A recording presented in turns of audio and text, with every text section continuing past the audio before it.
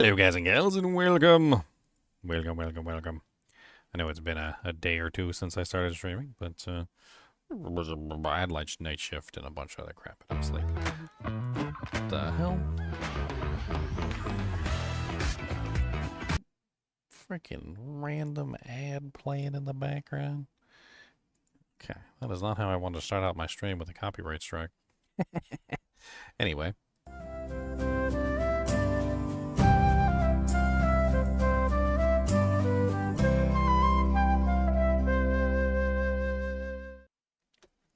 All right, let's get started. What's up, Leon? What's up? What's up? What's up? Novo's a random ad? Okay. That makes sense. I always wondered why Novo always just kind of popped up whenever. Like at the worst time. The worst moments. The moments of our lives. So what did they do? Did they take away the storm tag and add the nature tag? Yep, and they forgot the storm tag. No, the storm tag was there in the PTR. I'm telling you. Yeah, they forgot to put it back.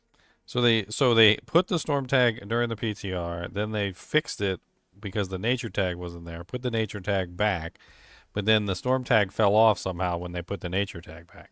Yeah, and then the wolves one is all cosmetic because none of it actually works.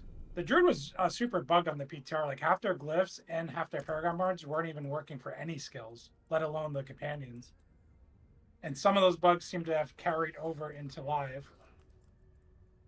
I mean, they were focused on the Spiritborn, right? So, you know, screw all the other classes. Yeah. I mean, I'd rather them fix the bugs like that. Like What's up, Pimpin'? Pimpin', where you been, man? We ain't seen you on the Discord.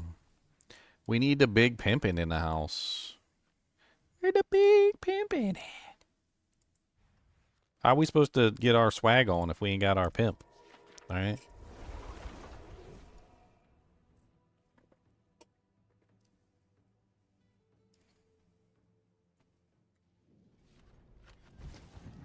Well, I'm glad I didn't decide to do a werewolf. No, I'm druid this season. Haha. Let you test all the bugs. Isn't that what you said about me? Oh, I'm gonna let you test out all the bugs, and then I'm gonna go do it after you're finished. See, now I get to let you test out all the bugs, and then you can. What's up, Con? Hey guys, how are you? I'm all right. Finally got some time today to play.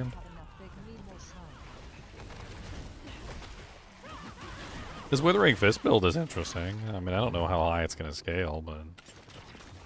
I mean, I've set it up very nicely. I really hope this doesn't turn into a situation like in Diablo 3 where you make really cool builds that are functionally, you know, like excellent and play very well, but then you're like stuck in like Torment 3 or something because you can't scale beyond, you know, like you just can't scale the damage. So despite it being a functional build that works very well in like pretty much all content, you're just not going to ever leave World Tier 3 because you can't scale the damage up. That's how a lot of builds are. A lot of builds are like that. And the sad thing with the way they changed the glyph system, you can't even power up your glyphs to counteract your build's weakness, like for damage. Because if you get glyph level 100, then you can take a Torment 3 stuck build and probably do Torment 4. Because you just gained all that power, right? But to do your glyphs to 100, you need to be doing high pits, which you can't do. Yeah, So somebody posted a picture of like all their glyphs at level 100, like they did every single one at level 100.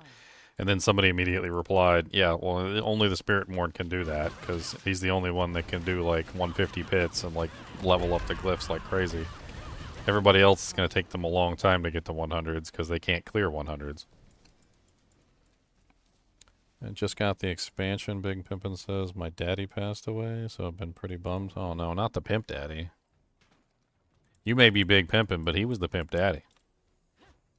What are you going to do without a Pimp Daddy? African sucks, Big Pimpin'. It's never a good day when you lose one of your parents.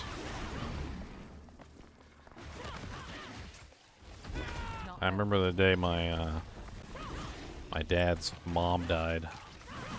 He sobbed like a little baby.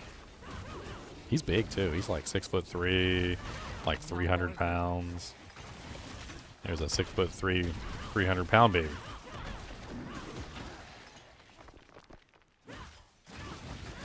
Not ready.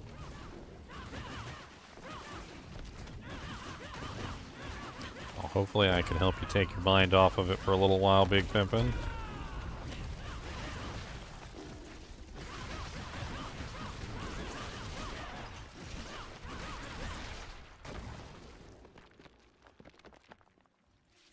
Yeah, I don't really know if getting the glyphs to 100 is really going to help a build that's stuck in Torment 3. Yeah, it's Like, hard get to into Torment 4. Like, I don't know if that's enough of a power bomb. I'm not really sure. Oh no, I did for sure. It's enough.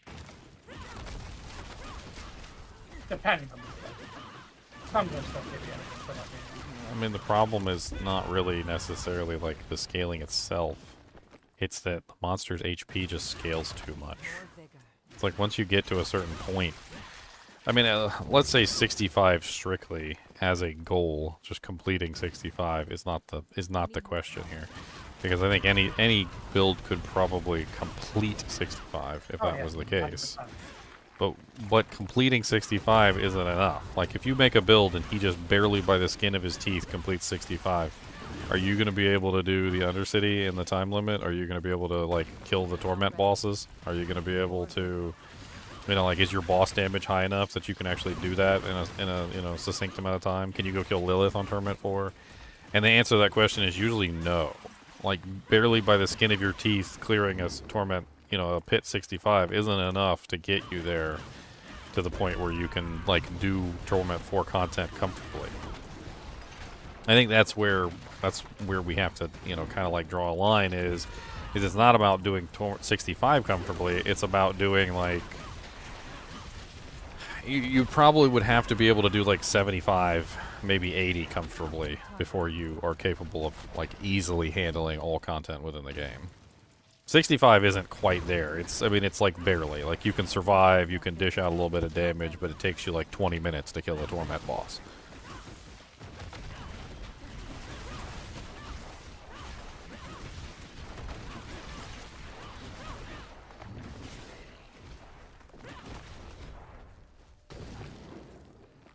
What's funny, I think that's where they wanted the game to wind up, right? They wanted Torment 4 to be aspirational, and most builds would farm either in 3 or 2, depending on how strong they were. But we just have so many builds in the game that are just like, what, 65?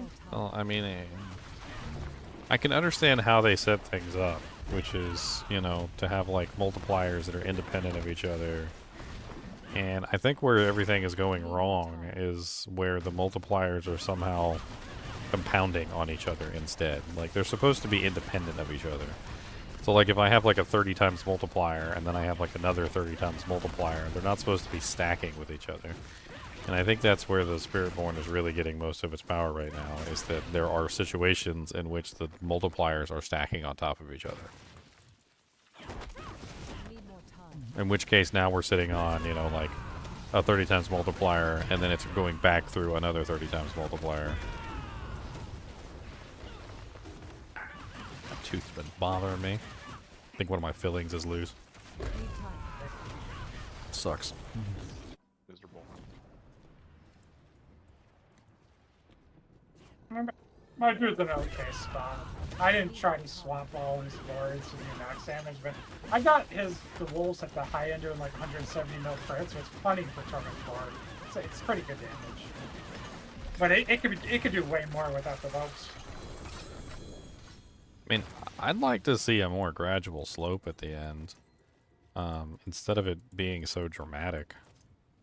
Like, I don't really know how to explain it other than, like, have you taken a character that's, like, say, barely capable of Torment 4 into, you know, say, like, a slightly higher one, like an 80 or 90, and then you go in there and you try and kill things, and it's like you're smacking things with a wet noodle? Yeah, we did it just last night. Like, I'd like to see it be more gradual than that. Like I want to see it where, you know, like, say you're doing, I don't know, 200 million damage a swing or whatever, right? and then you're killing monsters in like, like 30 seconds.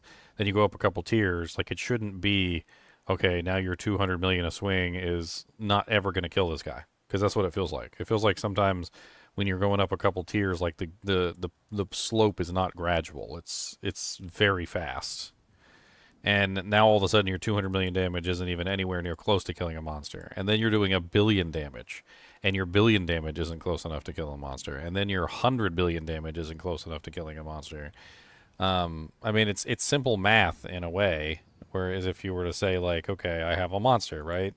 Well, if the monster has 10, million health, and I'm doing 1 million damage per swing, then that means it's going to take me 10 swings, right? Well, the problem is that I'm going up a couple tiers, and I'm doing I'm getting maybe like 1.5 million now, so I've gone up about like 500,000 per, per swing. But the problem with this is that now the monster, instead of having 10 million HP, has an exceedingly higher amount of HP than that. So instead of being 10 million, now it's like 1 billion. And so now I'm trying to put my little 1.5 million into action, and instead of it taking me, like 10 swings, now it's taking me 666 swings, which is silly. And then the monster's healing himself too, so it makes it like impossible to actually kill him. But like it seems to me like there's like a not really a gradual slope at all to the way that the pits are working. Because at a certain point, it's just like, oh, okay, now they got like 1 trillion HP. Oh, wait, no, now they got like quadrillions. Which is part of the problem. It's like as soon as you put this much HP on a monster, you challenge the player to create damage that can do that kind of like they can kill that monster. And it's just, and that's why I wish the pits didn't go past 65. I wish the whole game was scaled to the same level. That way it can all be balanced around that. Like as soon as you go past where everything else is in the game, like you're challenging the player to create these broken builds.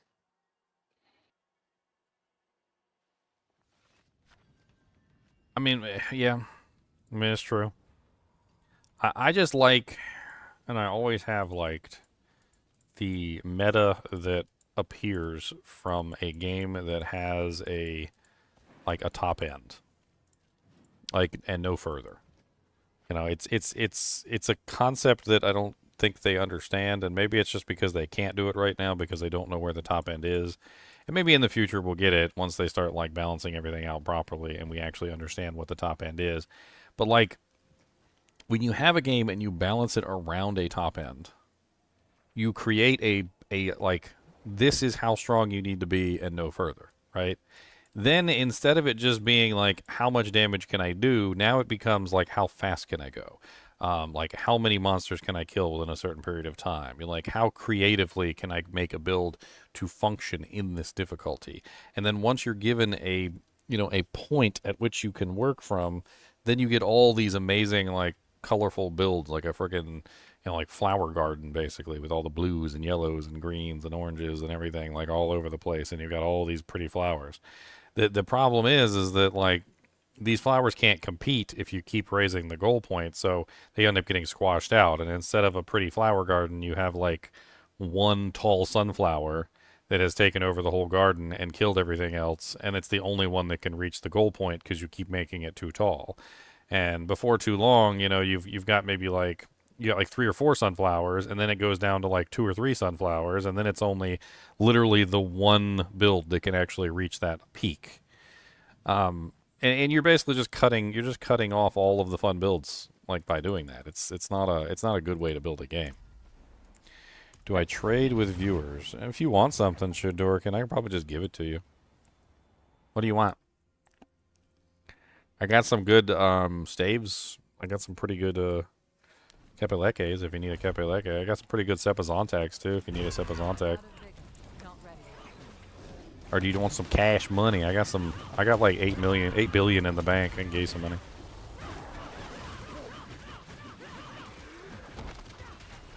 $8 billion.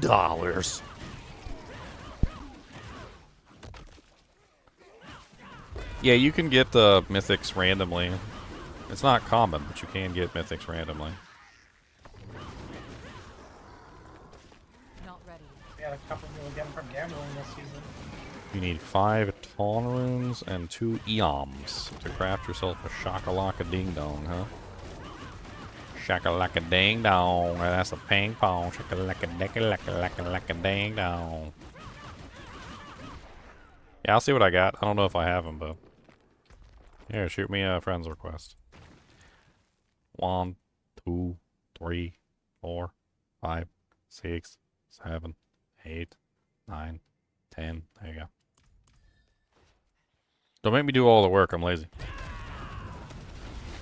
Not ready.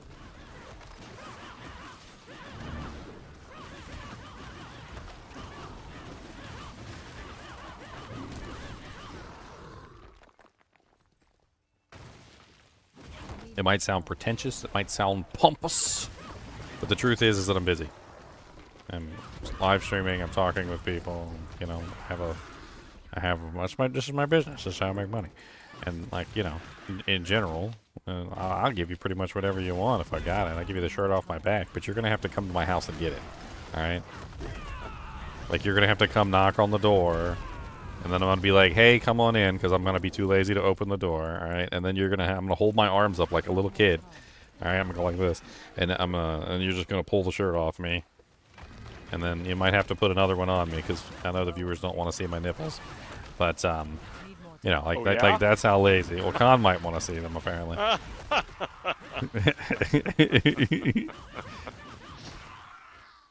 uppies. Not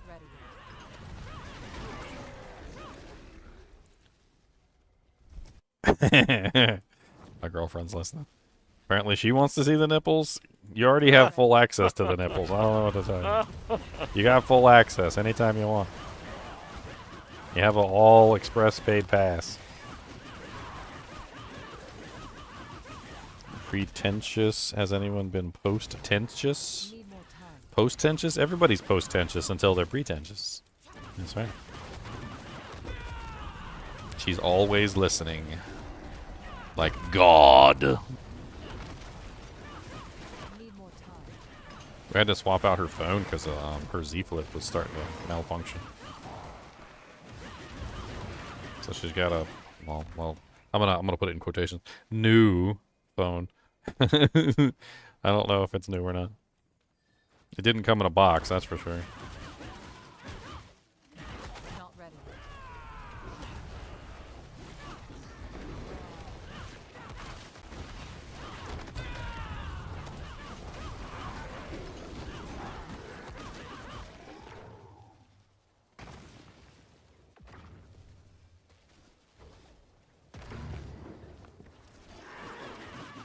Whoop whoop whoop whoop whoop whoop boom. Ba-da-dum bum bum bum boom. Not ready. So I made up a new word for butt cheeks today. What is that?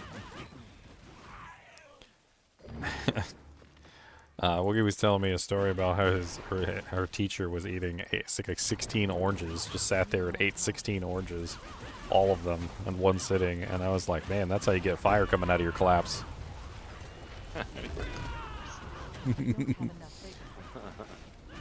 She said, "What's a clap?" She said, "What are claps?" I said, "It's where fire comes out. Fire comes out of your claps. Need more time. It's either that or your flaps, one or the other."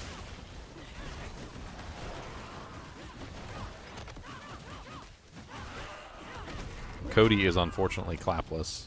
Need more time. He is clapless. Poor guy. You ever heard those like really long farts that just kind of come out real slow and they're like sometimes Cody does those. He'll just be standing there next to me and he just lets one loose and it just like squeaks out and it's really long and obnoxious. And I'm like I'm like, Cody, get away from me with your farts. Over here doing a sneaky squeaker. That one's called a sneaky squeaker, by the way. One squeaks out. Not ready.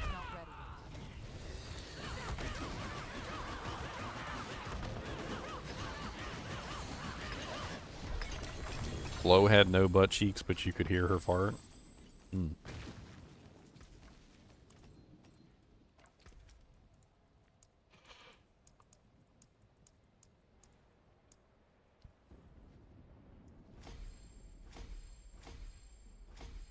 I'm not sure about this build. I don't know how well it's going to work. I'm just rolling in some Torment 3s right now so I can tier up these glyphs that are all low level. Do I have a 4GA Kepaleke? 4GA. If I had a 4GA Kepaleke, I'd be using it.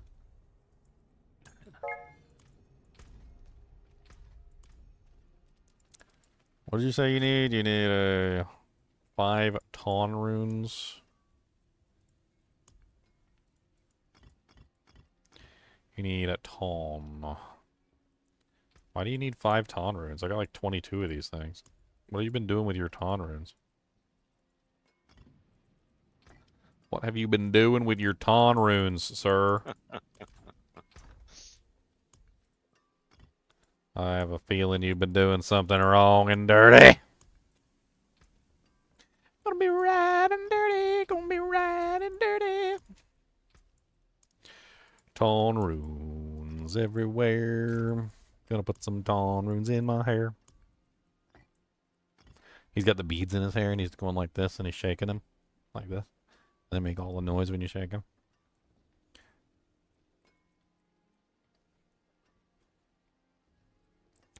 What else do you need? Eoms?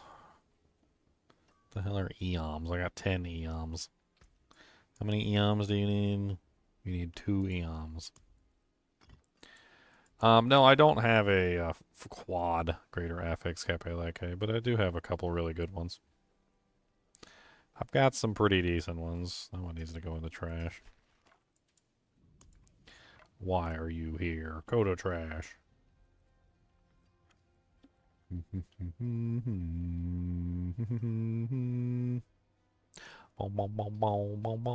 a 3%er? I mean, I got a couple pretty decent ones. I got some Shepard Zone Techs. I got some Shepard Zone Techs. Shepard Zone Tech.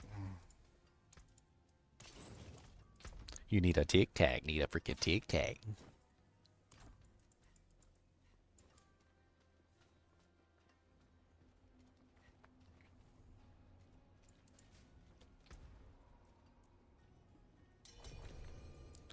Oh, you caught me. I was about to start a pit without you. I was about to go. Cody knows the word go. Cody, ready to go? Are you ready to go? He said, where we going? To the movies. As we gonna get some snacks. Can I has a paw? Can I has a paw, please? Can I has a paw? That's a good boy. That a good paw. There you go.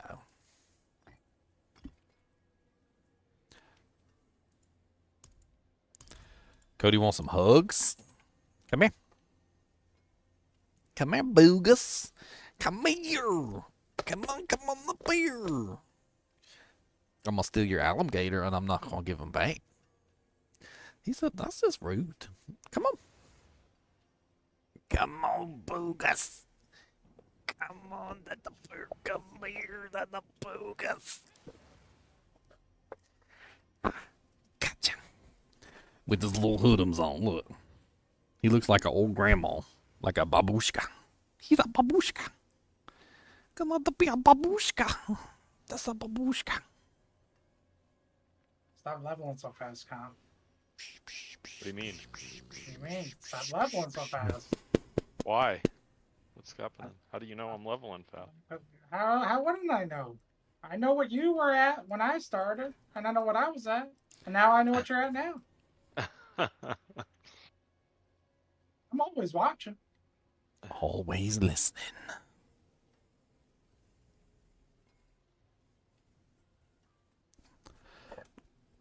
Cody said you don't got snacks.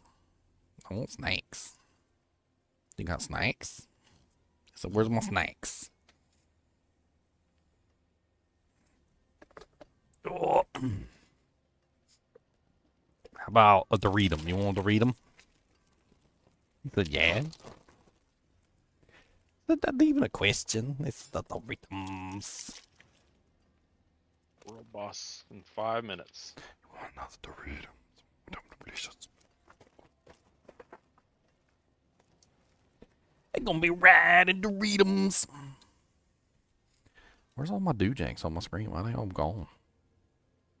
My tip ticker's not working today, apparently. Oh, there we go. My viewer count's not working today? Okay.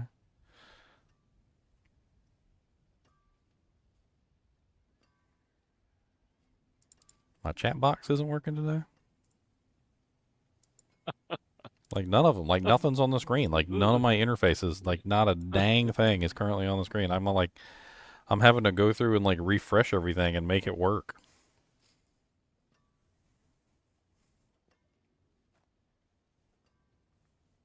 It's Con Mania. Apparently it's all broken today. My alert box isn't even up here either. Like, what the hell's going on? It's terrible. It's terrible. It's terrible. I don't even see the alert box window. Why is it missing? It's like my program just decided to, like, do whatever it wanted to do today. Like, yeah, I'm taking a vacation.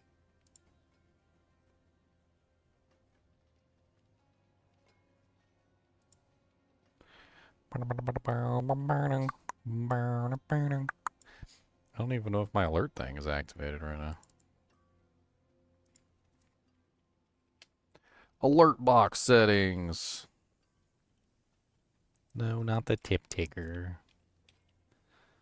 Okay, let's send a fake alert. We're gonna test it. Test. YouTube. Subscribers.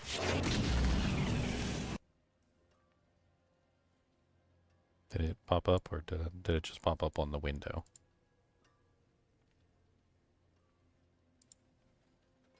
Twitch, follow. I see Jack Diddley. Diddley Jack.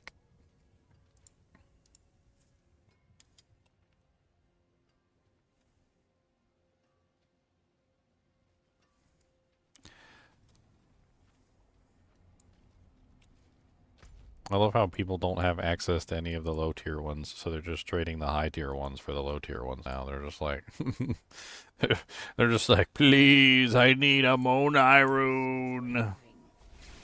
Please.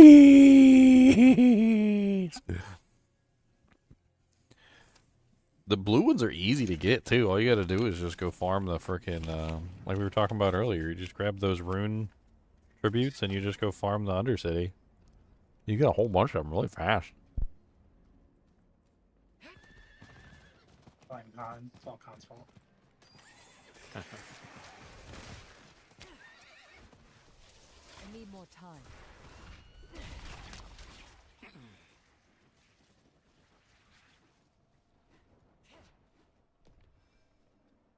Need more time.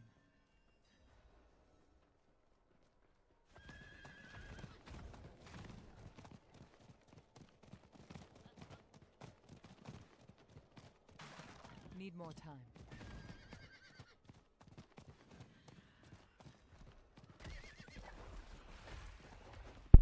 I was reading this one post by this guy on the forums. I was trolling the forums a little bit, by the way.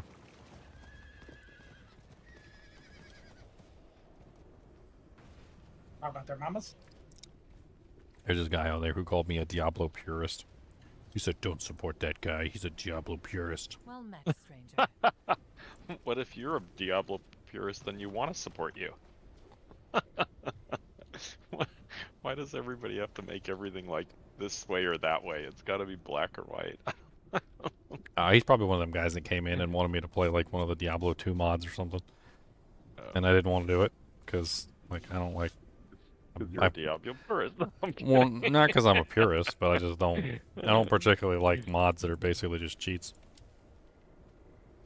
It's a whole thing. Like, it's, you know, like when you get into modding games, like, you realize really quickly that there's a fine line between, like, a modification that's legitimate and, like, basically something that's just cheating with extra steps.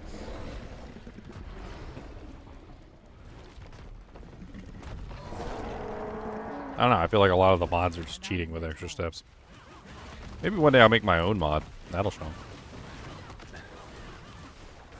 One that doesn't, one that isn't just cheating with extra steps.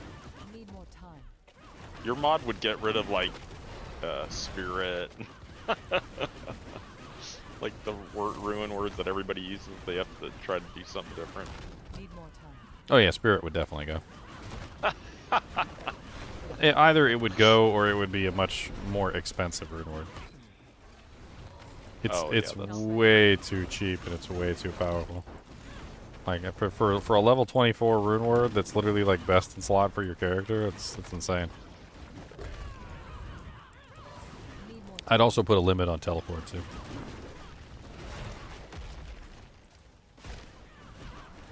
Teleport would have some sort of delay on it. I don't know exactly what I would do, but Need more time. the goal would be to prevent the... I'm not really sure how to put it. Not ready. Well, number one, prevent the bots, but not like my mod would ever be an official online game anyway, but... I also think that teleporting just ruins the game for you. Not ready. It's a lot like having the powers of God for some reason, and then like, oh yes, I have the powers of God, and then you like get bored because you're God. Need more time. Which I would imagine that God would be pretty bored. I mean, he might be too busy to be bored, but he'd still be bored. Need more time. He'd be like, oh man, day in, day out, all I do. Listen to your petty thoughts and mortal blathering. My mom is dying in the hospital, please save her. I mean, I'm totally gonna save her, but do you hear yourself?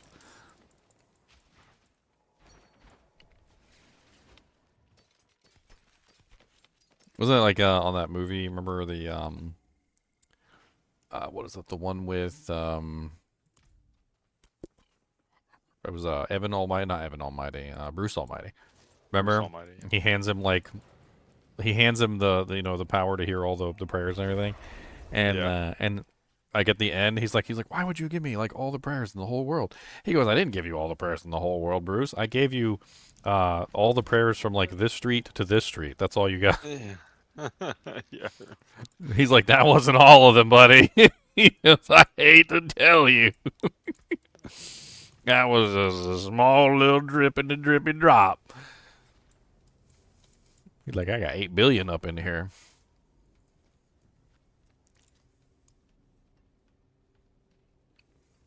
Like how he put them into emails. Yeah. And then he did reply all. And everybody won the lottery, but they won like $1. How does everybody win the lottery at the same time? That's insane.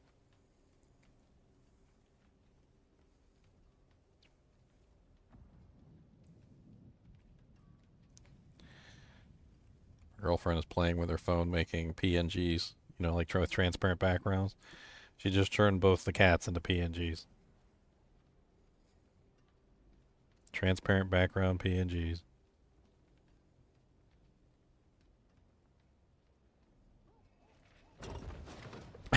Look what my phone can do.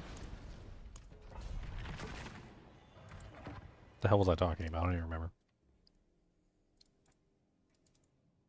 I love that movie, by the way.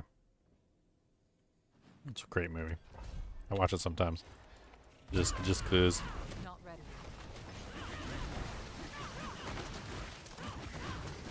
You know what my favorite part of that movie was? When he made God laugh. Because God gave him the divine spark, which is the ability to make others laugh, including God. Because, of course, God put that spark there with the ability to make others laugh, so of course he would laugh too.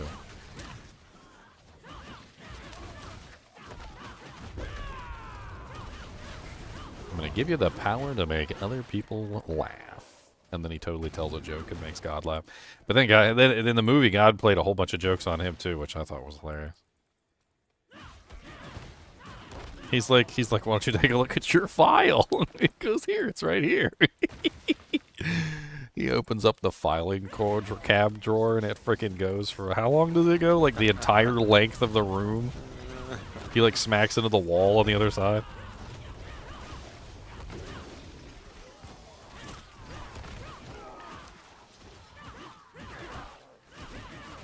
It's like those memes, you know, like where they say, like, if you took every blood vessel in the human body and you laid it end to end, it would go around the world 3 times or something like that, right?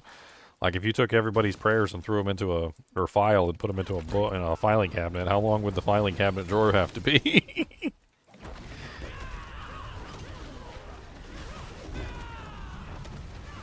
Not ready.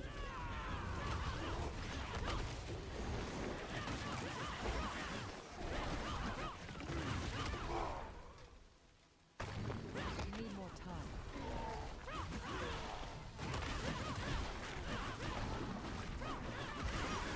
I wish I could do the one thing that would make the animals use the toilet. Like the dog was on the toilet going to the bathroom. She opened up the door and was like, "Oh, I'm sorry." He's in there with the newspaper reading it while he's taking a deuce.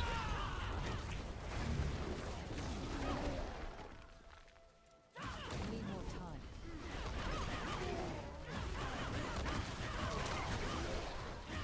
Make all the cats use the toilet too. Make them flush. They can flush. They got little paws. They can do it. They can do the flush. They can flush it down. We need more time.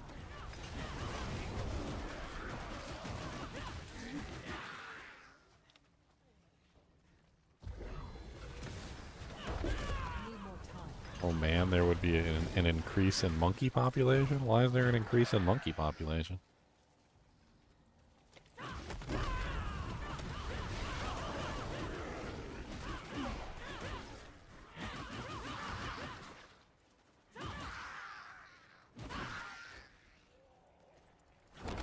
Not ready.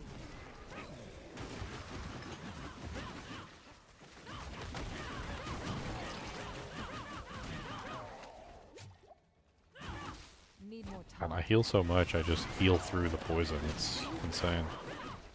If I get poisoned, I can just watch my HP like turn green, and then I just tries to fall, and then every single time it goes down, I just heal right back up, and I just heal straight through the poison. One thing I am having an issue with is barrier. I'm not creating enough barrier. I gotta figure out some other ways Not to ready. add barrier into the build. I think I need to put the temerities on.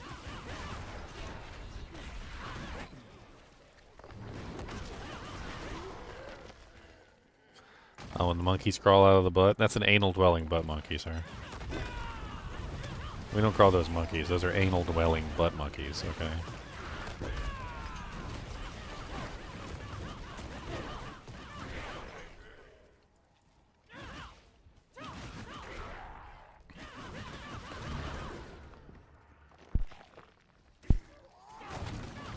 Anal-dwelling butt monkeys.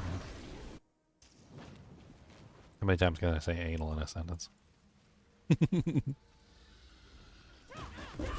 ready.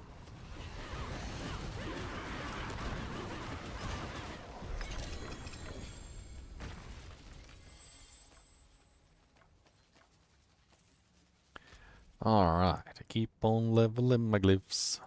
Keep on leveling my glyphs, glyphs. Keep on leveling my glyphs.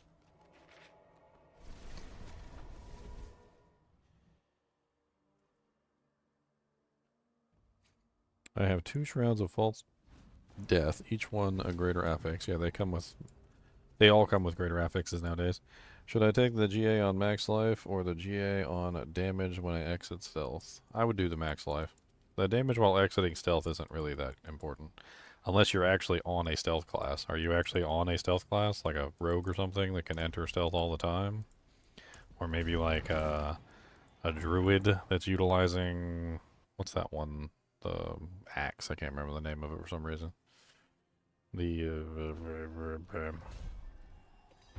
There's that stealth axe that the druid has. I mean, if you're on a class that enters and exits stealth continuously, then it could be better, but I think the life is probably going to be the better choice. Not only because the life scales your survivability, life also scales your overpower damage, it also scales your fortify, which also scales your overpower damage, and it also scales your barrier, which at current, until they fix it, is actually scaling Vishka's shield, which is, for some reason, scaling off of your max on life, which it shouldn't, but it is at the current time. So, Because the more maximum life you have, the more barrier you can get, and the more barrier you can get, the more multiplier that you get from Viscous Shield, because it's bugged all hell and back. So the life is just the better choice at the moment. The damage while exiting stealth is also only an additive bonus, and it's not really that amazing. I mean, it's a nice little bump of damage, but I mean, at the end of the day, it's literally just an additive bonus, not a multiplier. If it was like, you know, 0.3 times, you know, 30 times multiplier or something, like, on your hit while exiting stealth, then that could be a whole different ball of wax. You know, and in that case, yeah, definitely, probably the damage while coming at stealth would be sweet. But if the Shroud of False Death is your only source of any kind of, you know, like, stealth, then it's not enough. There is that rune, though, if you want to take advantage of it. What is it? The concealing... gives you the rogue's concealment ability that puts you into stealth. I'm not exactly sure how often you could trigger that, but... I mean, that is an option, I suppose.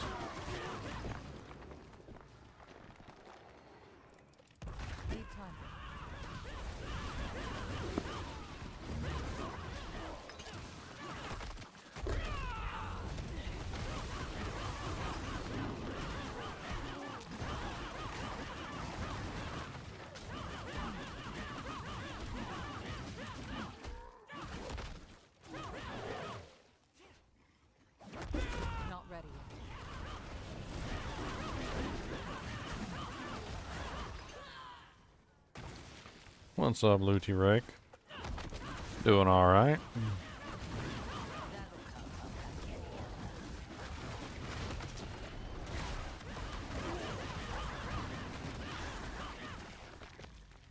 Need more time.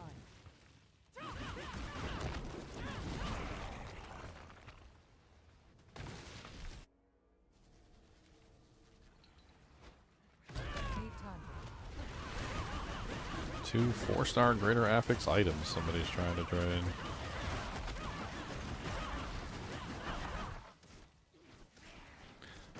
A 4-star Craze of the Dead God with a 5% on the multiplier.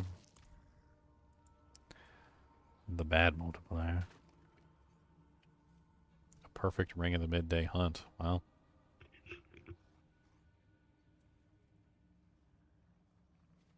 That is a very interesting Ring of the Midday Hunt.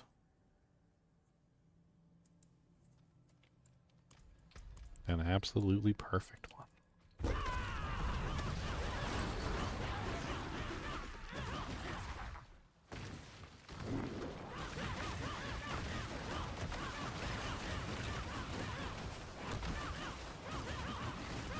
Here, DR guys. Sick of y'all already.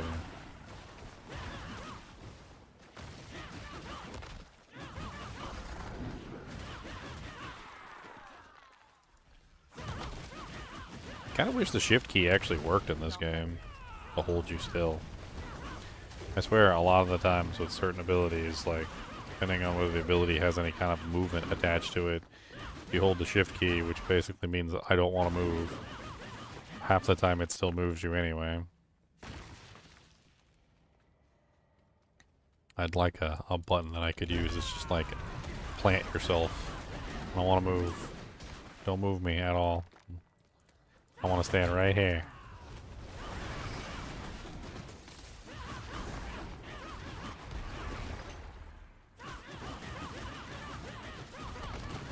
Need more time.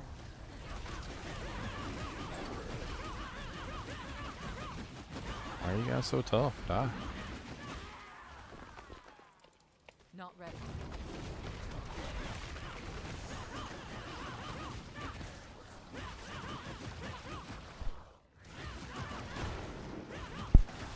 This, what is it called? Noxious Resonance? Let me make sure I get the name of this thing right. Noxious Resonance is interesting. I really don't know how it gets the damage it does, to be perfectly honest.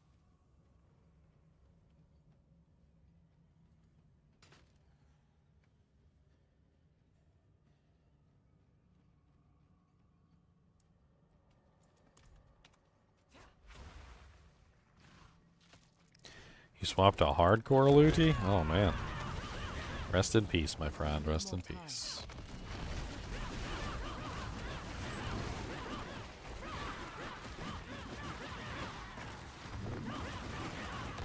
Not ready.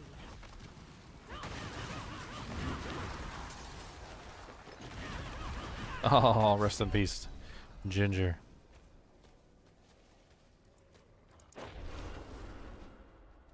Not ready yet. She needs more HP. She needs a lot of stuff. She needs more HP. She needs more barrier. She needs more everything. Need more time.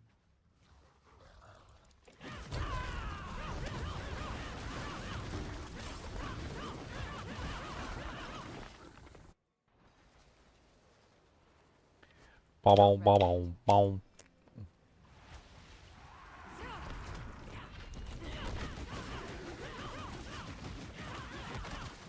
Why are you not taking any damage? Die.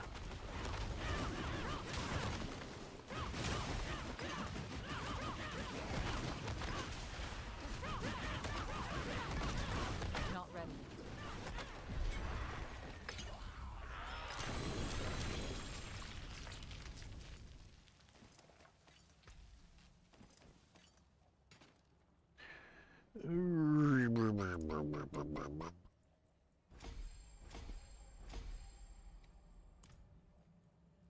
Am I full on obly boblies? Oh no, I'm full on obly boblies. Time to go gamble.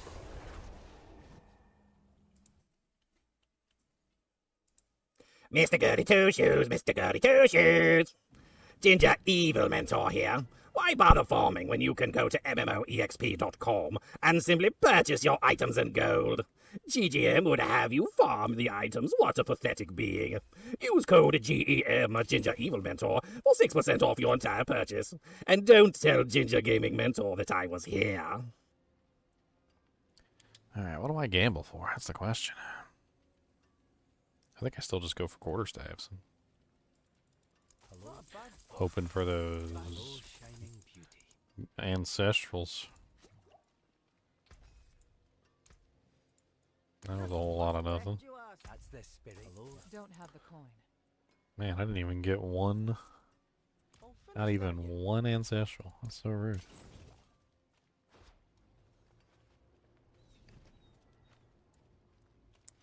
Not even one. Not ready yet. Pick up the rest of my obly bobbles.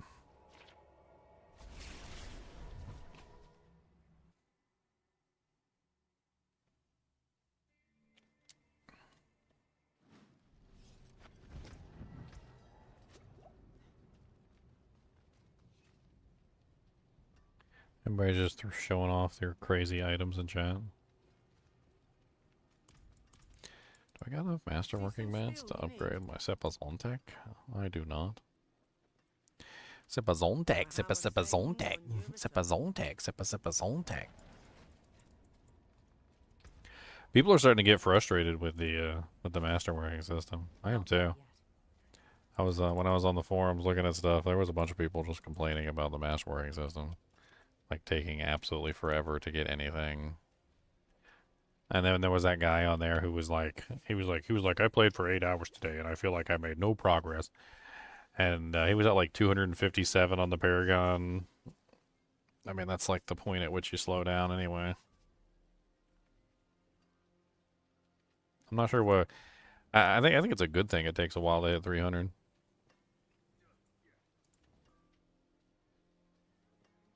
My spirit born looks like she. You know, you reminded me. I haven't actually done a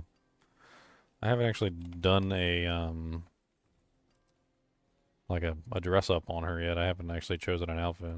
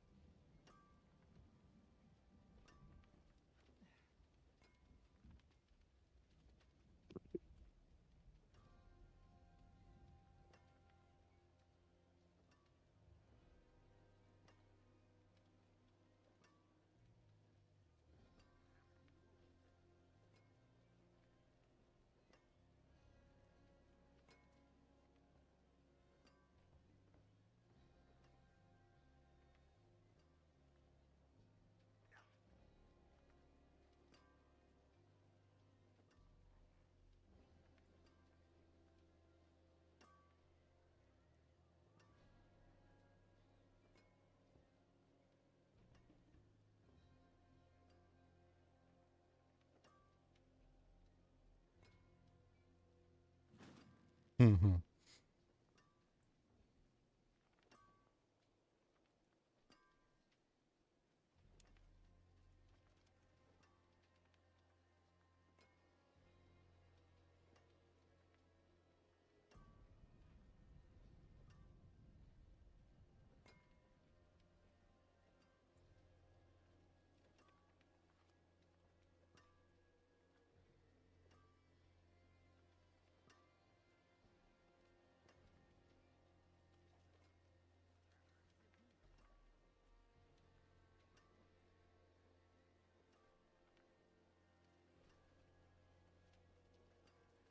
Boom.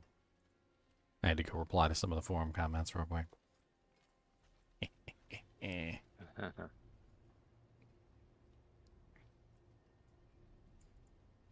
Masterworking is, I think, only really frustrating because of the terrible RNG. Like, humans are pattern recognizers. Okay, we recognize patterns. We're not idiots. You know, like even when you don't really understand what's going on, you can still recognize patterns. And I'm telling you, I can recognize patterns in the masterworking system. It is so easy to see the masterworking system, like, give me the same results multiple times in a row. As an example, I was trying to do my Sepizontac one day, and all I wanted was to get, like, follow through, maybe the basic skills, double damage, or the dexterity, right? And it kept giving me basic hit, lucky hit chance, basic hit, lucky hit chance, basic hit, lucky hit chance, right? Then when I would finally get to, you know, like, I would get something else, like, say, for instance, follow through, or I would get the dexterity, and then I would go to the second roll, it would go right back to basic lucky hit chance. And I started to, like, pay attention to, like, how it was rolling and which choices it would make, and it seems to be almost like an exact pattern in the way that it's choosing things, as if, like, it's pulling cards from a deck, and it's like, okay, oh, yep, basic lucky hit chance, good job there, you got, oh, that's not what you wanted, okay, oh, basic lucky hit chance, oh, yep, that's, oh, yes, how I, oh, follow through, okay, there you go, okay, let's do the second one, oh, basic lucky hit chance, guys, basic lucky hit chance, and then, like, it gets exhausting, because no matter how many times you do it, you just don't get what you want. Either that or you get extremely lucky, like, once, because you sacrifice some squirrel balls to, like, the gods or something. I don't know. I'm not exactly sure what it takes these days.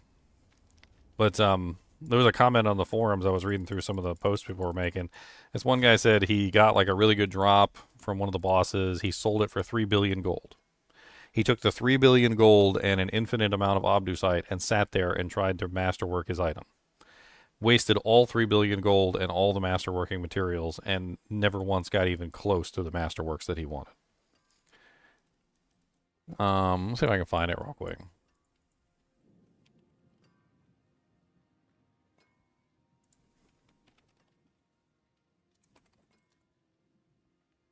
Boop.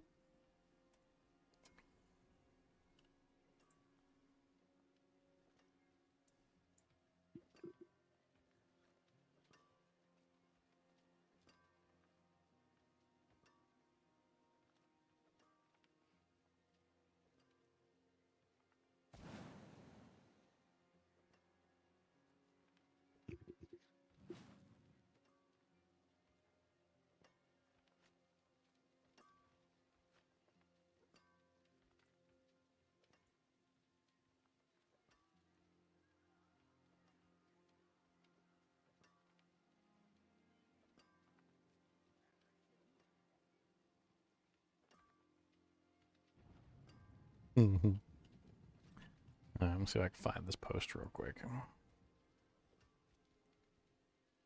Masterworking.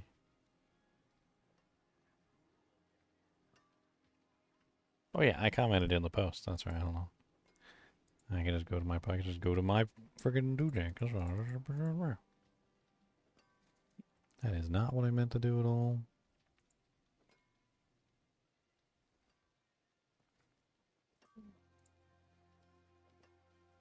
Where is... Why is it so hard for me to just see... There it is. Masterworking sucks hard.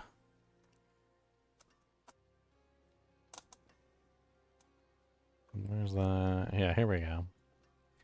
I felt compelled to make this post because I sold a really good double GA ring of the Midnight Sun for 3 billion gold, then proceeded to piss that gold away on absolutely nothing while trying to masterwork my Bloodlord's talisman.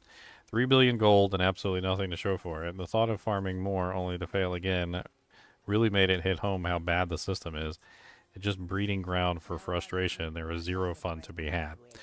3 billion gold divided by what? 3 million gold, and then it's like, or 5 million gold resets. How many attempts is that? Let's assume it takes 10 million gold per attempt. That's 3 billion gold divided by 10 million gold per attempt. That's over 300 attempts, and he wasn't able to get what he was looking for, which I feel like is just astronomically silly. And I bet you he could do another 300 and probably still not get what he was looking for. I mean, that's my current feeling on the Masterworking system is most of the time I just get like the 4. I try and get like the first one because the first one is easy and it doesn't really cost that much Masterworking materials. And then once I get like the first one on what I'm looking for, a lot of the times now I just upgrade it to 12 and I move on. Like I just don't have the patience to sit there and like re-roll an item an infinite number of times until I get the Masterworking completed. I just can't do it. Ain't nobody got time for that. Who got time for that? Ain't nobody got time for that. Yeah, but who's trying to get perfect items? You don't even need perfect items. I'm not even looking for perfect items. Half the time I'm just trying to get 2. Like that third one is out of reach for me. That might as well be the moon. Like that third perfect might as well be the moon. Like if I ever get like 3 rolls on the Masterworking that I want in a row, like I'm super excited. Like I'm elated. You know, I'm literally like linking it to my friends and stuff. Oh my god, can you believe it? I got 3 Masterworks on the same thing. Like I don't even shoot for that anymore. I shoot for 2. I can't even get 2 half the time. Is he talking about a Banished Lords? He said Bloodlords. Bloodlords, I'm pretty sure he means. Easier. I'm pretty sure he means Banished Lords. Yeah, uniques are 1 and 4. The legendaries are 1 and 5. Like it's much harder. Uniques are actually pretty simple. To at least get 2 minimum. Need more time. Well, I've been having trouble getting 2. I can't even get 2 half the time. I get 1, that's about it, and then it just rolls to whatever it wants to. Then I run out of Masterwork materials, then I go grind 50 or 60k more. Then I re-roll the item a bunch of times, fail to get 2 again, and the item just sits in an incomplete state because I reset it and didn't have enough Masterworking materials to bring it back up to 2. Need more time.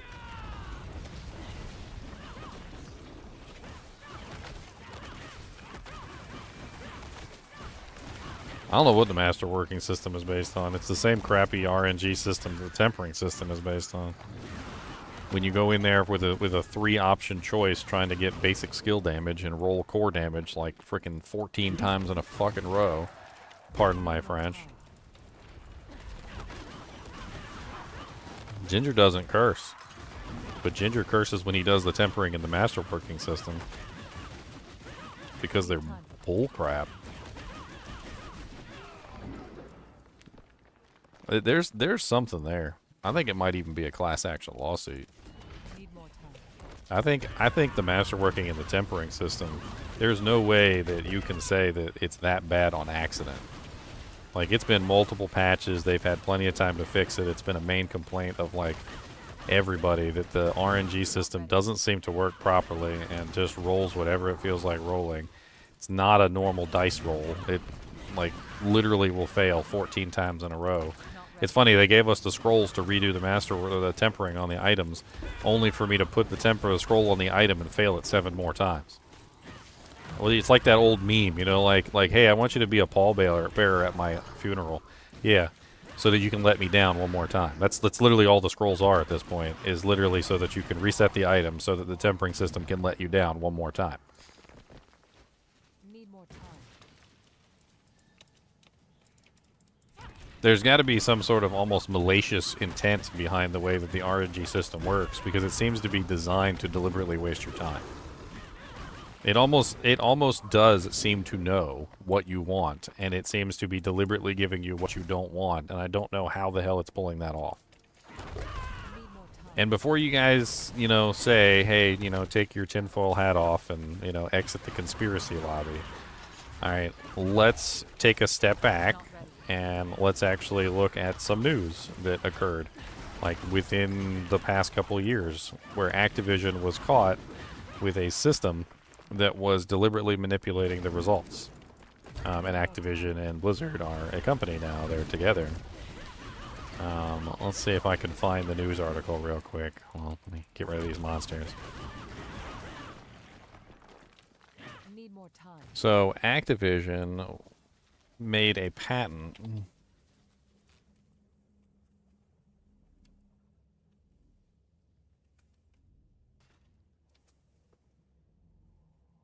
Let me see if I can find this. Activision Blizzard holds a patent for matching people who bought skins with the worst players on ladder in order to encourage people to buy more skins. So in other words, if you bought skins, you would then be matchmaked. They would deliberately match you with the people who sucked, right? Because they wanted you to like feel like you were getting something, like you were winning, right? So imagine if you're just absolutely terrible at chess or checkers or something, right? And like everybody whoops your butt cheeks.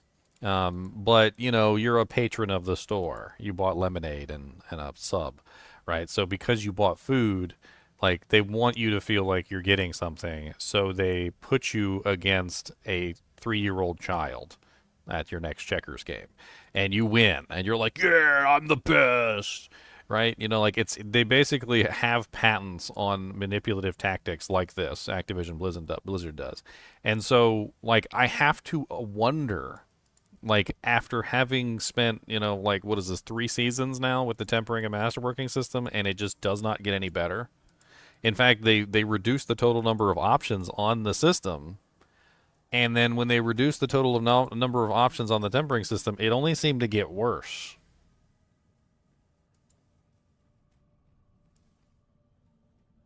Like it seems to be even worse now than it was before. I don't even know how it can be worse, but it just seems worse. And I understand that the tempering system and also the masterworking system are end game systems, and that in a way the tempering system and the masterworking system are designed to waste your time. But if I was rolling real dice in a back alley, spending $10, $20 a roll trying to get my life savings back, I probably would have won it by the time the tempering system ever even paid out once or twice. I'm still bricking items left and right with the scrolls. Like, I've bricked so many items with the stupid scrolls. I'm like, yeah, okay, I bricked the item, okay, no big deal. And I go get my scroll, and then I reset the item, and then like I still pretty much just brick the item anyway. Need time.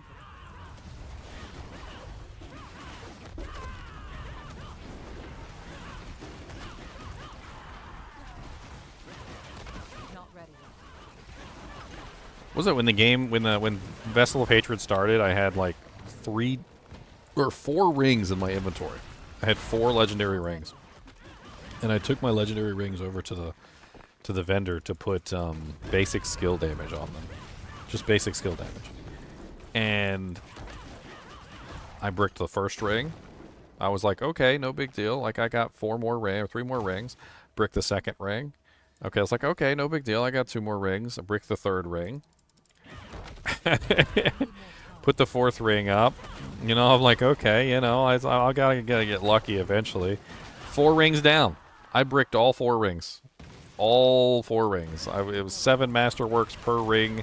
So what is that? 14, 28, 28 attempts, and I couldn't get basic skill damage on 1 ring. And then I laughed because later on that same day, Leon's like, I can't get basic skill damage on my ring. And I was like, oh. I was like, does it keep rolling core? He's like, yeah! Need more time. And I laughed at Leon because he was suffering the same way I was suffering, and it brought me joy. Not ready yet. Good times. It was crazy too, like, and I know that like the math doesn't, you know, agree. Like if you actually go into the system and like pull out the math on client side, because you can do that. It doesn't agree, and it makes and there's no weighted, like results or anything like that. But I swear, and it may just seem anecdotal, but when we were all doing basic builds, right, with like Kepeleke and stuff like that.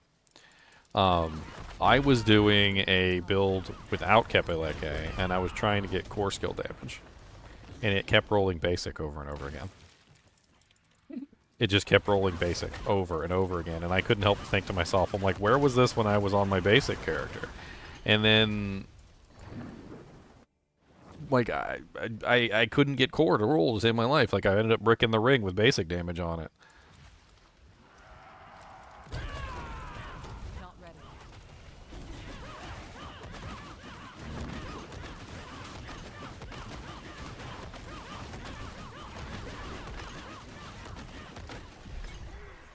I mean, I don't know. I feel like I need to start like doing a recording of all of the tempers and masterworks that I do, and see if there's some sort of pattern in the way that it rolls to a specific side or the other, or like a specific temper. Even the masterworking system itself seems to run on the same crappy RNG system that the tempering system works on. I mean, it makes sense from a certain perspective if you really think about it. Like, no conspiracy involved. The masterworking system and the tempering system was put there for no other purpose other than to, like, kill your time at the end of your gameplay, right? It was designed with the express purpose of, like, okay, you finished everything in the game, and now you're working on trying to perfect your equipment. So we're going to make this take as long as we possibly can by turning it into a random chance. But I don't think it really is a random chance, because when you're manipulating the items through the masterworking system, it feels as though you're like pulling a slot machine handle, and without a shadow of a doubt that there is basically no chance that you're going to win the jackpot, because the jackpot is like a 1 in like 485,275,323 chance. So, like, every time you pull the handle, while you're sure that, there is a small fraction of a probability that you could potentially get what you're looking for, that for the most part it's just going to be, like, cherries and maybe a couple bells. Like, you might get close, but you're never going to get, like, what you're actually looking for. And it almost seems to be designed in a way where, like, it's similar to winning a slot machine, where, like, it knows what you're looking for, and it won't give it to you unless you, like, hit 3 sevens. Not ready.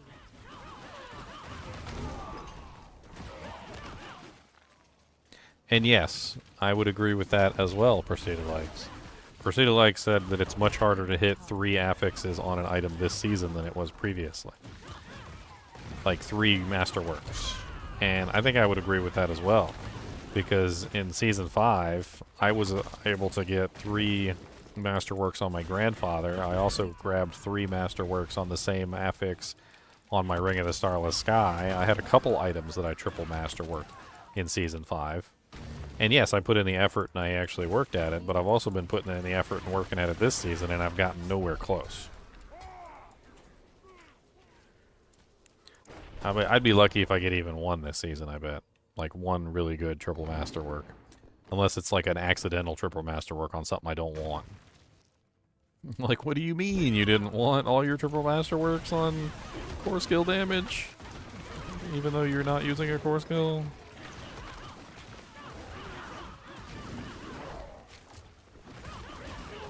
Need time for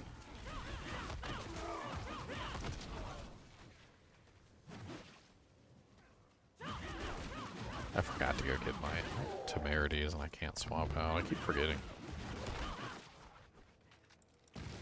I need more time.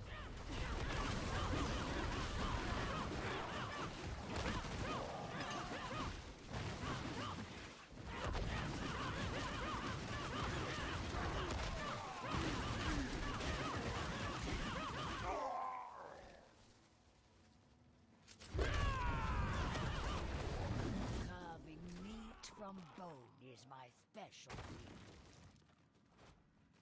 Need more time.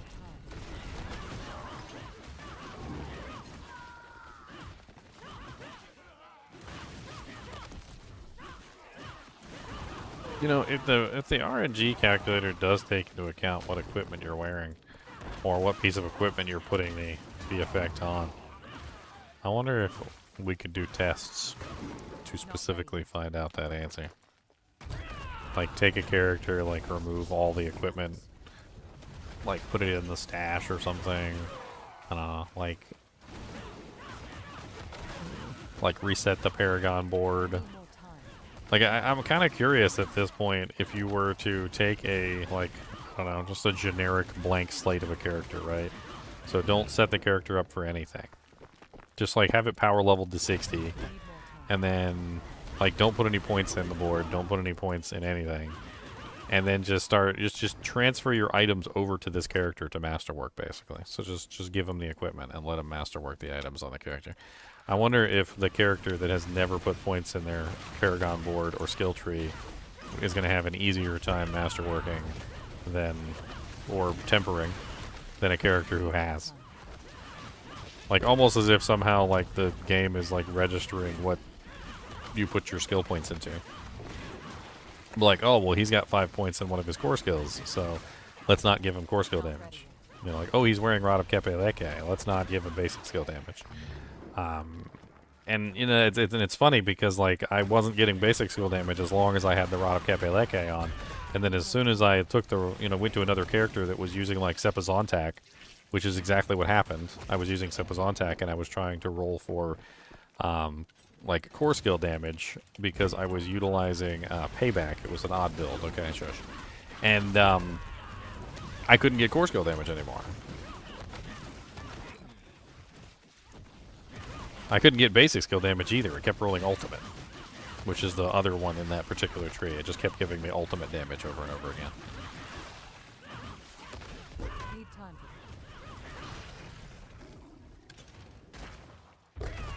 I mean, it's not like the game can't surmise what you're trying to build.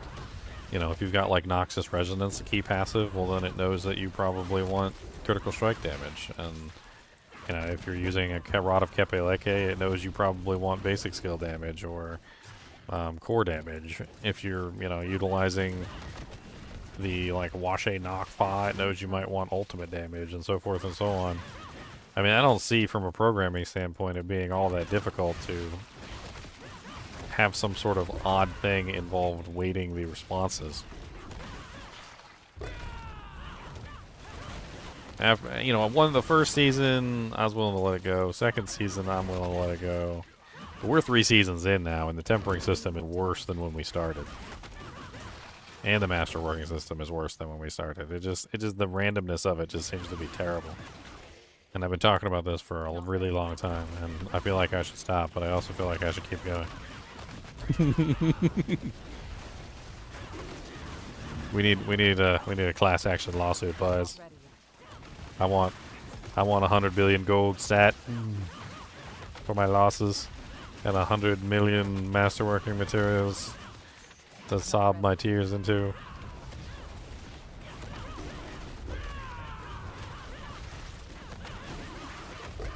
I don't know, maybe it's also the rawhide and the iron chunk shortage that also kind of, like, exasperated things as well. Because half the time I'd be sitting there trying to masterwork something, and then I couldn't even complete the masterwork because I'd run out of rawhide or freaking iron chunks. Yeah, I'm impressed that that guy who had 3 billion gold was able to blow it all in one item that fast. Because, Not ready yeah, yet. exactly. He must have had a lot of chunks.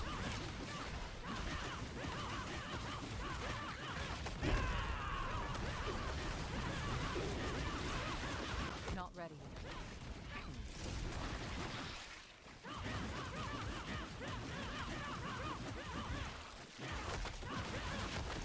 Need more time.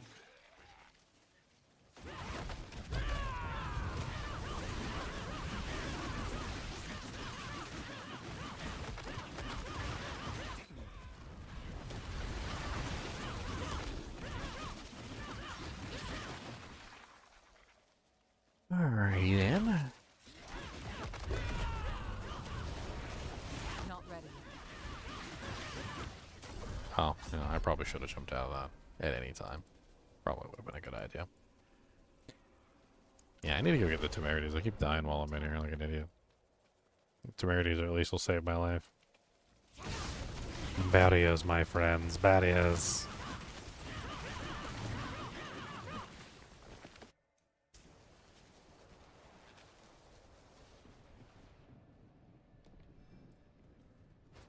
Not ready yet. That's the real reason I don't want to like push my builds. Like I start doing a build and I start getting to the point where like the only thing left for me to do pretty much is like perfect my masterworking and tempering, and my face curls up into like a ball and I go make another character. I'm like, yeah, I mean I could like, you know, min-max this character, or I could just go make another character and actually have fun. Oh dang, I hit 60. I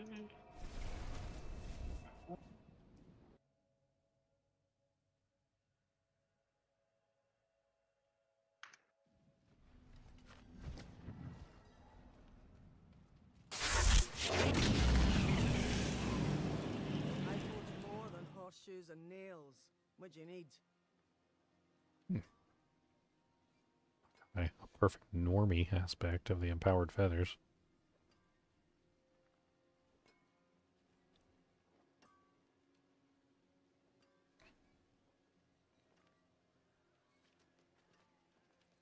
A perfect normie. What's left, you ask?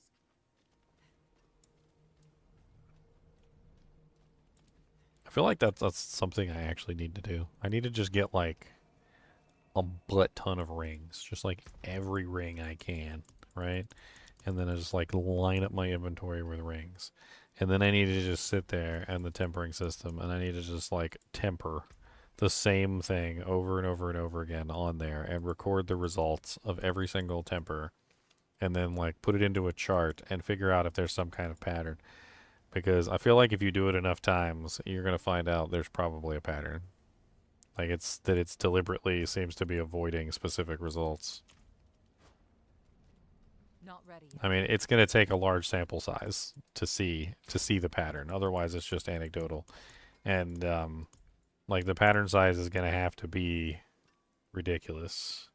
Like, how many weapons do I have in here? I've got 1, 2, 3, 4, 5, 6, 7, 8, 9, 10, 11, 12, 13, 14, 15, 16, 17, 18, 19, 20, 21, 22, 23, 24, 25, 26, 27, 28, 29, 30, 31, or 30. I've got 30 weapons. We could sit here and temper 30 weapons with the same aspect. The same temper over and over and over again and write it all down. I mean, how many tempers is that? That is what, 30 times, what is it, 7 tempers per? So we're talking about 210 results. I could potentially use scrolls on them, but I don't think I have 30 scrolls. I think I've got like 20 or so. I've got 12 on me.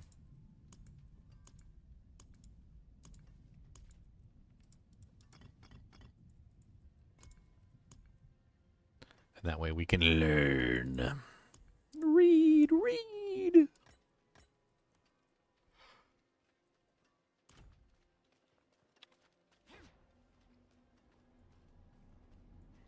yeah, let me get my temerities before I forget. I'm gonna try these out and see how well they work. I miss an aspect, but they're pretty good temerities, so... They're very good temerities. Check these bad boys out. 11.2% max life, 23% healing, 13.4% damage reduction while healthy. Lucky hit, chance to heal yourself 218, and they have 91% barrier. They're very solid punts. Very solid punts.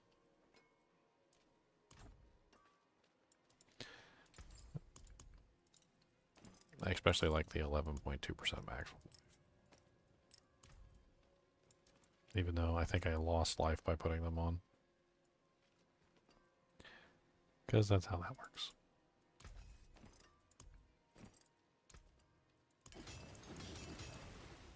See some steel you need? Healing received? Eh.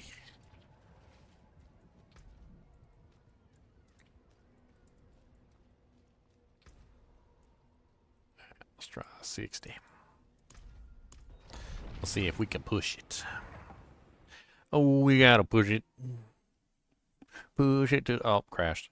Never mind. We pushed it to the limit, all right, until it crashed. Demo over. Demo. Dang it, I hit the wrong button. That's it. We're playing Diablo 2 now.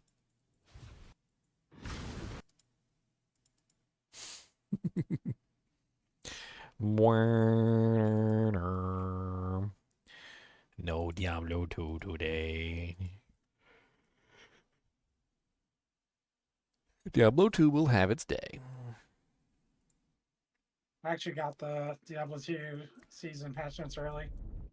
Oh, you did? Yeah, they're adding tempering and masterworking into T2. Nice. Something I can avoid. Okay, nice. I mean, tempering and masterworking are fine to a certain degree, like, but even you have to admit this, Leon. When you're playing a build that has more uniques in it than legendaries, and the tempering requirements for the build are lower than some of the other builds, don't you feel like a sense of almost like relief that you don't have to go through the process of tempering every single one of your items? Like, That's way easier. it's just way easier just to put on a bunch of uniques and just play the game, as opposed to, you know, like when you have the opposite, which is a character which is like almost entirely legendaries, and you've got to sit there and masterwork and temper like every single one to its utmost to get the best effects. Like, it's a lot more tiring just to even go out and play your character at that point, because you got to spend like forever getting everything set up. Don't have enough vigor. Well, you forget, I have Leon lock. Not ready. I I've mean, only break like 3 items this entire season. well, you also cheat and like just redo your whole character. You'll just use all your equipment from like character number 1 to character number 2 and like swap things around. I'm over here trying to set up each character individually because I'm out of vigor. I'm stupid. Need more time.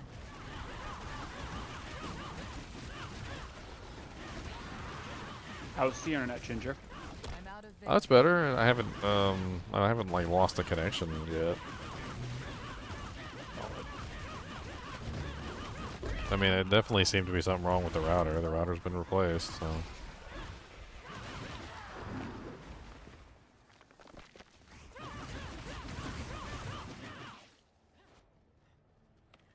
Need more time. This character is so fast. Which one? Sepazon attack. I'm at like almost like 200% increased attack speed. She attacks like, it's ridiculous. I feel like I'm playing a assassin from Diablo 2 because she just, like, every time she does the third attack, she does like a yeah, right? But like my third attacks are so close together, it's just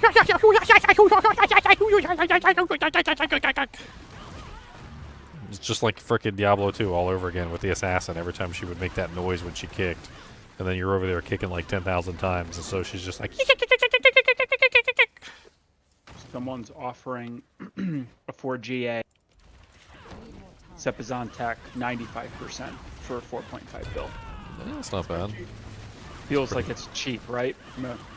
I mean, the special effect is a big thing, and so missing 5% off of that isn't great, but I don't really think you need the 4 GA, to be honest. I mean, I think the 3 GA is even better because it's cheaper, and you don't really need like all 3 of them GA'd anyway.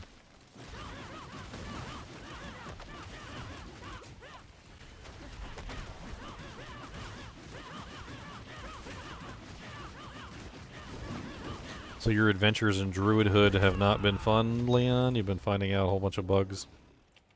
Need more time. Well, I was expecting to build my Thor build with companions, just add in the ravens and the... Oh yeah, that makes sense. And like just have even more lightning damage and have the companions help do damage. Need more Yeah. time. Just So all the bugs, so the ravens aren't doing lightning damage? they don't scale with any. Like, They don't. Yeah, they're not or- scaling because they're not They're not tagged. They're not scaling. tagged properly. Which is the story of the druid's life, apparently. Time for Story of my life. Nothing tags right. Can't use my armor. Can't use my strife. Need more I'm telling you, the Druid has had so many problems since it was released. I don't even understand what the hell's going on with the spaghetti code behind the way that the character works. Every single time they release patch notes, it's like, oh, we fixed werewolf skills not functioning as werewolf skills if you're using Wolf's Glee. And you're like, wait a minute, so if I had Wolf's Glee on, and it was turning me into a werewolf, yes, that it wasn't counting as me being a werewolf? Correct. So the entire purpose of the armor was not working. Well, yes, but we fixed it. Are you sure you fixed it? Because I'm pretty sure you said this last time. Yeah, it's amazing the state of the Druid and the PTR and how broken their Paragon and glyphs were. It's just amazing. And it just carries on into the season. It's like, what was the PTR even for? They're just broken. My guess on this is basically that I think I know what's happening, right? So there's two teams, right? There's your season team, and then there's like your balance and adjustment team or whatever, right? Like the ones that are doing things mid-season, actually keeping the game like working. So like they've introduced them before in this way.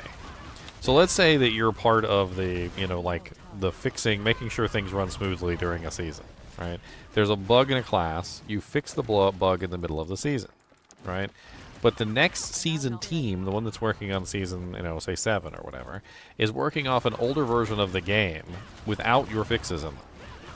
So they then release season 7, and season 7 was based off of, like season 6 when it first launched, not season 6, like with the mid-season patch on it. And so I think what's happening is they're reverting changes that have been fixed in the subsequent season patches because they're like doing these weird things where the team that's working on the next season is working on an outdated version of the game, and then they're not applying the mid-season patch to the outdated version before it's released to the game. So the old bugs are just coming back. So you basically just have them. That can be right. I gotta hope that's not right. So I have proof of this because during, I think it was the beta or something like that, or it was preseason, there was a bug that was in the beta that got fixed, and then it came back when the game launched in the new season, and the developers actually said that the reason why the bug came back was because they were working on an outdated version of the game, and that the fix was applied to the new version of the game, and then when the new version went live from the next season, since it was based on the outdated version, that the bug came back, and they're going to work on fixing it. And the bugs just kept reoccurring. Like a bug that had been fixed before just kept coming back over and over again. I'm sure if I went back in the like the dev chats from like around when the beta was live, I could find it. I'm fairly certain that they literally said that. It was like their explanation as to why the bug came back. The most recent version of this would be Victimized. Like Victimized came back from like a season 3 version. Yep, I remember that. I remember Victimized being broken, they fixed it, and then it came back. Yeah. So there was a recent example of this, but the whole thing is like when you're in development and programming and all that, there's supposed to be like I don't know the word, like developers don't even know it, but there's supposed to be like a code UA. review. Like everyone's supposed to be on the same like version, Like that's supposed to happen. And there's a phrasing for it. But who the heck knows what they're doing internally? I mean, for old bugs to resurface the way they are, there's got to be something going on. Like something wrong in the way that they're programming stuff. Because the bugs just keep resurfacing.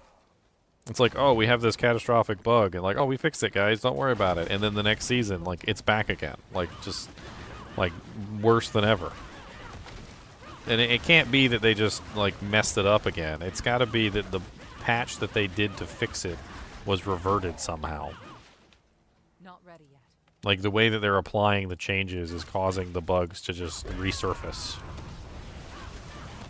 I mean, I would bet money that, like, even after they fix the Spirit Born, you watch, like, the Viscous Shield bug is going to somehow, like, repop up.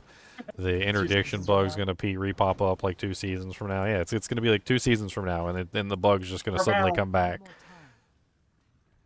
Quadrillions again, boys. Walking.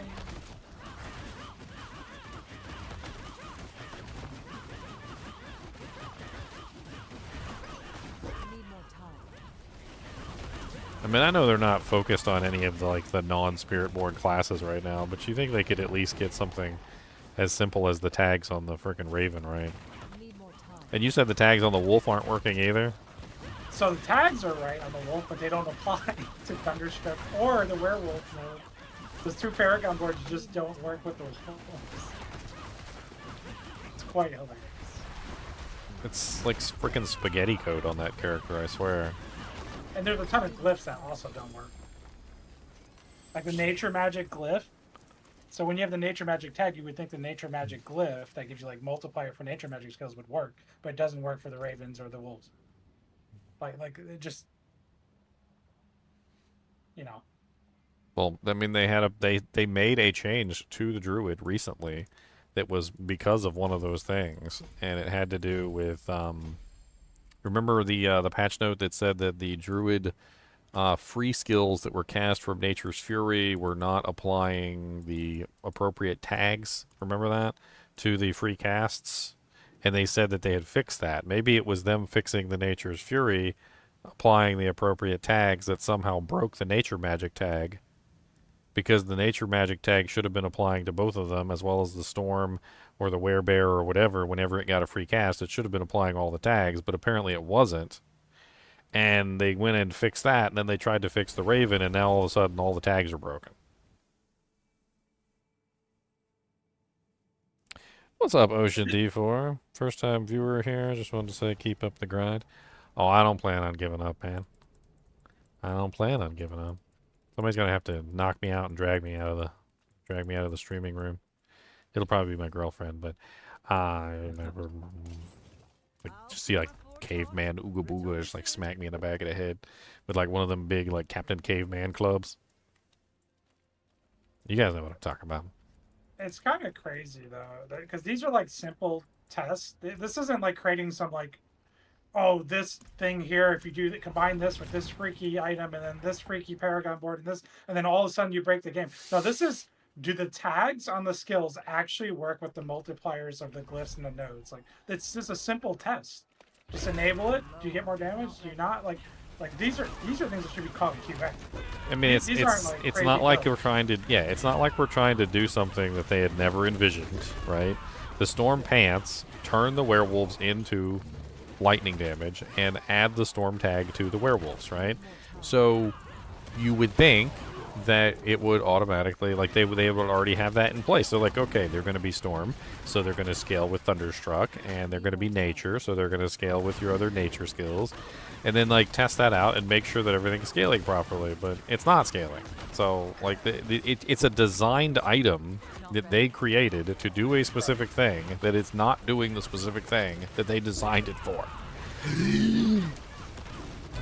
And that's exactly what QA testing should be at bare minimum.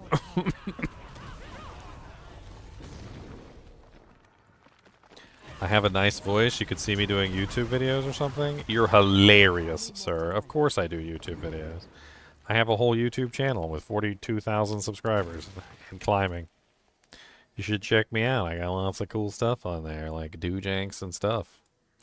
Look at all these doojanks on there. Look at this. Look at this. 3,100 videos. Look at that. 3,140 actually. It's abbreviated. Look at this. I'm almost up to 15 million views. 14,944,591. Yeah, baby.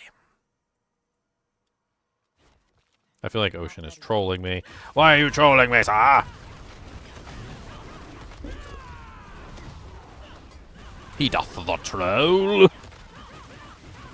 A troll in the dungeon.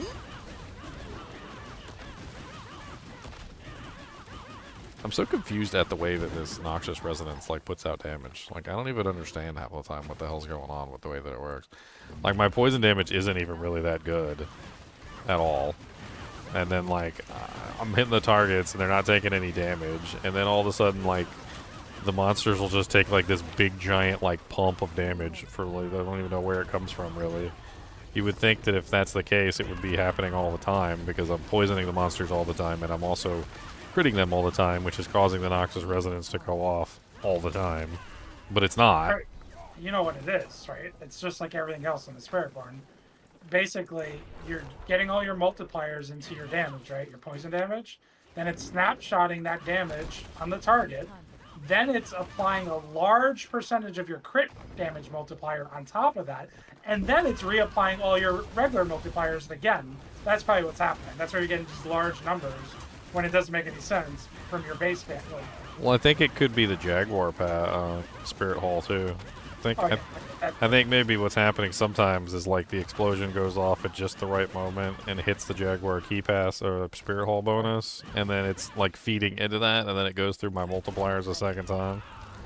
I bet you if I take the Jaguar Spirit Hall off, it probably won't be feeding through all those multipliers anymore. Well, once it's not a white damage number, it should be affected by that Spirit Hall, but... The what? Unless Spirit Hall applies dot. I don't think it does. No. So it's not dots. So that's what I'm trying to say. Since I'm using Noxious Resonance is applying the explosion. The explosion is poison damage, not poisoning damage. And then that's feeding into the Spirit Hall bonus. So like I'm attacking with Noxious Resonance, I'm poisoning the monsters. Noxious Resonance is removing the poison and then exploding. The explosion from Noxious Resonance is feeding into the Spirit Hall, and I think that's what's causing the like crazy hits. Is whenever I hit that, whenever I time it just right, and the Noxious Resonance is feeding into the Spirit Hall, it's causing a huge amount of damage increase. And is the damage number white in color? Because then yeah, 100%. Usually, yeah. Whenever the like big million, like ridiculous million hit pops up, it's white. Like I just saw like 170 million, and it was a white 170 million. Yeah, then that's definitely the Spirit Hall.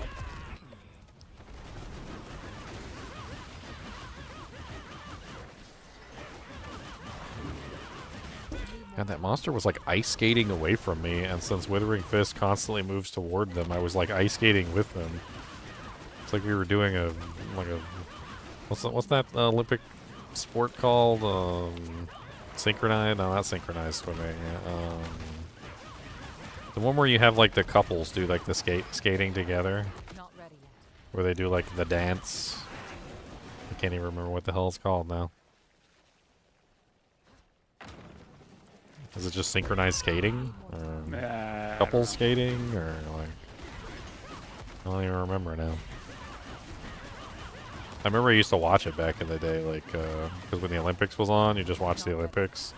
And there was like that whole category where it's like the guy and the girl and they're figure skating. That's what it's called, right? No, but figure skating is just regular skating. Mm-hmm. Couples figure skating. What the hell is that called? I need the term. My brain doesn't work. The pairs event combines athleticism of single skating with the challenge of unison and acrobatics of overhead lifts and throws. Each movement is performed in unison, requiring significant amounts of timing and trust between partners. It felt like I was doing a freaking pairs event for figure skating. I was just skating around with the guy. Like he kept running away from me, and I kept like following him. It was silly.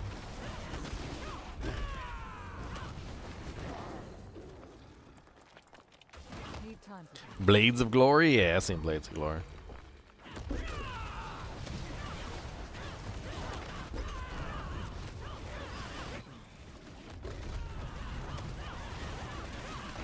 Got my Barb 60 con. Oh, my he's got God. his barbarian. What barb are you doing? I have no clothes level. Not ready yet. The build I wanted to do was a fire build. I'll probably go to do that. Probably be fine.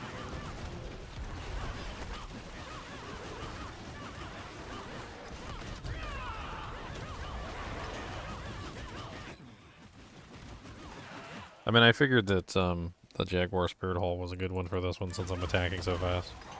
Every 15th hit, whatever, I attack 15 times in like no time. It's not just that. The Jaguar passes was on the skill tree are probably the stronger ones for damage in general. Well, they also multiply critical strike damage, so. Yeah, it just makes so much sense. Need more time.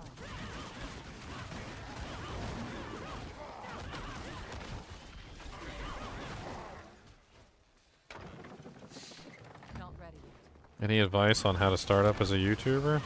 Yeah. Just do it. Get out there, make some crappy videos. Let people make fun of you. Need more time. That might not sound like the best advice right now. But if you ever do become a YouTuber, you'll look back and be like, oh man, he was telling me the truth. He was giving me the straight dope. Need more time. But nothing's gonna happen overnight. Like, you're not gonna just like suddenly become a famous YouTuber like in one day. Doesn't happen to nobody. Took Mr. Beast 5 years to get to the point where he was actually like recognized. I've only been streaming for 4.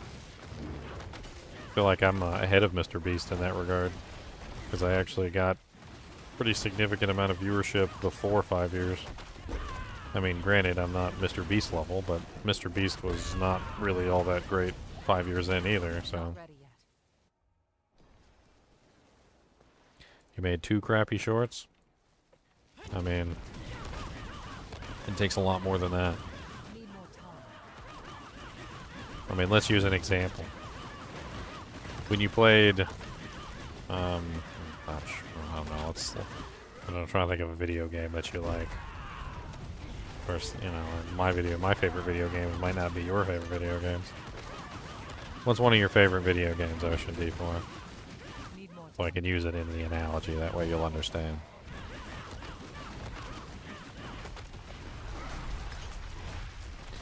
Holy Jesus, how big were those spikes? I just got like lambasted by Lilith over here. Need more time. Okay, Lilith. No one likes you anyway, Lilith. Yeah, Lilith. Freaking jerk. Need more time.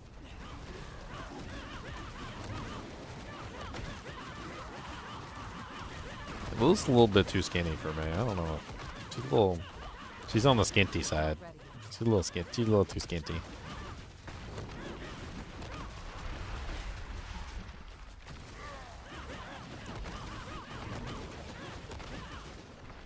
Need more time. I like a girl to eat some food. You know what I'm saying? I like a little. You got. But her diet's blood, man. I want her to enjoy a pizza with me. She's on that blood diet. She don't look like she would enjoy a pizza with me. She looks like she would probably like eat one breadstick and say she's full.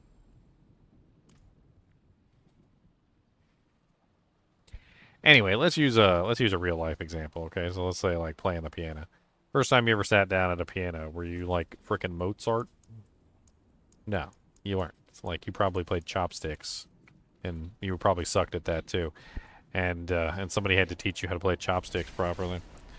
The truth of the matter is when you're talking about like YouTube and making videos and stuff like that, like practice makes perfect, right? So like you got to practice, and how you practice, you make videos. And how many videos do you got to make to practice? I don't know. Like how many times do you have to sit down at a piano to learn how to play the piano? So the moral of the story is that you're gonna have to make tons and tons of videos. I'll keep my You know, make 100 videos. 100 of them. Not even joking. Post 100 videos. Take your 100 videos, put them up there, right? Watch your own videos. See how terrible you are, right? Realize that the 100 videos that you made are garbage. All right, go make 100 more videos. All right, they're going to be a little bit better than the first 100 that you made because you're going to take the time to realize why the first 100 sucked. And you're going to proceed like that. And eventually, maybe after you've made like 1,000 or so videos, you'll eventually get to the point where your videos will stop sucking so much.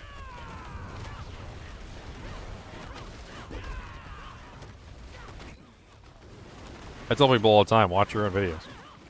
They're like, why would I watch my own videos? I'm like, watch your own freaking videos. I was like, pay attention to yourself. What do? Do you snort all the time? Do you got like a drippy nose? Are you like the whole time during the video? Are you talking really loud? Are you way too loud? Like, you got to figure it out. your viewer's not gonna sit around while you're screaming at them. Like, you gotta figure out your volume, you gotta figure out your microphone, you gotta figure out like what's going on with your setup, make sure everything's looking right, professional. Make sure that people can actually hear you, make sure the game volume's not too loud. There's like 1,000 trillion things you've gotta do.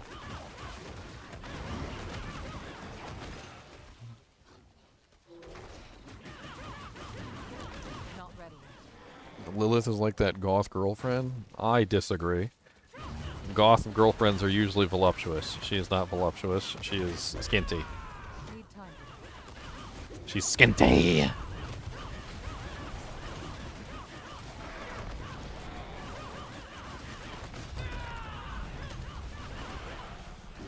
Not ready yet. I mean, she's cute.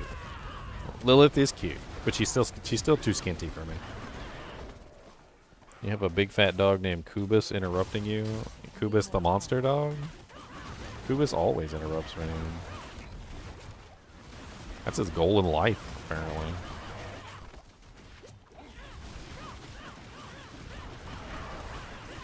I'm a bit confused at how this Jaguar Spear Hall thing works. Like, is it every 15th hit on a monster? Or is it every 15th hit in general? Or, like, is it only per monster in how it applies the damage? So, like, is it every 15th hit on a specific monster? It will take the 15% of your damage and then reapply it to the target? Or if I attack, like, a big pack of monsters and strike, you know, like, 15 times, does that count? You know, or is it a set number of attacks? Do I just have to attack 15 times no matter what? And it's not 15 hits, it's 15 attacks. It's definitely 15 hits, not attacks. That's why Cold Volley is really strong with it, because you're just shooting out all the feathers. And it happens way more frequently.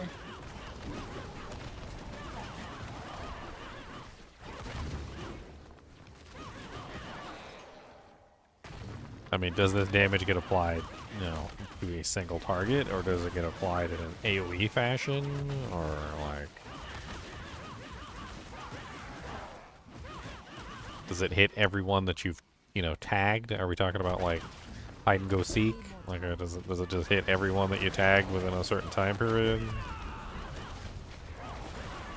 Because I feel like the way that it works and how it multiplies damage, it could be fun to set up, like, a loyalty build with, like, you know, like, try and maximize out the amount of, like, Spirit Hall bonus that you get from the Jaguar.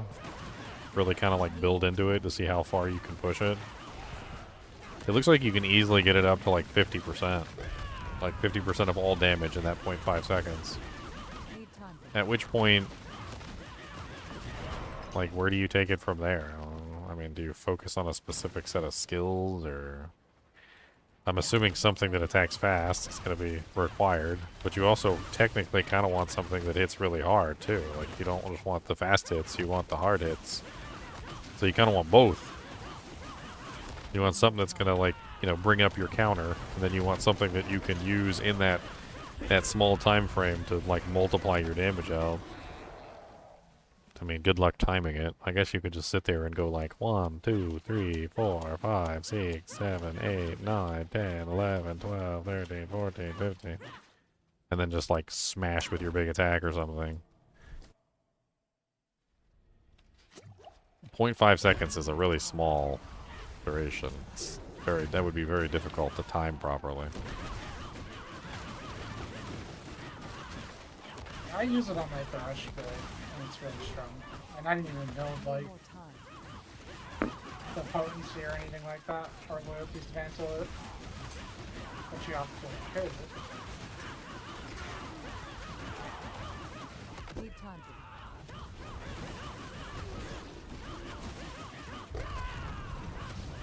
Yay, artillery shrine.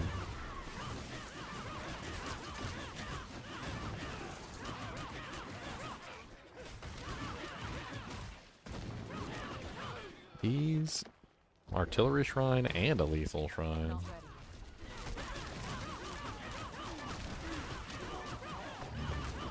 I wonder if 100% crit on this build would be worth it. I really don't know how Noxious Resonance actually works, so I don't know if having more crit is better than having less crit, or if I want the poison to build up on the target. Not ready. I would assume that having max crit is not going to hurt it, since the Radicap Electric version is super strong. Not I ready. can do like 150, so I would assume because you're guaranteed crits, right? I would assume it's just fine in that sense.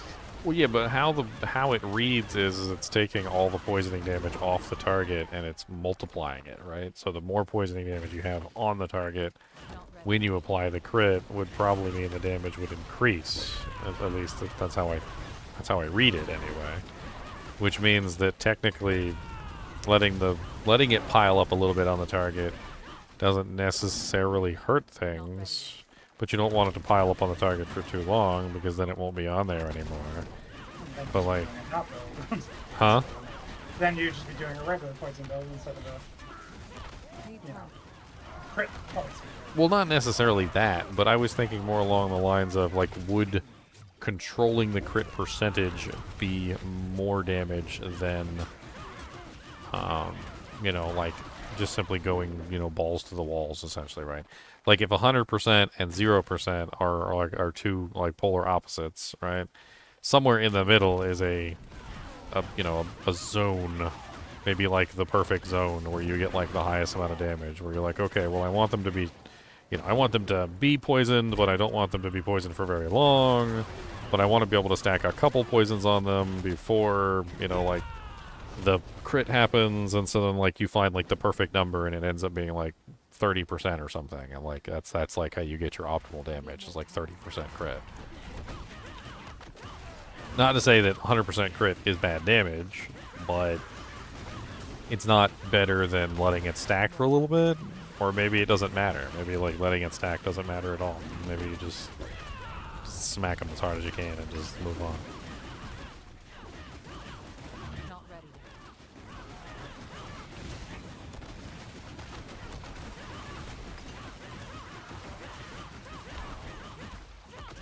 I need more time.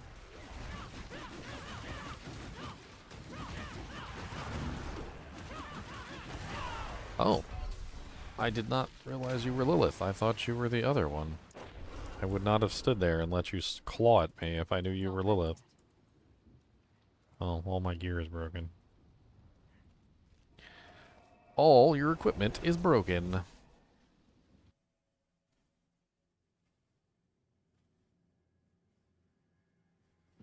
Oh yeah, I did say I was gonna like dress up my girl here. Need more Put on time. some clothes. She needs some clothes. She naked.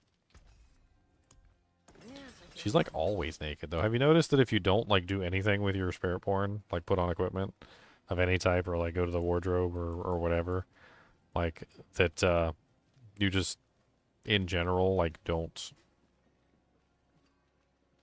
like you I don't know how to put it. Like you're always naked basically. Like you just it's like all the regular gear that you find is always hoochie gear.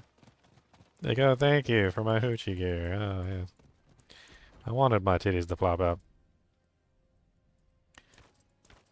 Has a different meaning when a man says it.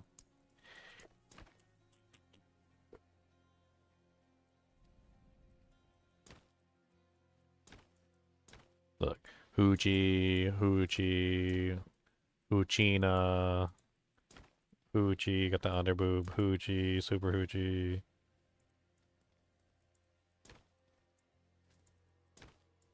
That was not too bad.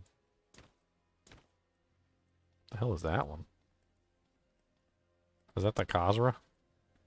Oh yeah, I kind of wanted to look at the Khazra set. Let's see. I think I got like the whole thing now, pretty much. At least I think I do. It's got kind of like a flesh look to it. I'm not really sure what to think about the flesh look of the Khazra set. It's like it's made out of somebody's No other people skin. I'd rather break bread with.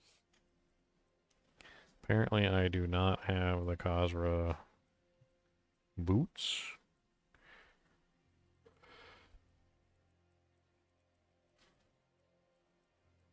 Why not?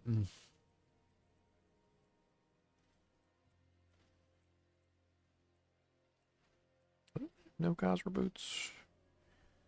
Right walkers, Haraches. What the hell is a Harach?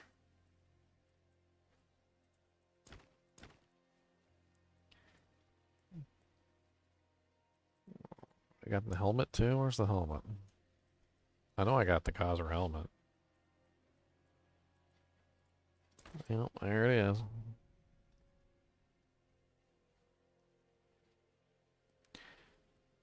Is it die well?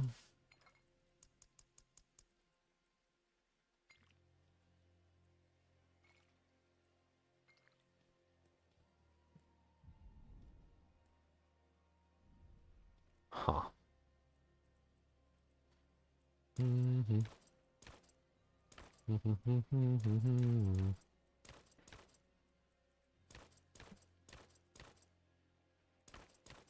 Where's that Stargate SG-1 looking helmet? There's a couple SG-1 looking helmets in here. There you go. Let's do the SG-1 helmet.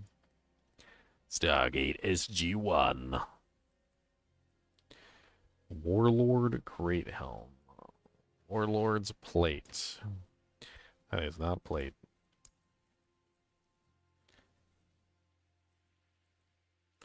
Warlord's gauntlets. Where's my Warlord pants? Where's my Warlord boots? Always open-toed sandals. Somebody at Blizzard's got a foot fetish.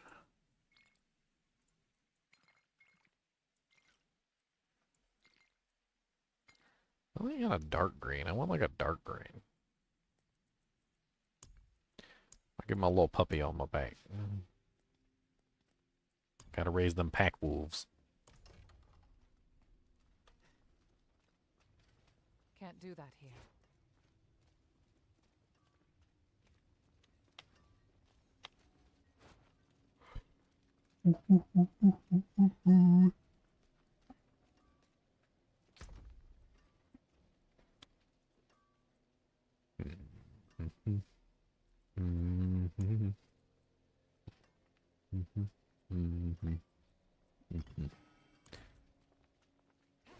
Not ready. Alright, now I got an appearance. I got some wardrobe.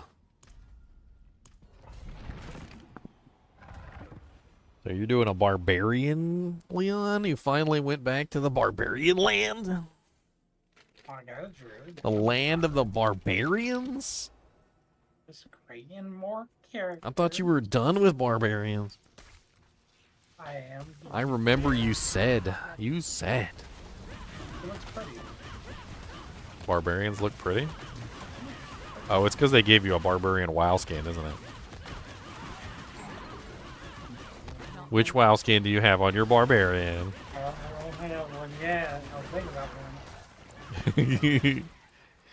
You just reminded me to take a look at the shop. I want to see what's in there. Kind of want to do a basic barb this season. It's a good season for a basic barb. I think it'll work out pretty well.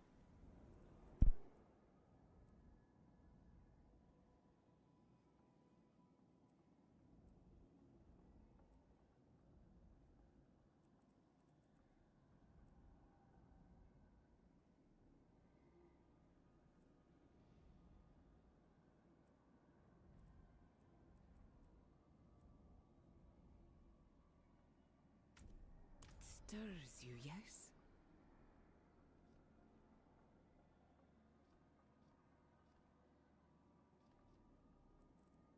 All these restrictions on here that you have to like re-roll something, put a different aspect on it. Come on, Blizzard. The Tyrant one looks pretty cool. For the Barbarian.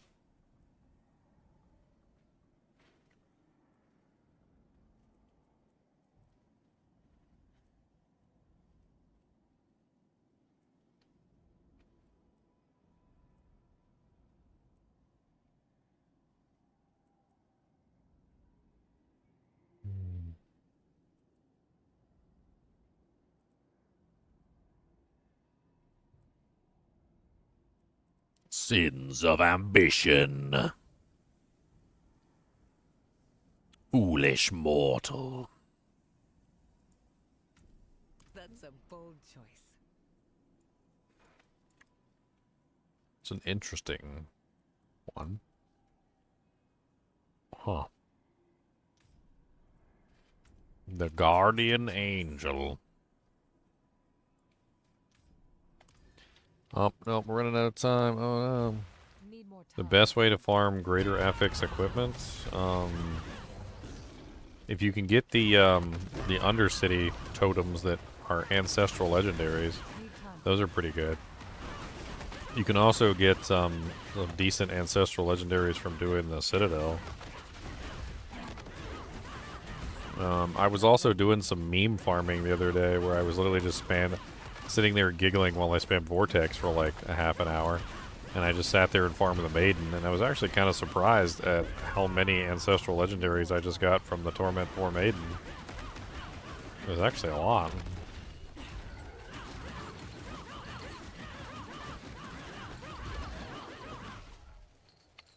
Need more time.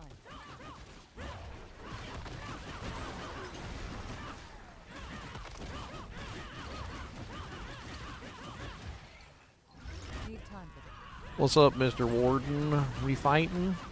Okay.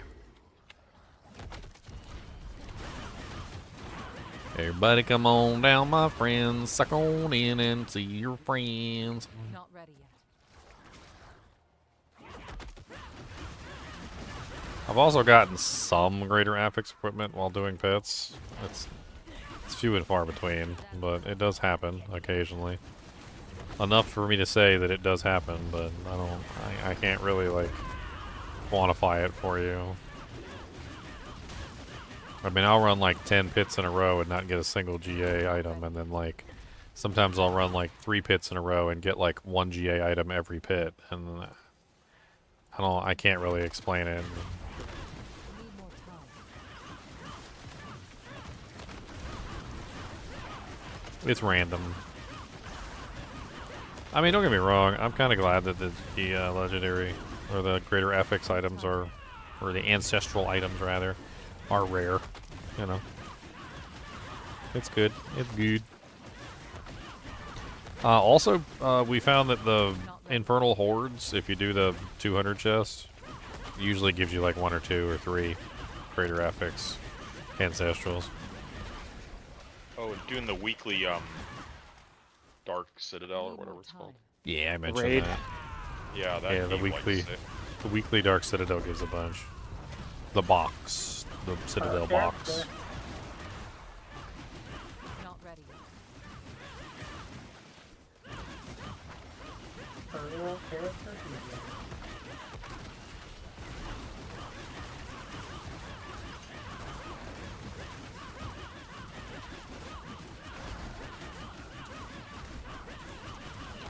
Withering fist of the wither.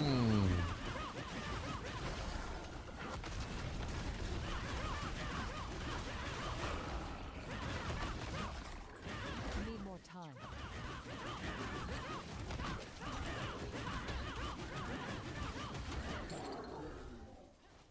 Need more time. What's up with the massacre counter? That's part of the mercenary. The mercenary has a massacre. It just gives me a tab movement speed. That's it. Not ready.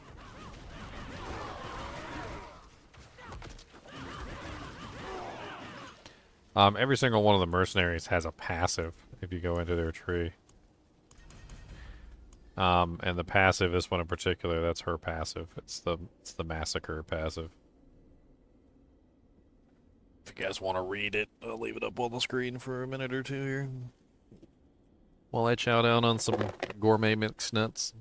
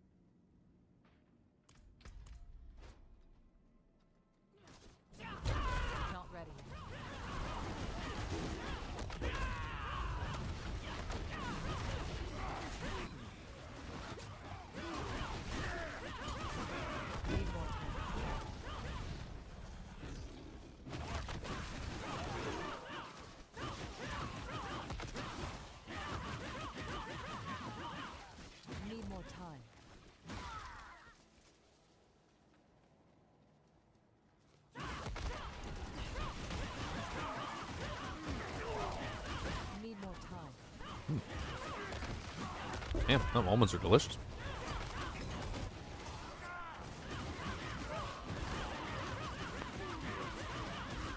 Need more time. Delicious.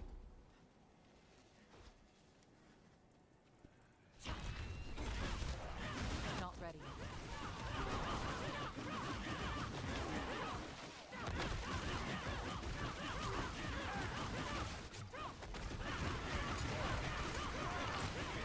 Need more time.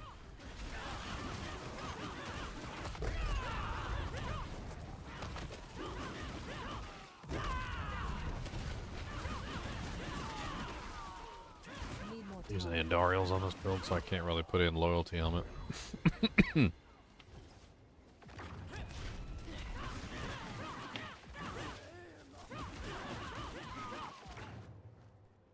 more time.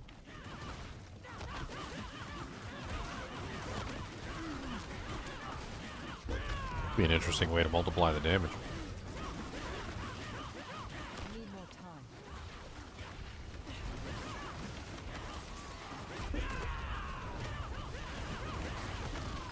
30 minutes of bossing last night and got Ready. 2 mythics. It was nice. It was, Nice. haven't gotten many of them, but they almost back-to-back drops, so not Not so ready. bad. Hey, mini mythic is a good mythic. Even if Yeah. you're not gonna use it. No, and there were 2 different ones. I got Andes and I got Perdition, so not bad. Need more Oh, nice.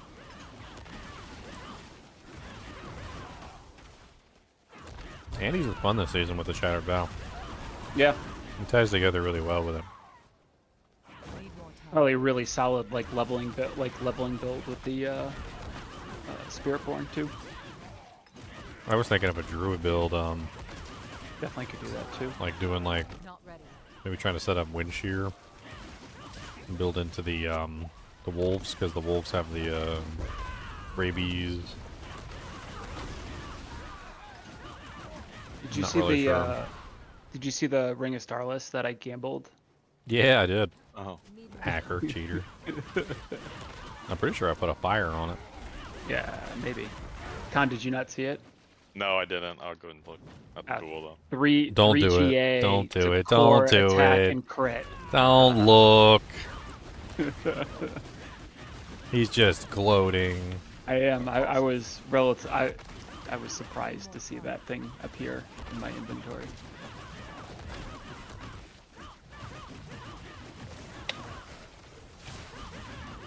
Not ready.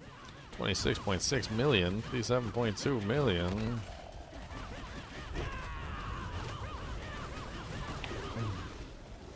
Need more time. I'm so sick of you, blood bishop. Your mama's a blood bishop, your daddy's a blood bishop, your granny's a blood bishop. He's like, well, thank you. Long line of family. Handed down from generation to generation. We're very proud of ourselves. What's up, Jasmine?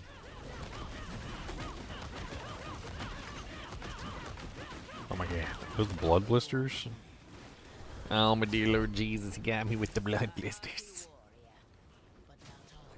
Okay, once more into the breach. Shroud of False Death is giving you an extra wolf summon if you're playing the wolf tree. Nice. I wonder why that is. Oh, it also impacts the barbarian. Need more time. Oh, the berserking aspect. It gives it almost double. It goes from 60 to 95%, I think. Maybe it's doubling the key passive. Is that what it's doing? Yeah, yeah, it's doubling.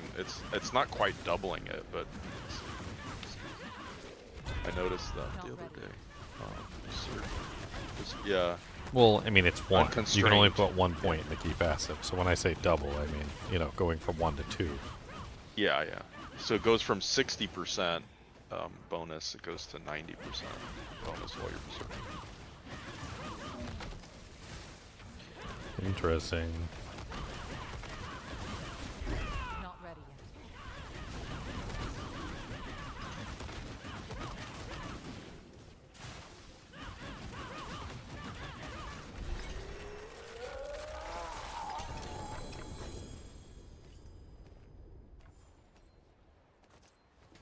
I did it, boys.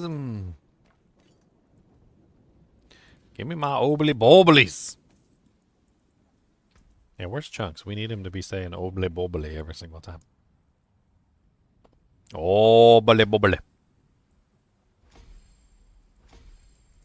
Obly bobbly bobbly bobbly bobbly. Bobbly dobbly.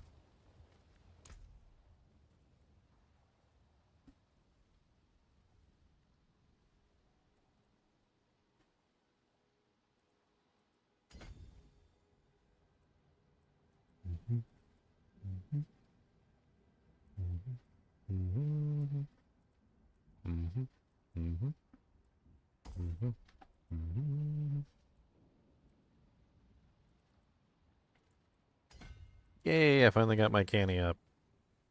A multiplier. Multiplier.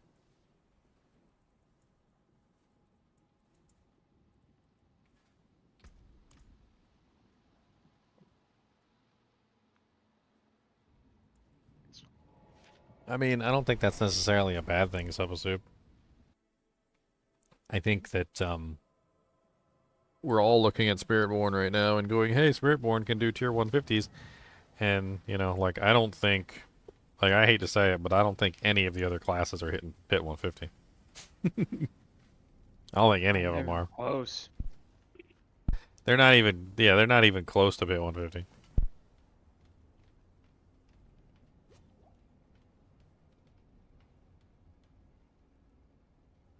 I guess what I'm saying is, like, I wouldn't be too disappointed that your, you know, druid or barbarian or a rogue is topping out at, like, you know, like pit 100 or something, or pit 90. 90. Like, right? I wouldn't be upset about that, because that's probably as far as you're going to be able to push them.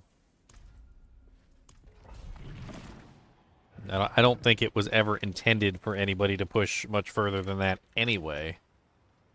Seeing as how 100 was supposed to be the cap before they suddenly increased it.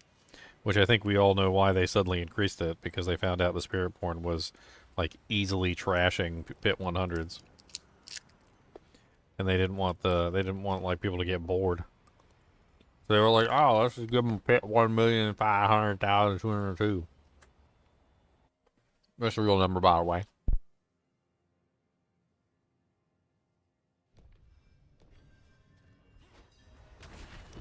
Totally not made up.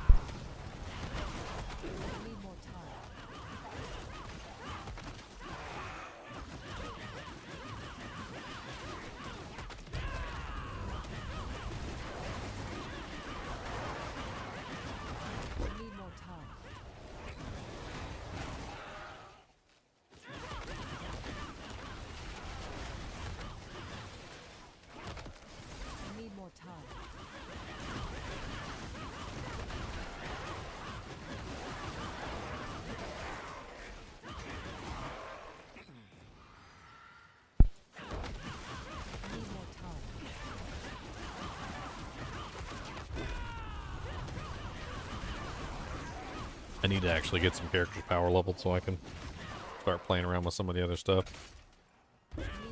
Want me to power level you? I mean, I need to make the characters first. I'm just doing pit 70s real quickly.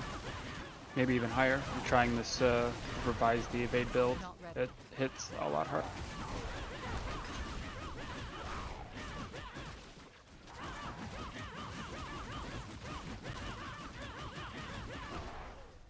NASCARing your way through the game, huh? Oh, you know it. It's solid XP farm, if nothing else. Not ready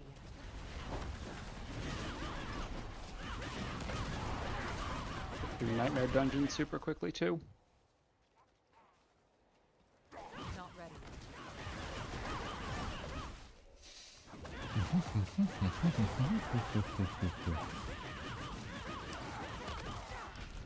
I don't know. I kind of want to make one of every single character. Need more time. I've already got a barb. I can convert him into whatever I want to. I think I want to try out Flay next.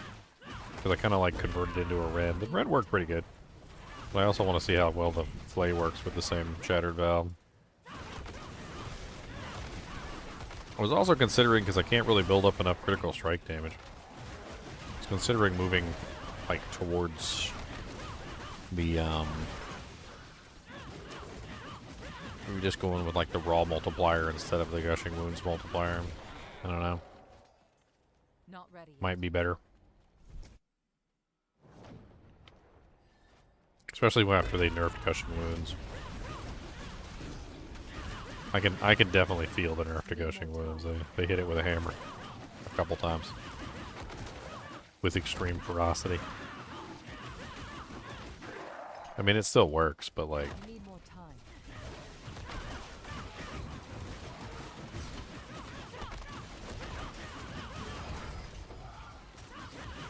Need more time.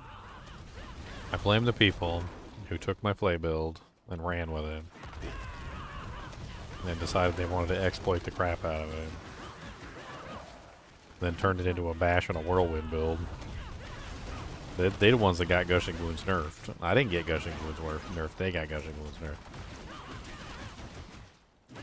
Not ready yet. Season of the Whirlwind. That's never existed. Almost. What, for the first week of the game. Need more time. Well, it existed. It was just powered by Flay, so or by Bleed. Well, it's never Powered by been. Materials, Might, and Bleed. Yeah, it's never been. Yeah, it's never been the season of the whirlwind. It's always been the season of something else that the whirlwind Powering helps it. you like do. Yeah. Whirlwind just doesn't really have the damage output. Not ready.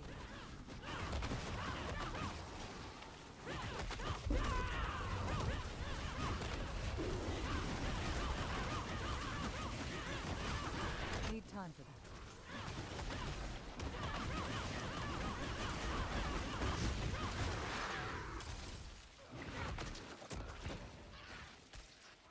The Tasmanian Devil.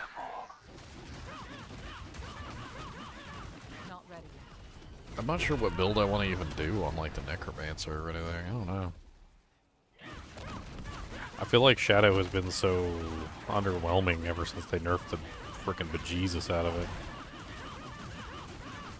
I mean, I know the new ability Soul Rift is in the Shadow Tree, but you know, I mean, Leon was there. I did a Shadow Necromancer during the PTR. It was underwhelming, Need time for to say the least.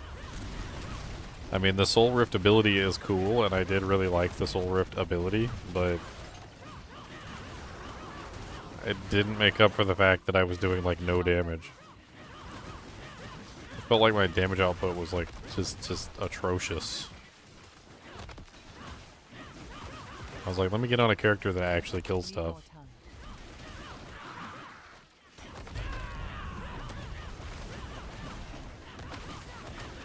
Do I have my pet doggo picking stuff up for me? Like what? Is he gonna go get me some McDonald's? Ice cream? Maybe I ask him to bring me an alligator? If he's not too lazy. Cody's been very lazy lately. He doesn't want to go get nothing. I ask him to go get something and he looks at me like I'm stupid.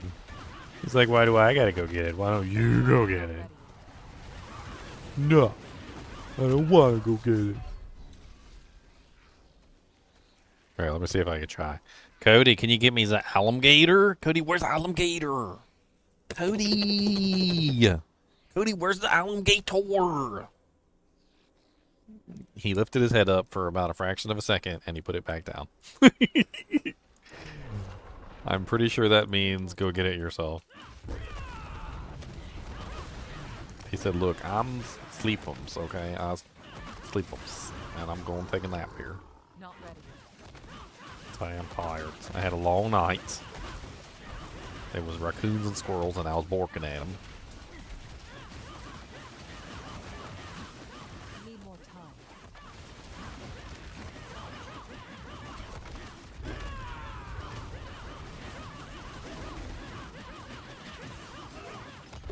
Not ready yet.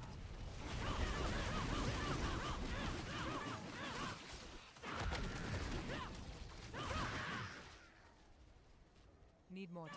Alright, I'm gonna steal his alligator. And I'm not gonna let him have it. Cody, I must steal your gator. Oh no, I got your alligator. I got your gator. That's my gator. Him's gonna be my friends. Gotta put his eyes back on here because you ripped him off. That's my good little alligator. That's a good boy. That's a good alligator. Not ready. He went to go lay back down. He said no. I said that's okay. He said you can have him. Whatever. So I'm sleeping. I was tired. That's going on like. I know how to get him. This'll get him. Oh, alligator, do you want some chips? Oh, you want some chips, Mr. Alligator? Oh, what kind of chips do you want? You want one of these delicious Doritos? How about we put the chip right there? Oh yeah, look at that. Chip for the alligators. Oh, how many chips do you want, Mr. Alligator? You want 2 chips? You want 3 chips? Oh, that's a good alligator. Him gets lots of chip. Oh, you want some chips too? No, alligator, he gets all the chips. Look, here he is. Look. He said, he said, no, that's not chips in there. He said, give me those. That's the only thing he gets up for is chips. And snacks. Alligator's got all the chips. No, them's him's chips. No. He said, give me that. It's fun messing with him. He think he's tired of my crap. I think that's what he is, though. He looks over at me. He's like, I'm tired of your crap. Said, you don't got no snacks for me. You just say you do, and you lie. It's all a lie. It's not truths. Then I whip out the snack bag, and he's like, oh.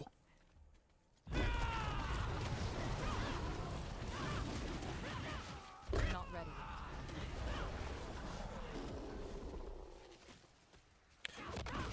Yeah, I want to work on this build and get it kind of like functional first, and then maybe I'll start making the other characters. I don't know. Or trying to at least get him to like 46 glyphs. Kind of like get an idea of how powerful he's going to be. Need more time. Need to add in some more critical strike damage too. Need time for this.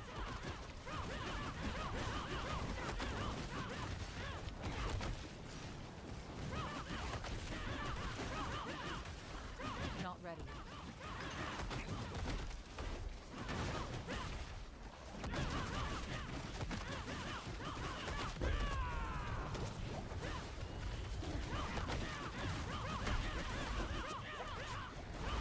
Not ready yet. How so much poison?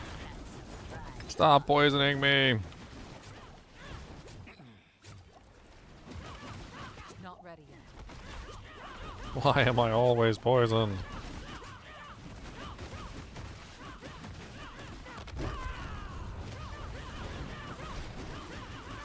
Not ready yet. Oh, I'm in so much trouble with this guy. Let's have a peek inside. Now that that's done, I could Alright, I got my first 46 yet. useful. No. Of course not.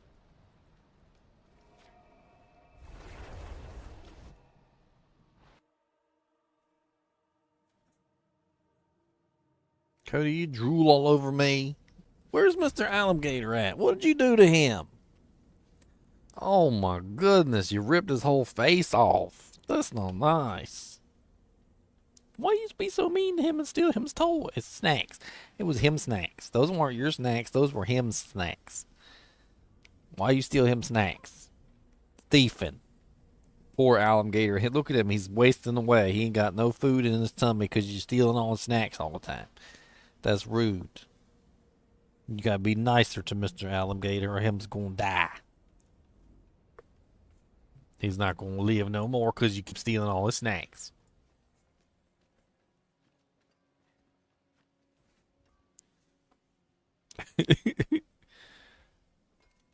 You want a sassafras candy?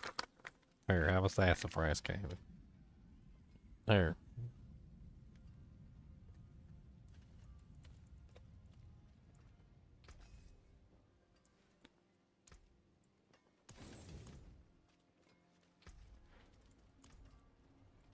Boop, boop, boop, boop, boop, boop, boop, boop, boop, boop, boop, boop. Let's bring us down a little bit. Trying to do these quick. I'm not trying to like take forever on them. I think technically I only need to be at 56 since I'm just trying to get them up to 46. I can speed through.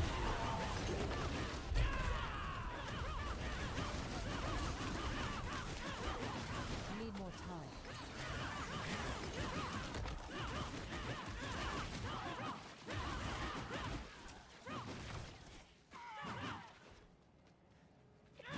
Need more time.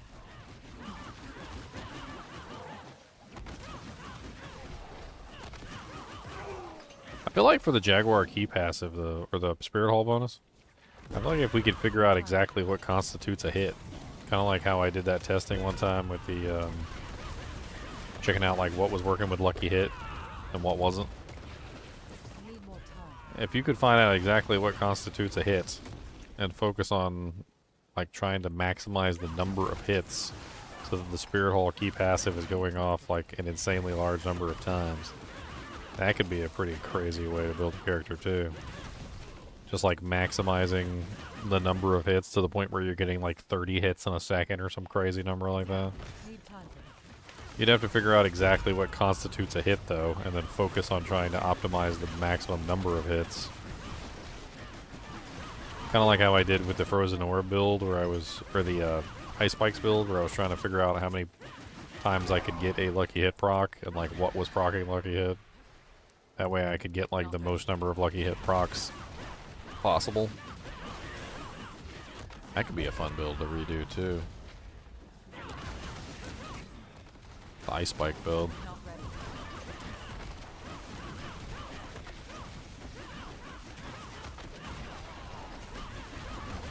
I'm not really sure if I want to play around with the Need more time. familiars or not. I don't know. New Sork stuff. Yeah. I mean, they're okay, I guess. I played around with them on the PTR. I mean, they're alright. They weren't like amazing or anything.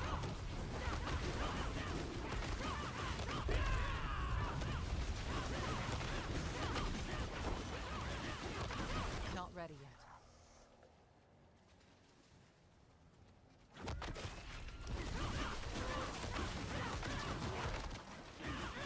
Need more time.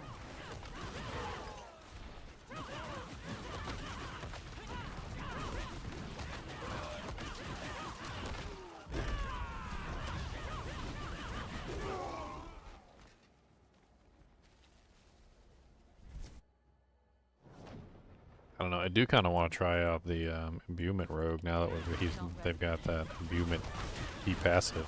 It sounds really fun. I've always had fun with the imbuement rogues. Rain of Hours, imbuements.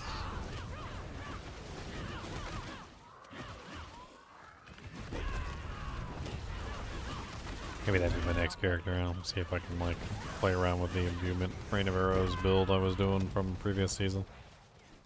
Probably work out pretty good, to be honest, with the new imbuement key passive. Not ready.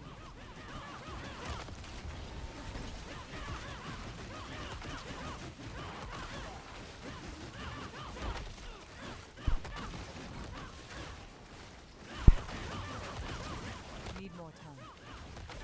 Why do I have a sneaking suspicion you're doing something bad?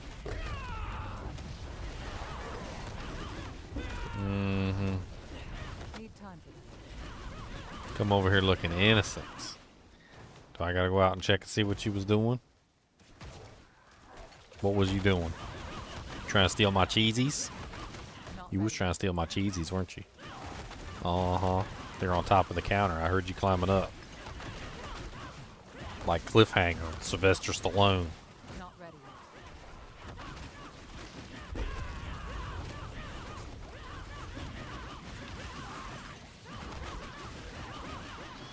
He's like, roll, Raggy. Time.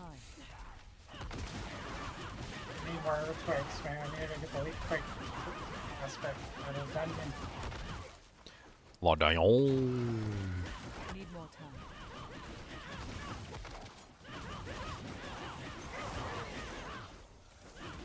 Yeah, that's what they should have done on the runes. And that would have been a neat idea. They should have made a rune that had, or 3 runes that had imbuements on them. That's what they should have done. They should have done a poison imbuement one. They should have did a shadow imbuement one and a cold imbuement one. And like every time you trigger it, you gain 1 use of the imbuement. I bet you people would have loved that. Not ready yet. I don't know if I'm expecting too much. I assume we're gonna get every season. We're gonna get a couple new runes, like we get a couple new aspects and stuff. Not ready. Yeah, I hope so.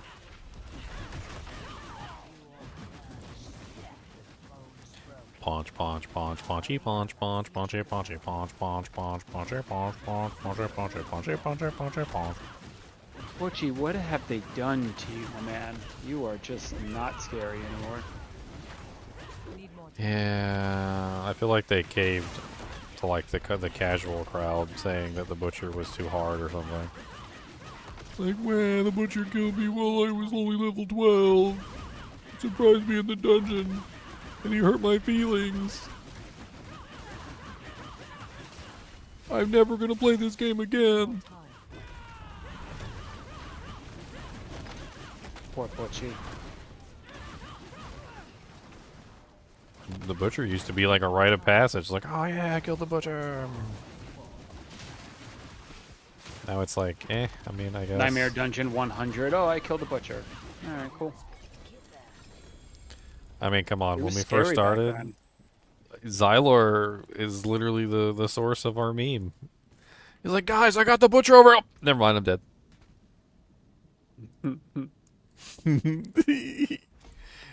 Instantaneous. Never mind, I'm dead.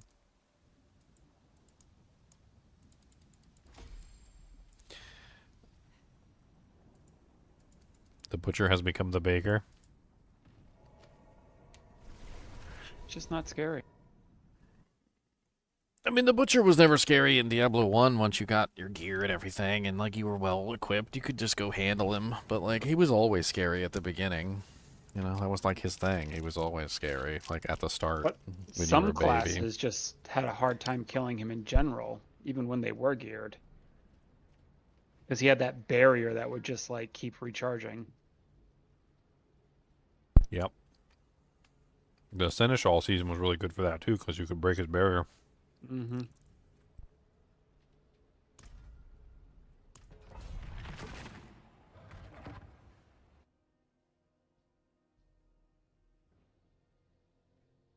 And Lance of Knives right tomorrow, I guess. Not ready yet.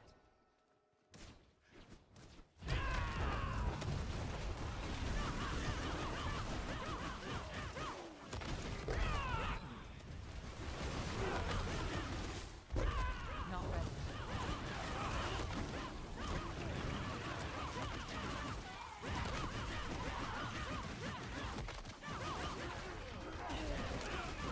Need more time.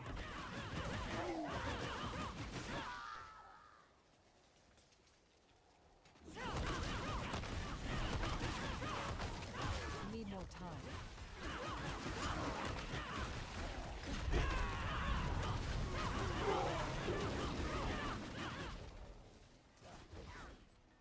Need more time.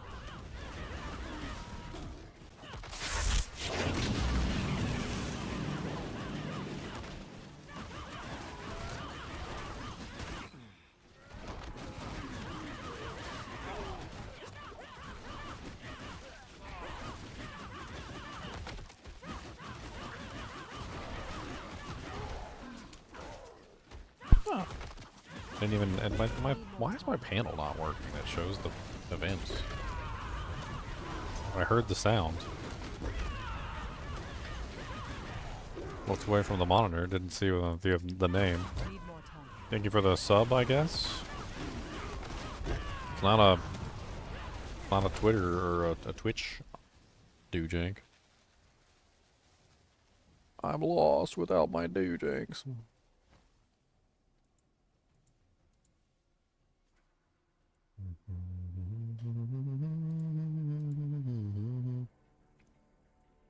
That horror game on Saturday was really good. Actually, I like that. There was pixelated butt cheeks, pixelated boobies in there. I need more time.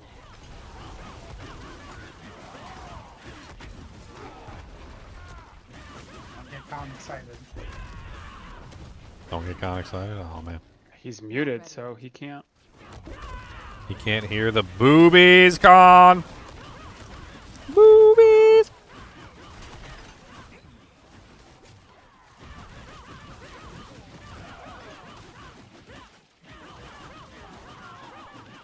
Ooh, that was scary. For a second there, I was at 1 HP. I don't know why, but my barrier was at full. And I couldn't bring my HP up. It wouldn't come up. So I could, like, see through the barrier over my HP pool. And my hit points had reached 0 for some reason. Or 1, and I wasn't dead. While I desperately tried to heal myself, and nothing was working, and it just stayed at 1. I don't even know what was going on there. And then I don't know what happened from that point. Because all of a sudden, like, I just started healing again. Like, my barrier never went down, so I guess I was fine. Not ready. But it wasn't healing me.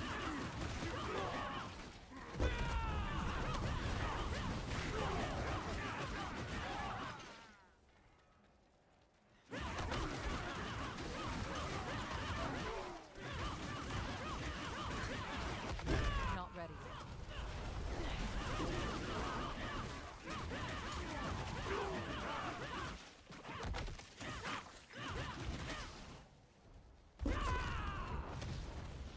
I need more time.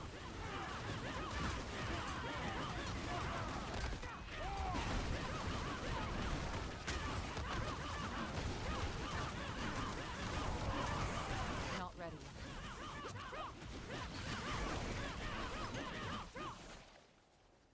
Or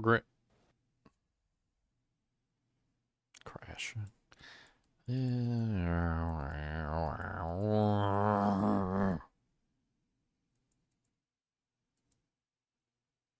What? Time to upgrade to 64 gigabytes of RAM? That's what I heard. That's what I heard. 64 gigs of RAM. Time to upgrade the RAM. 64 gigs, 64 gigs, 64 gigs of RAM. I'm so sick of crashing. I think you guys probably, yours has been fixed by now. Mine's just terrible. Keeps getting worse. I'm going to delete the game and reinstall it. That's what we're going to do. Right now. You guys are going to have to wait for me to re-download the 157 gigs. Or start telling your mama jokes like we did on launch. Nah.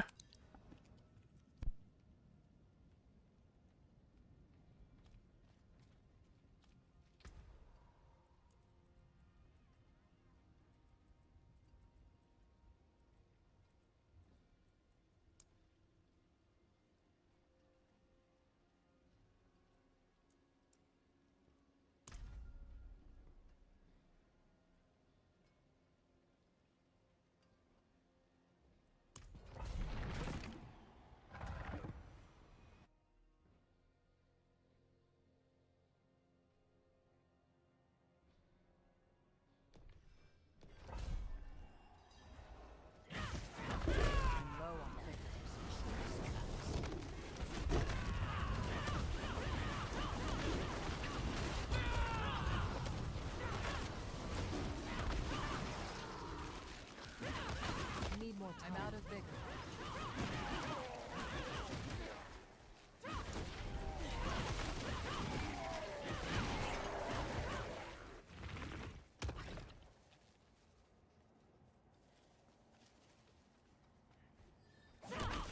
I'm out of vigor.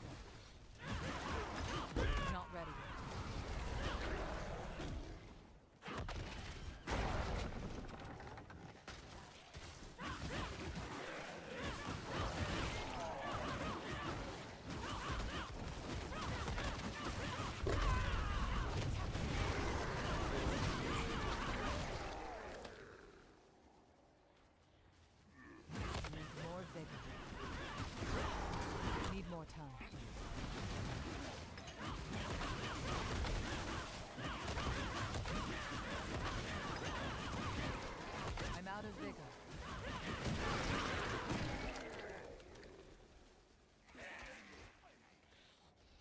need more time.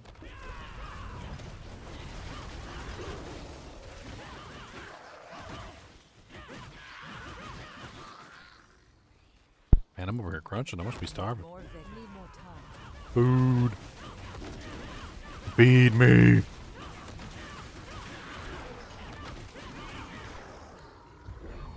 Need more time.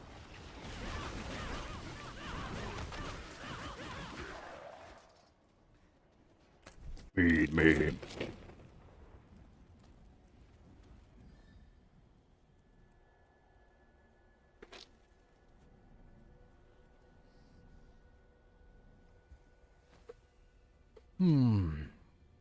So what's the highest anyone's able to, has been able to bring a non-spirit-born class so far?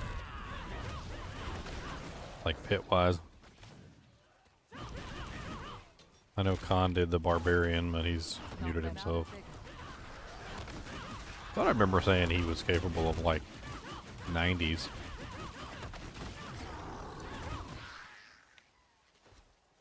Need more time. My barbarian wasn't making it past 70, it looked like. Unless I could do a complete respec and turn him into a flay barb. Looks like the Ren barb was stuck at around 70. Not without like perfect equipment and whatnot. Need more time. He might have been a lot stronger though if I took Gushing Wounds out of the equation. I think Gushing Wounds is holding him back. Need time.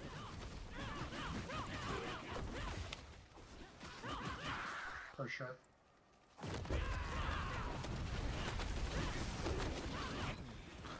My boy, they massacred my boy. Yes, Cody. Why are you gently sniffing my armpit? Does it have a good flavum for you? Does it got a good flavums? You gotta go pepper doodles. You gotta go doodle pepper.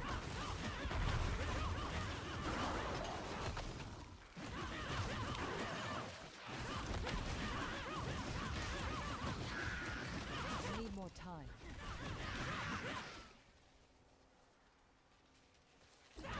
I'm out of vigor.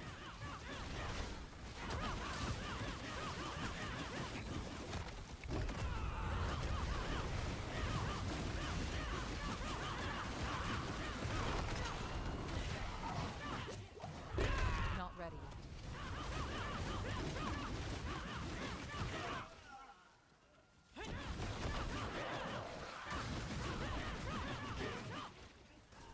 Not ready yet. I wonder if this build would be just as strong if I just put in any of the other basic skills. I mean, I know Withering Fist is the poison basic skill, but I'm also getting poisoning damage from the Andariels as well. I'm kind of curious if, like, if I just threw in Thrash, for instance, like, would Thrash have the same, you know, like, ability to kill? Could always do a funny, like, just to see how much Withering Fist is actually adding into the equation.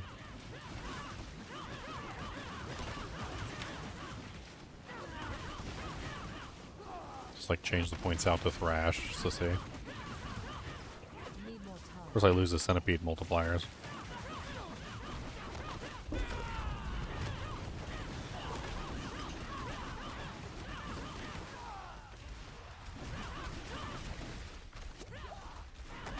Not ready yet. Oh my god, Lilith, leave me alone. Hey look, 1, 2 Ancestrals, look at that.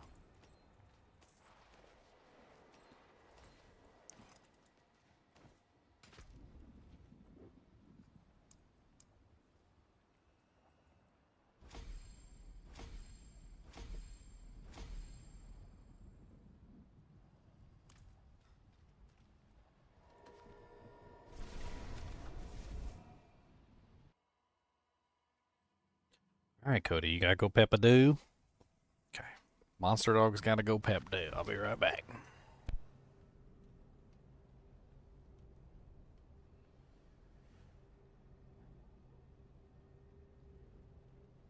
Mr. Goody Two Shoes, Mr. Goody Two Shoes. Ginger Evil Mentor here. Why bother farming when you can go to MMOEXP.com and simply purchase your items in gold? GGM would have you farm the items. What a pathetic being. Use code GEM Ginger Evil Mentor for 6% off your entire purchase. And don't tell Ginger Gaming Mentor that I was here.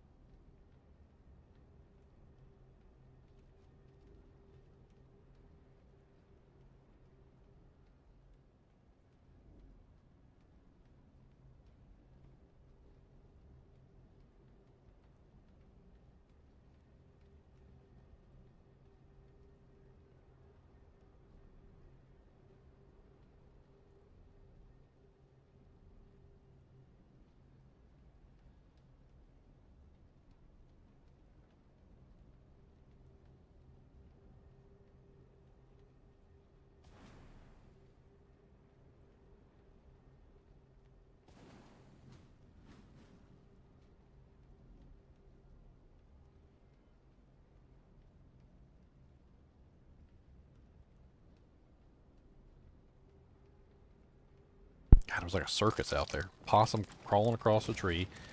Cody sees the possum immediately, starts going crazy.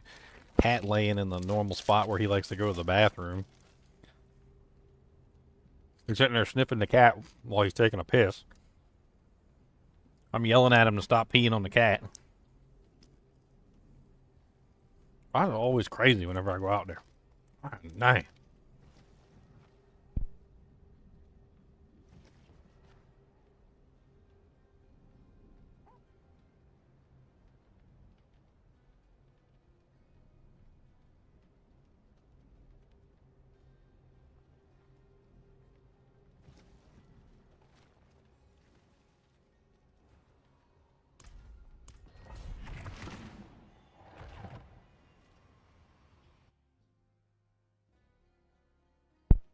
I don't even want to talk about him. It's just, well, just insanity. It's just insanity every time I go out there. There'll be something going on.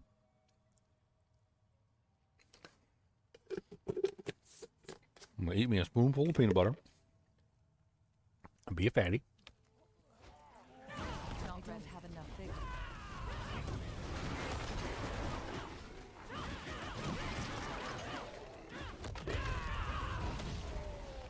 Not ready yet.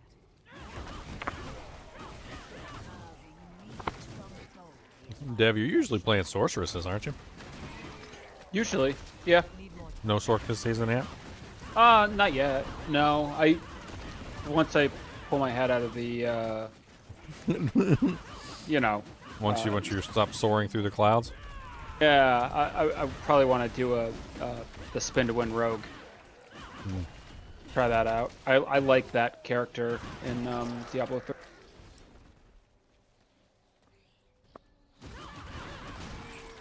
I think the imbuement rogue is calling me. I want to try that.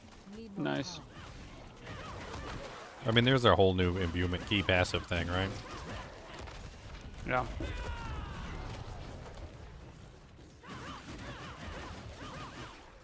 I might try a Sorc. We'll see how the season unfolds. Not ready yet. I don't know. I heard the enchantment, the new key passive they added for the sorceress is broken. Like, doesn't work, or it's Broken in a OP? good way. Okay, well, you know. Like, it keeps stacking higher than it's supposed to. I heard they already nerfed it, or tried to nerf it anyway. I don't think it worked. Not ready yet. Something about it was stacking on skills that it shouldn't be stacking on, and like free casts of abilities were somehow causing the stacks to build, and then like, I can't remember what else. There were some other like bugs.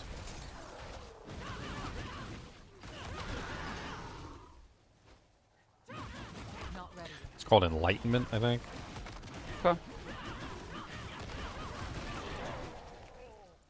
Honestly, it seems like it's way better than any of the other key passives. Not ready yet. In the way that it functions, like allowing you to actually get multipliers instead of just getting a snazzy effect. I know if I play Sorc this season, I don't want to touch Chain Lightning. I don't want to touch Spear. Been there, done that. You know. No, Enlightenment is based around. It's kind of a similar idea to the Talrash's ring. You know how you could like gain the multipliers. alternating. Yeah, alternating different elements. Like it's that whole thing. Not ready. Mm-hmm. It kind of like feeds into the Talrash's ring.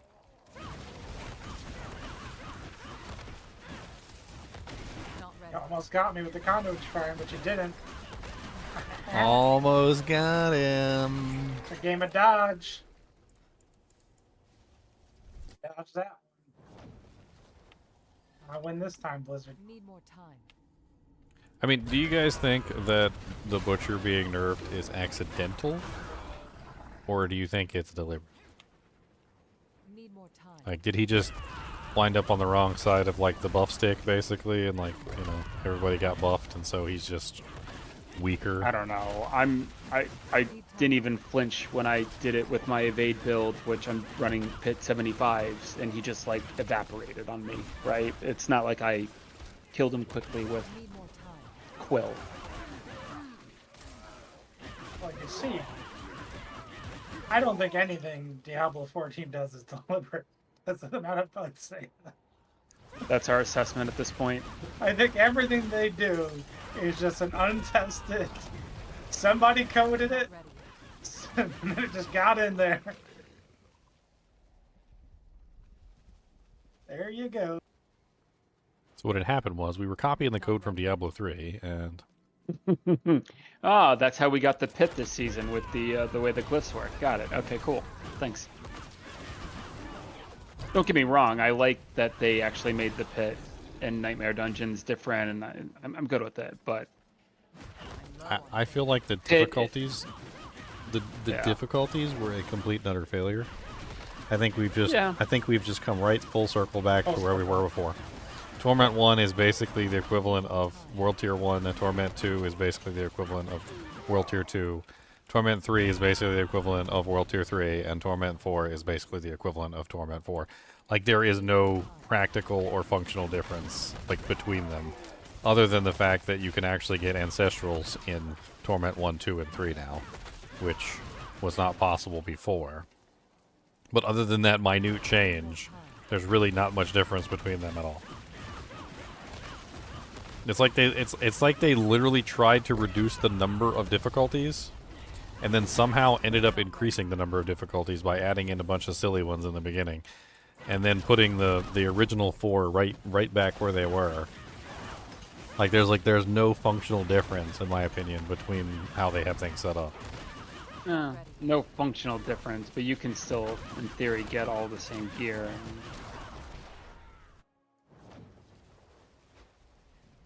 I mean, the ability to get the equipment is pretty much the only thing that's changed, but they could have just done that from the get-go.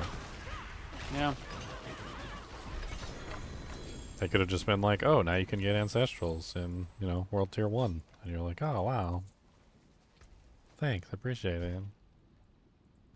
Like, no problem. We got your back, homie. Yeah, if you're stuck in Torment 1, you can do Torment 1 without a Paragon board. You just have to click the right skills in the skill tree and put, like, multipliers on your gear, and that's Torment 1. Yes.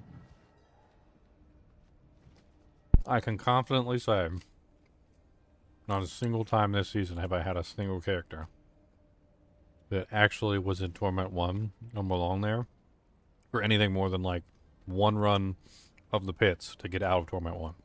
Yeah, it's a useless difficulty. And I know there's a bunch of casuals out there like, what do you mean? If you're stuck in Torment 1, you need help. Like, you need to go back to grade school, you learn how to read a book, then read Diablo stuff, and then just read a guide. There's plenty of guides out there. You don't even need a guide for Torment 1. Torment 1 is just Yeah, but put skill points into a skill, like a core skill, buff it up, okay? Buff up anything that says multiplicative damage on the skill tree, then go to the Oculus, go over there, and you add the multipliers onto your gear, and you're done. That's yeah, you're not wrong.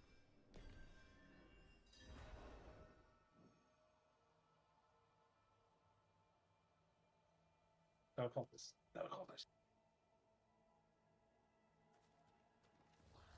Yeah, I just don't... You don't need glyphs, you don't need hardly anything. I think the only thing that's mandatory for Torment 1 might be tempering. But if by the time you reach level 60, you ever tempered on some, like, tempers on your equipment, I don't know what to tell you.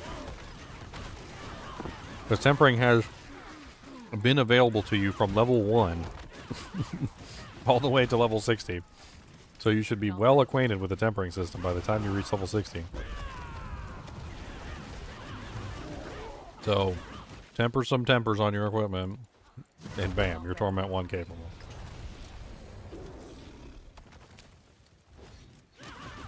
You don't even need a refined build. Like, it's actually... It can be completely unrefined. You just have to not be, like, all over the place putting points where they don't belong. You know, like 5, like... I've seen this before, Devron. Literally, there was a guy, he was a core skill build. Let me highlight Put that points in beforehand. every core skill, yeah. No, he had 5 points in every basic. Nah, As a core skill build.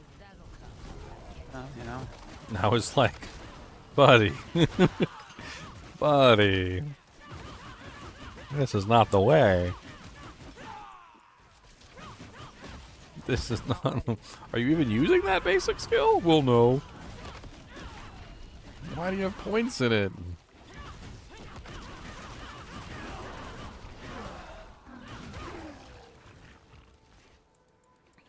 Not ready yet.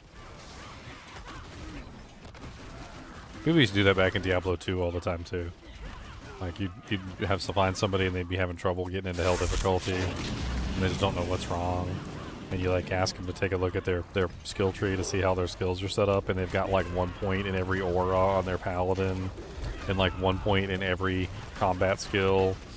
And they've got like 5 points in Fist of the Heavens and like 10 points in Holy Vault and like 5 points in Zeal and 5 points in Sacrifice and like 10 points in Conversion and like 10 points in Hammers. You're like, buddy, like, what are you trying to do with this character? Like, what are you trying to accomplish? It's so much more punitive in D2, right? With respecs and stuff like that. Well, yeah, but on top of that, it's just like if you spread your points out like that in D2, it's it's a death sentence, it's a death knoll. You're not getting very far like that. Need more time. On Diablo 2, it's also point allocation, like stat allocations as well.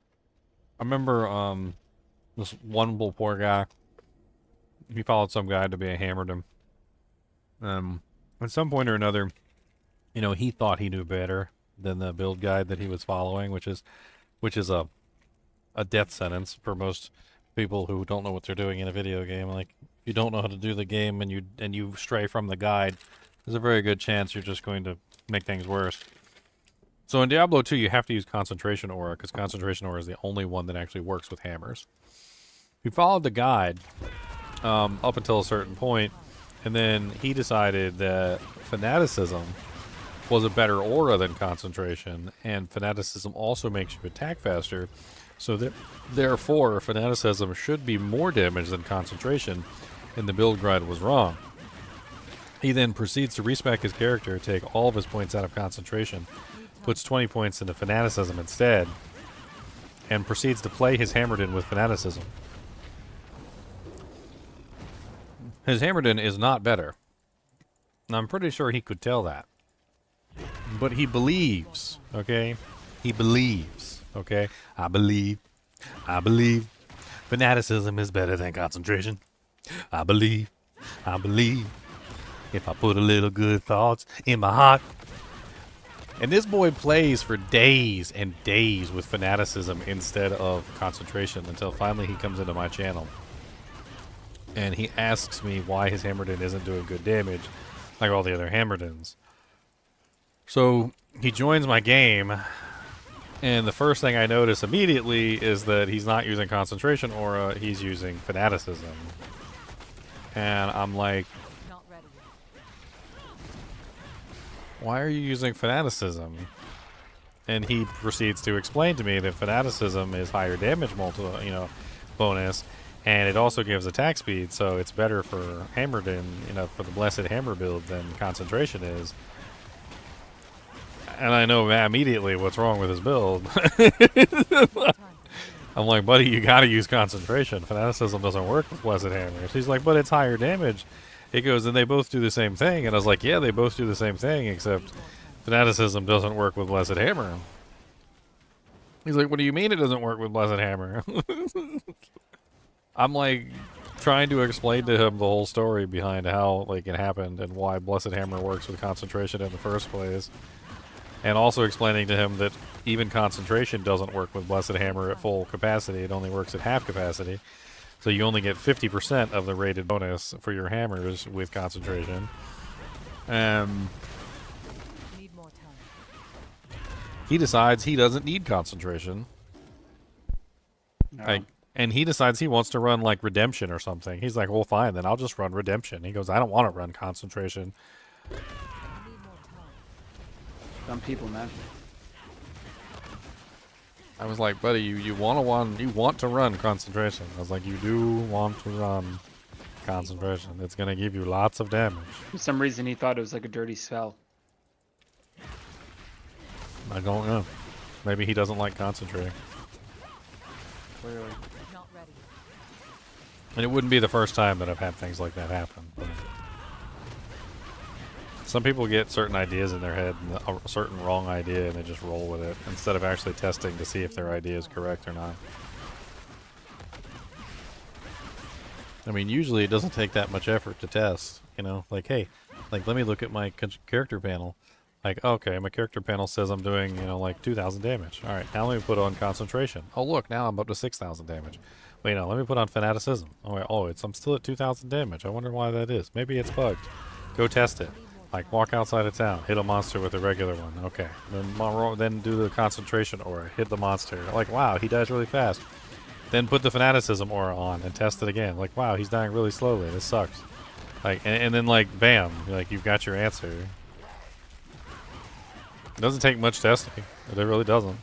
Just a little bit of empirical data. Walk outside of town and see if you can notice the difference.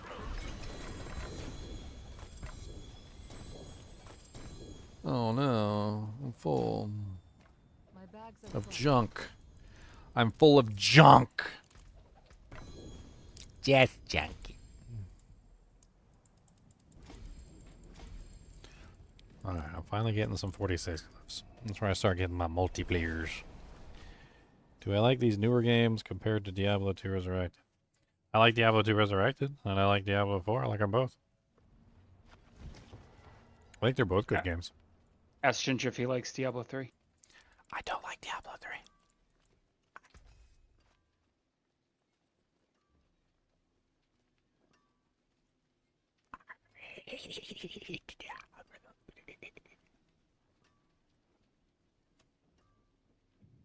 I'm sorry, what was the question?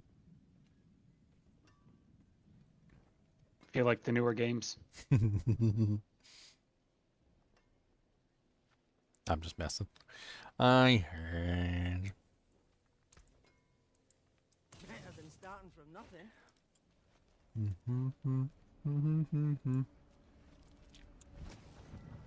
You know why older games were so good and why newer games are less good? It's because of money. No, I'm kidding. It's because of it's because of restrictions in hardware at the particular time. That's why. So basically, what happened was like when it came to the older games when they were being created, they really didn't have the computers really didn't have the chutzpah. They didn't have the chutzpah to handle like the computing power necessary for what they were trying to accomplish. And because of this, they often had to use a lot of tricks and like dirty backhanded reach arounds to accomplish what they were trying to accomplish. And this led to the developers having to be very creative and very innovative in the way that they did, you know, what they were doing. And so like at the end of the day, when you're thinking about, you know, like how the developers accomplished what they did with such minimal tools and like abilities necessary, it's more like ingenuity. You know, it's like you know, like during the war, like specific types of food were on shortages. Like they were running out of like eggs and other things, and they had to come up with, you know, like ways to bake cakes and do all sorts of other things, like without these crucial ingredients that like everybody needed to make cakes, right? And so it, you know, came about, you know, some very interesting recipes like, around that particular time period, utilizing unconventional means. And Diablo 2 is a very good example of that. Computers were just not powerful enough to run random number generators back then. And because computers were not powerful enough to run random number generators like on themselves, even today, computers can sometimes like spaz out from running too many random number generator calculations. A good example of that is XCOM.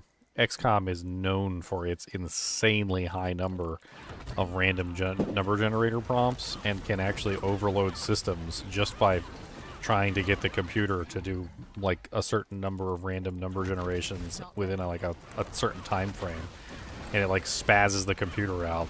But like in the year 2000 when Diablo 2 came out, the system just wasn't capable of doing random number generator calculations, so they had to opt for a pseudo random number generator, which is completely different. And there's really not a good way to explain pseudo random number generators, but think about it like this. If instead of letting the computer generate the number, we then tie the result into various actions and things that you're doing within the game to obtain a result based on your current actions, which is essentially how Diablo 2 is set up. And it's like jerry-rigging. They basically were jerry-rigging the game to work properly because they needed a random number generator. They didn't have one. the pseudo-random number generator had to be designed so that it would function in a way that wasn't going to like completely cause the game to crash every single time you needed to do anything. And the game developers just were more tricky. They were more tricksy, like hobbitses. You know, they were stealing rings and making throwing rings in mountains and lava. They were doing a good job with it too. These days, in conversenish or you know in contrary nature, the developers have all the headroom in the world to achieve what they're trying to achieve, and so a lot of the times they're just not as innovative as they otherwise would be.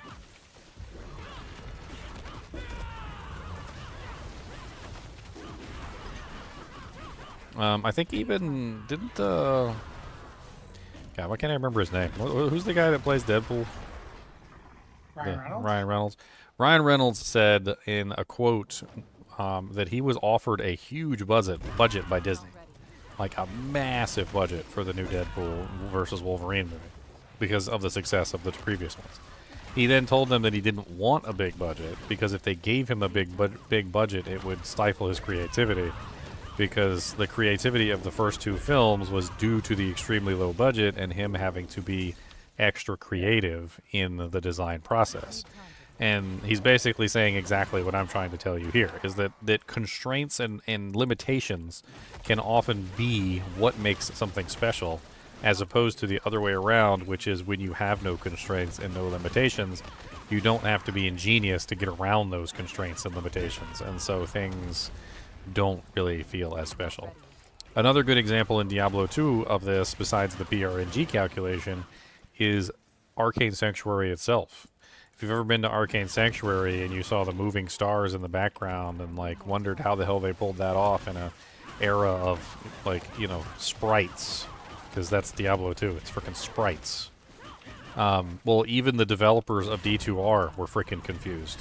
Apparently, when the Diablo 2 Resurrected developers tried to dive into how the hell they pulled off the Arcane Sanctuary, they had to go on a whole collective journey of knowledge and understanding to understand how the hell they even pulled it off in the first place. And then they had to reproduce it because they had to do it again in Diablo 2 Resurrected to make the effect look the same. And there's like a whole like developer commentary of them talking about how the hell they reproduced the Arcane Sanctuary effect. And them like marveling at how ingenious the developers were to achieve that in the first place. Need more time. Cody, what are you chewing on? He looks small and sounds hard. It's probably a piece of a bone that you're probably not supposed to be chewing on. A little tiny piece.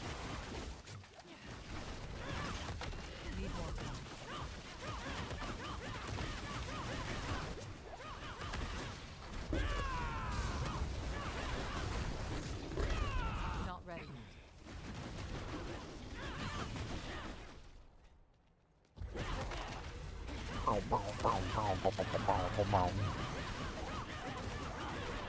Need more time.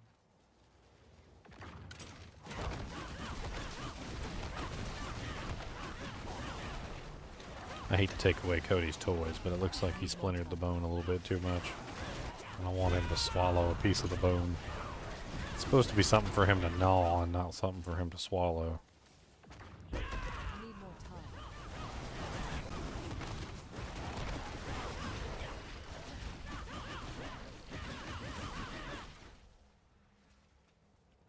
Not ready. Let's pit balls real quick.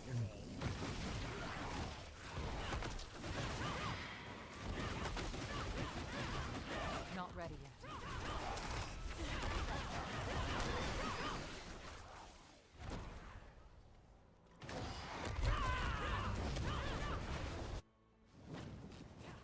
Need more time. Yeah, he's definitely chewing on something small.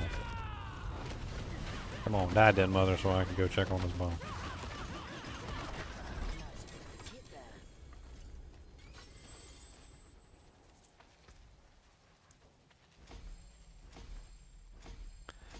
Alright, bro, back. I need to see what he's chewing on.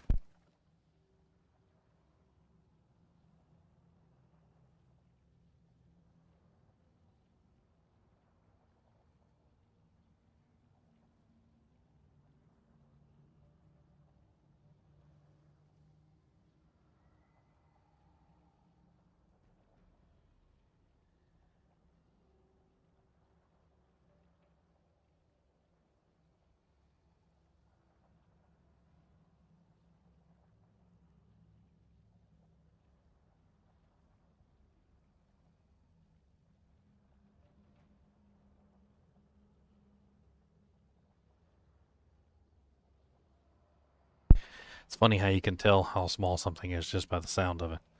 Like I knew whatever he was chewing on was way too small. Choking hazard.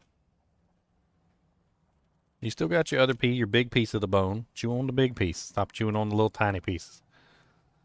Or you end up swallowing one like a duck. Here, you want a condom? Here. Here.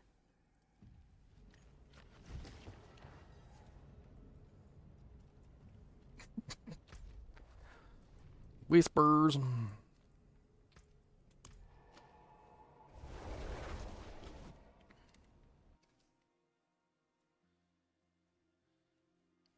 What barbarian build did you say you were going for, Leah? Not ready. Probably gonna do something with the Bastard helm, but I haven't gotten all the gear or anything to play around yet.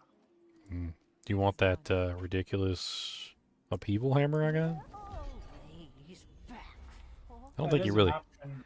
I don't think you really need it with that helmet, but You don't, but it synergizes. It is a synergizer. where's the one I got? Yeah, this one. This is the one I found.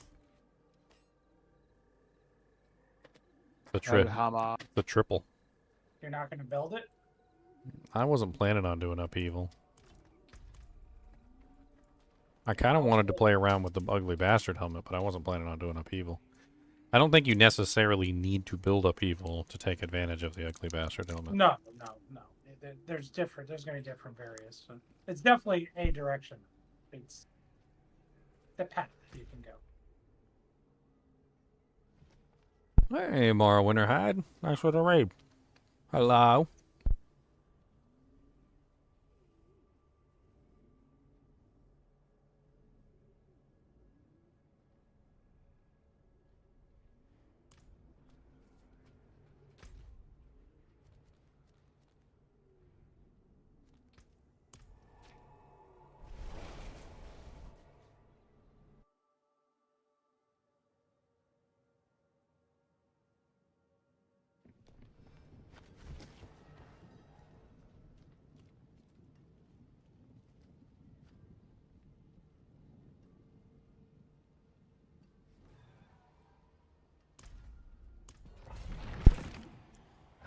I'm fine with leveling up 1 to 60.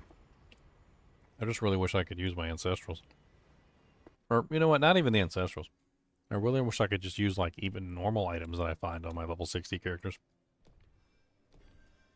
Like, they should drop the level requirement on the normal items. What, the 750 stuff? Mm-hmm. I don't know. It's kind of counterintuitive. They let you come in with the big mythics and stuff like that, right? But I don't know. I mean, the mythics are 800. I know that's the point, right? Like they allow it, right? And it's so overpowered. They've already been quite declarative that they like people building alts. So who cares?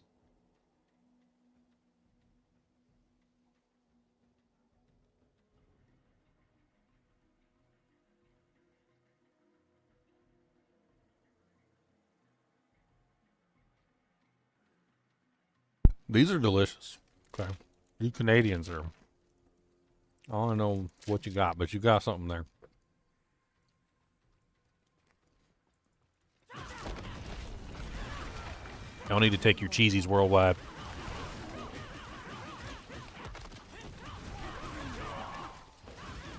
I am not Canadian. What am I eating? I'm eating a Canadian food. Steph sent me a bunch of Canadian stuffs.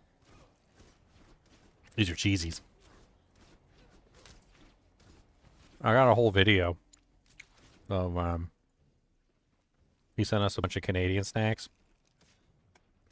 Like maple syrup and all sorts of goodies and cheesies and like Oreos and, ketchup chips. Yep, he sent us ketchup chips. You should check it out.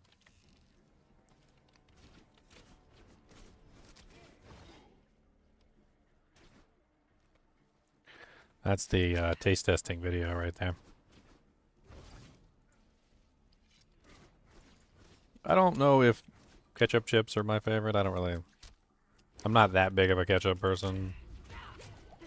I do like the vinegar flavor Need more time. of ketchup. And I think I'd rather prefer the salt and vinegar chips to the ketchup chips. Because they also have the vinegar flavor to them, obviously. Much stronger, in fact. Although, it's interesting because salt and vinegar chips are weird. Not all of them are created equal. Some of them are way better than others. And even sometimes, when I get salt and vinegar chips from, the brand that I know is usually good, occasionally they're just not really that great. I don't know what it is. Maybe the type of vinegar they use. I don't know, maybe they just didn't particularly get a strong coating that particular day. I don't know. Not ready.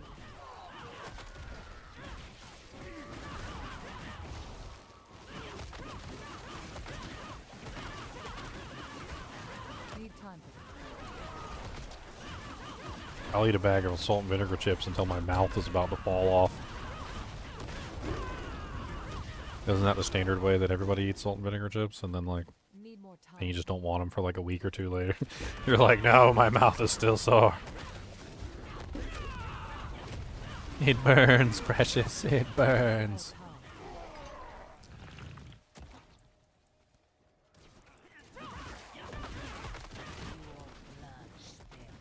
Bones broken. Ariana's your girl.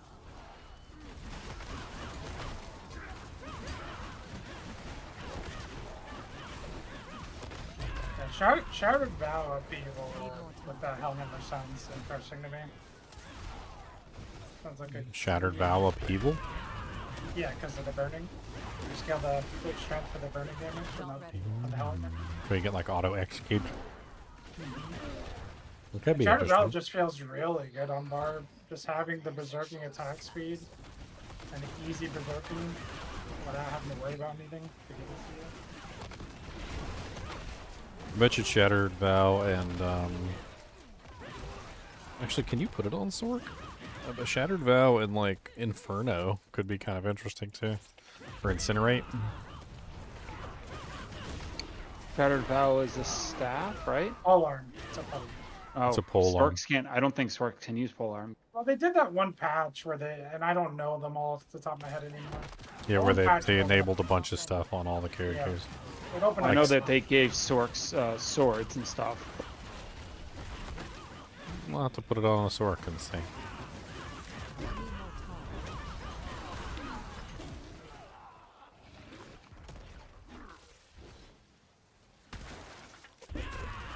We'll have to put it on the sorcerers and see. Not ready. I don't know, I'm kind of in my head, I'm thinking about a druid, a poison druid, Need more time. or maybe just going with the imbuement rogue. Well, Not ready yet. I know, I know a little something about one of those. Well, I actually know something about both of those. More of something about one of those, but I don't want to spoil it. Let you fall into it. What is it, a glitch? No glitch. No glitch. Not ready yet.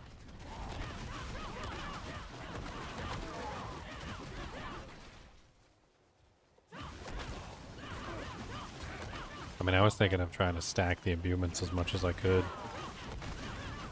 I was going to go Frosties again. Not ready yet. Kind of interested to see how far I could push the imbuements.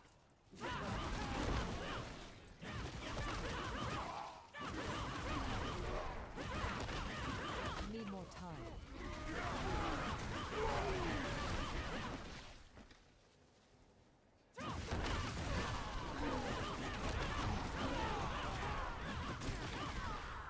Not ready. I mean, this is a solid working character. Most of the characters I've made this season have been they're perfectly fine. They work fine. I'm not super duper impressed with them Not ready yet. And I guess maybe that my main problem is I'm comparing them to the Spiritborn, and that's like the OP Spiritborn builds. So. Will I stream on Halloween and cosplay? I'm not sure yet. I'm not sure what we're doing for Halloween, but I'm thinking about it.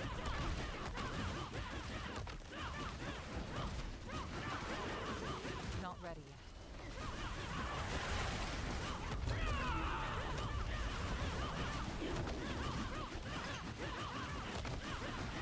Need more time.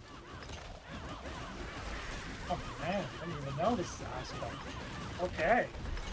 This is part of the Firebird for sure. Wow. Wow. I mean, I was looking at a couple things when I was thinking about the Fire Barb. Number one is Rakanoth's, which has a rather large amount of non-physical damage on it. Yep. Especially if you can get a greater affix Rakanoth's. That seems like a really solid play to add a huge amount of additive bonus. Especially if you want to go like multiple elements. Like, I don't know if you're doing like the whole like super element barb.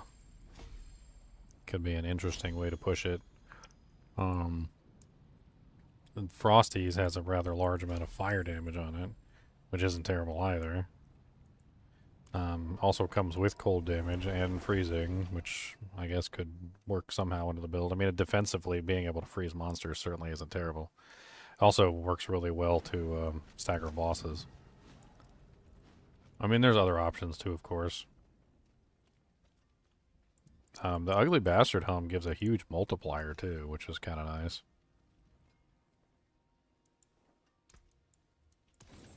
Use it well.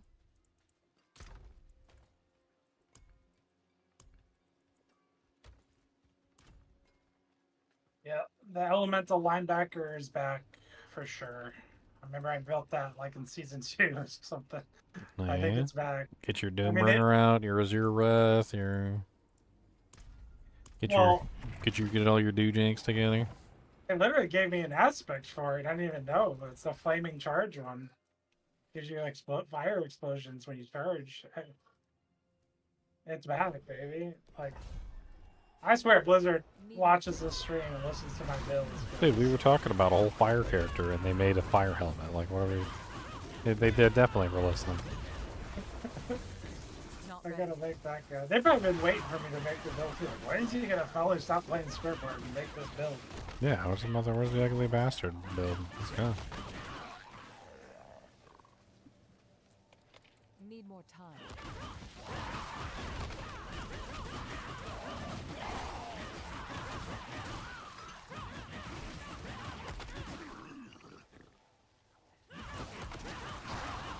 The Ugly Bastard. Need more time. My druid is good to go. He's easily Torment 4. So I got him for like when we do the raid each week. And we get this Barb up to Torment 4. I have Druid and Barb ready to go. Play with the boys. Our non-Spiritborn groups. Where we ban the Spiritborns. Oh my god. Dude, I was When's watching. that coming? I was watching Sweet Phil's stream one day, and he was like, you guys can come join me. We're gonna do some bail runs, but no Spiritborns. No mosaics. You mosaics aren't allowed. Like, get out of here, mosaics. And he like kicked somebody out who was a mosaic who tried to join his grave. He's like, we're not playing with you. Everybody just kind of like sat in town. I'm like, dang, is that what it's gonna turn into? Need more time. No Spiritborns allowed. Yeah, Sweet Phil hates Just have to get my rogue ready to go before you start doing that. I don't hate Mosaic Sins. I hate the people who play Mosaic Sins. Like the ones that like run ahead of everyone else and they don't like stick with the group, and like they can't ever like be a part of the team. Like they're always like 10,000 miles ahead of everyone else, and like you're like, hey, wait up for me, and they're like, no. Like those are the people that I hate. Like, I don't think the Mosaic Sin itself is bad, but like their awareness of the situation is bad. Like, they don't understand what they're doing.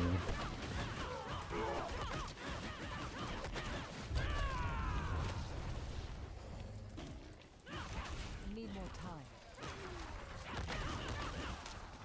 It reminded me of this meme video I saw a while back where the guy was on an assembly line and like apparently their entire job was just to like take the products and like package them or whatever. And the guy in the front of the line was just like expertly and extremely deftly gathering all of them while the ladies that were like at the end of the line were doing nothing the entire time. They were just standing there watching him work because he was doing like all of their jobs and then some. That's what it feels like sometimes when you're playing with the characters that just run ahead and kill everything. You're like, okay, guess I'll just sit here and do nothing. Felt a little like that the other night when I was on my evade Spiritborn. Just the thing moves too quick to do group play, really. Just... I mean, it's a farm build, and that's fine. Yeah, it's a farm build, that's what it is. Exactly. And that's fine. Just play it, use it as a farm build. It's not really meant for group play. Unless you get 3 other evade builds, and then maybe. Or you just get 3 other people that need to get bumped up through pit, I don't know, whatever. But yes, it's not for group play.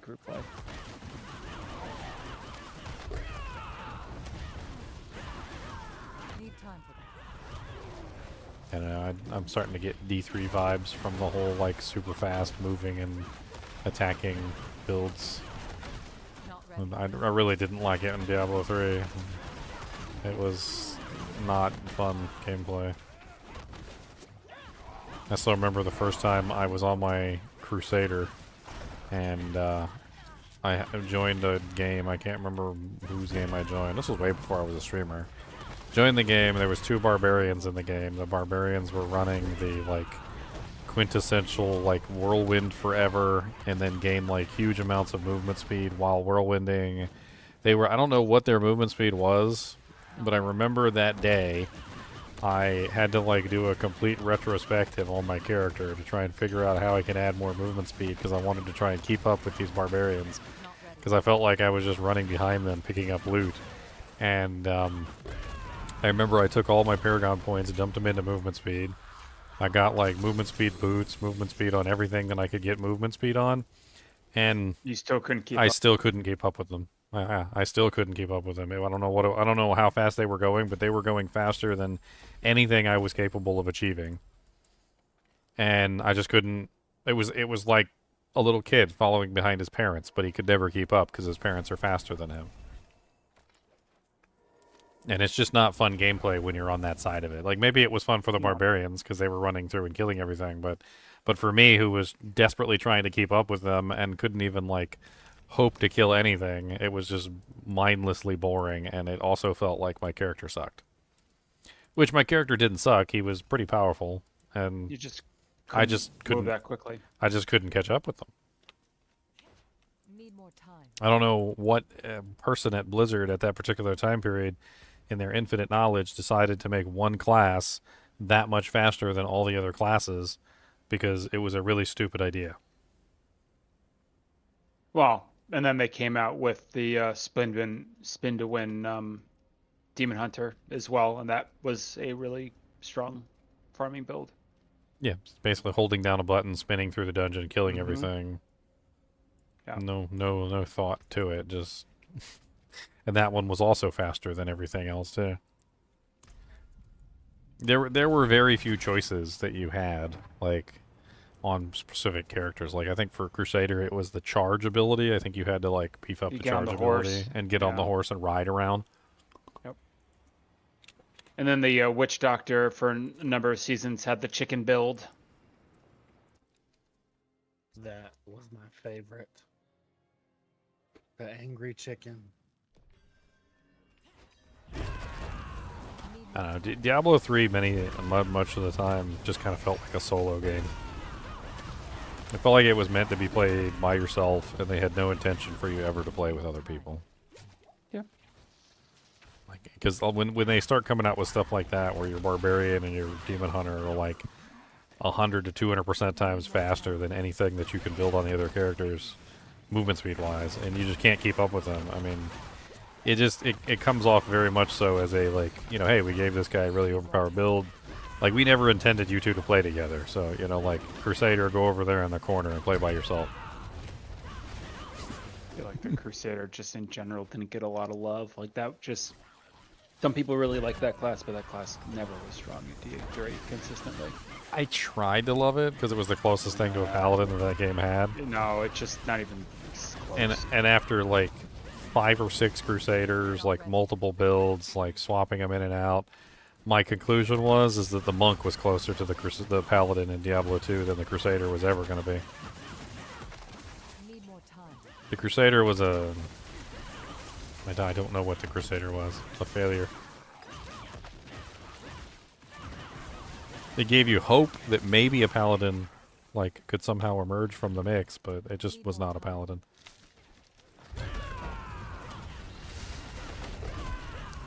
I think the lack of auras is what really did it in.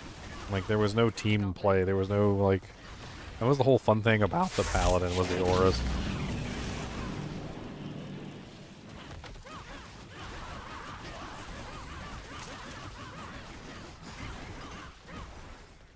I love the paladin and the paladin auras. This is like the best part.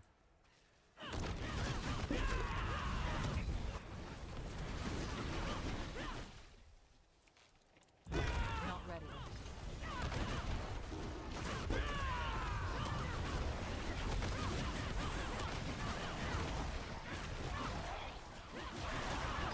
Need more time.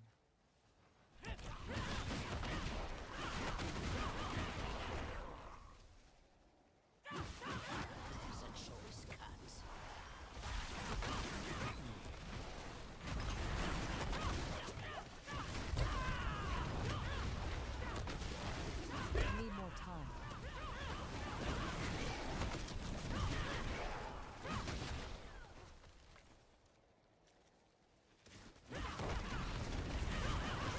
Not ready.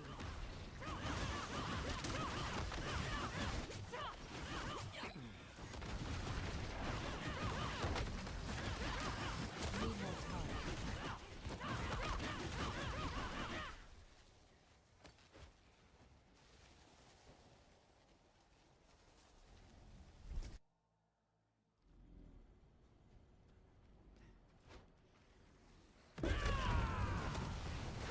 Ooh, that was laggy. Need more time.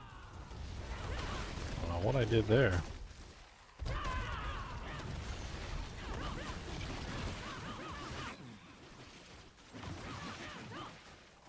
Not ready.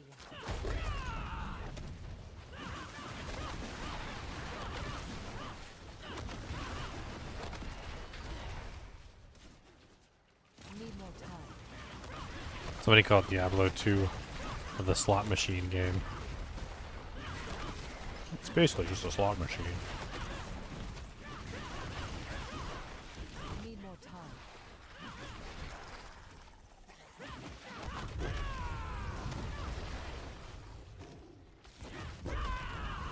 Need more time.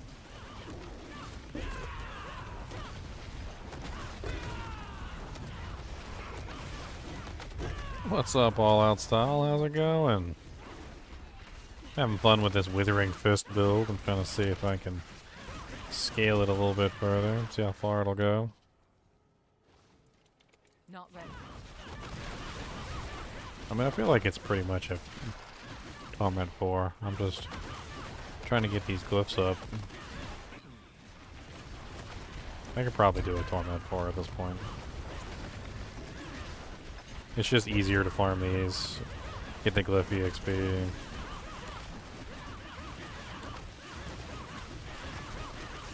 Not ready yet.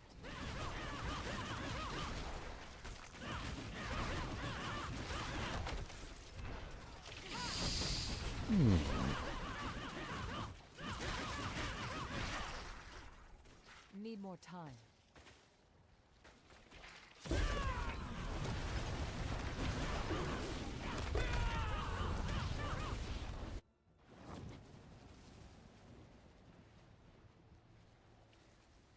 Need more time.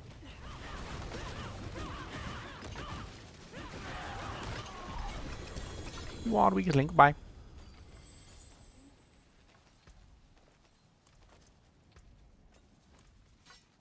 Alright. 1, 2, 3, 4. Yeah. Last one is Canny.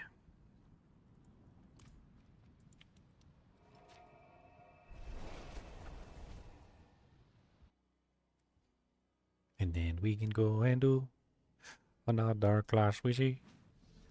Maybe we go do Imbuement Rogue or do the Poison Slee. +3 to Dominant. What is Dominant? That's the HP one? No, that's the Gorilla one. The chance to execute.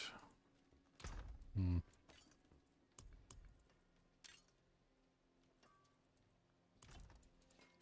The Gorilla. How shall I guide my hammer? D2R or D4, which game do I enjoy more? I mean, if, like, they were both brand new, and I didn't know anything about either one of them, I would definitely pick D2R. But at the same time, I've played D2R to death. So, D4 has more interesting things for me to discover at the moment than D2 does. You know, I can make interesting builds on D2, and I can try things that I've never tried before, but most of the things that I've never tried probably aren't going to work, because they are absolutely silly, and I'll probably still try them eventually anyway. I mean, as it is right now, Diablo 4 just has more for me to explore and do at the moment. At the moment. I'll eventually get tired of this season and have, like, completely, like, exhausted all avenues. And I'll be back equal again, and as soon as they're equal, D2 always takes precedence.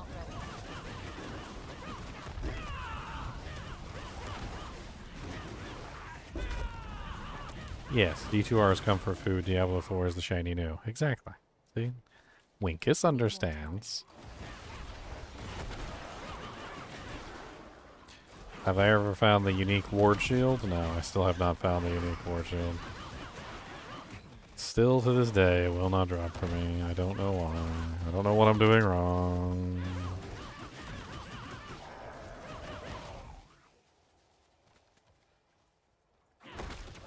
Not ready.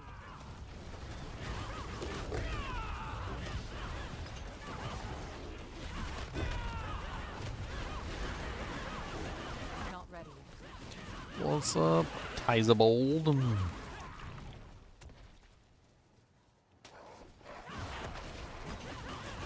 Not ready yet.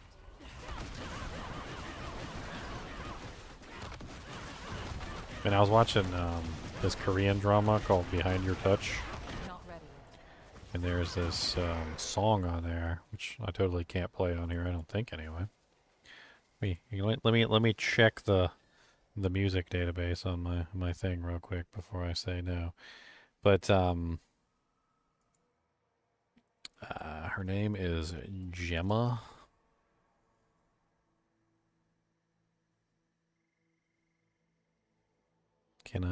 Is this? Oh, it's on here, at least. Using this track will not affect your video's visibility, but will make it ineligible for monetization. Boo. Boo. It's interesting, because a couple of her songs on here are okay.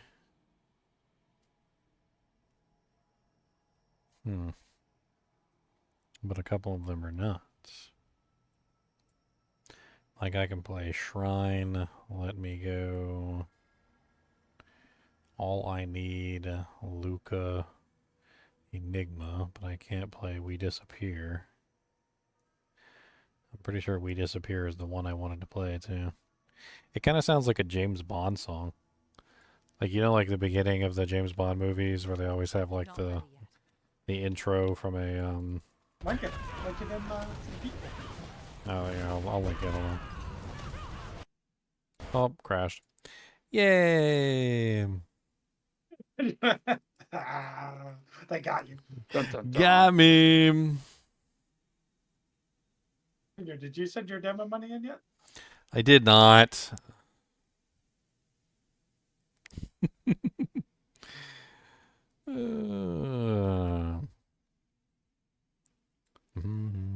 Let's see if I can find it real quick. We disappear Gemma. Spelled with a J.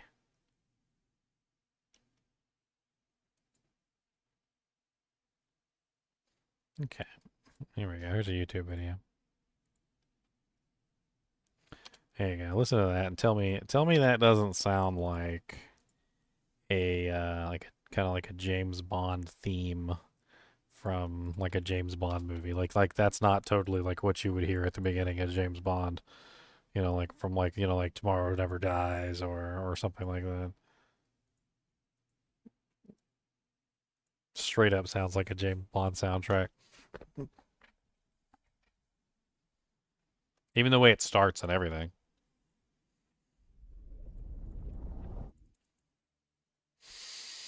I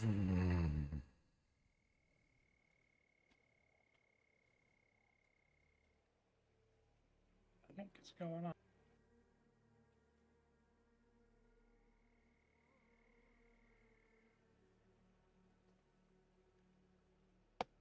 It's on this like this really weird TV show. It's called Behind Your Touch. And I don't know how I can explain the TV show, to be perfectly honest. Like basically there's this veterinarian who goes out to a farm to examine a cow while the veterinarian is checking the cow. She has her hand on the cow's butt. The farmer has his hand on the cow's leg, and a meteor comes out of the sky and hits the cow, and the cow explodes. And they both go flying. And basically when they touch the appropriate body part, according to the body part that they were touching on the cow, when the cow exploded, so when she touches a butt and when he touches a leg, they can see the memories of the creature that they're touching. So she's a veterinarian, of course, and the first thing she does is, of course, she's examining one of the dogs who has an injury, and she ends up touching the dog's butt cheek and starts to see the memories of the dog. And the guy also, likewise, when he touches a leg, he sees all the memories of whatever the creature is that he touches. Then they realize that they can touch humans too, and they can see the memories that the humans have. And then she's like sneaking around trying to touch people's butt cheeks. And then a police officer catches her and calls her a pervert and hauls her to jail. The whole show is hilarious. But that song is at the end of the show.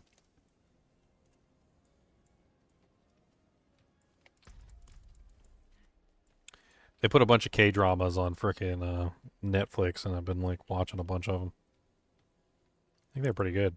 I think it's time to go to a Torment foil. Let's see how badly we get our booty cheeks clapped.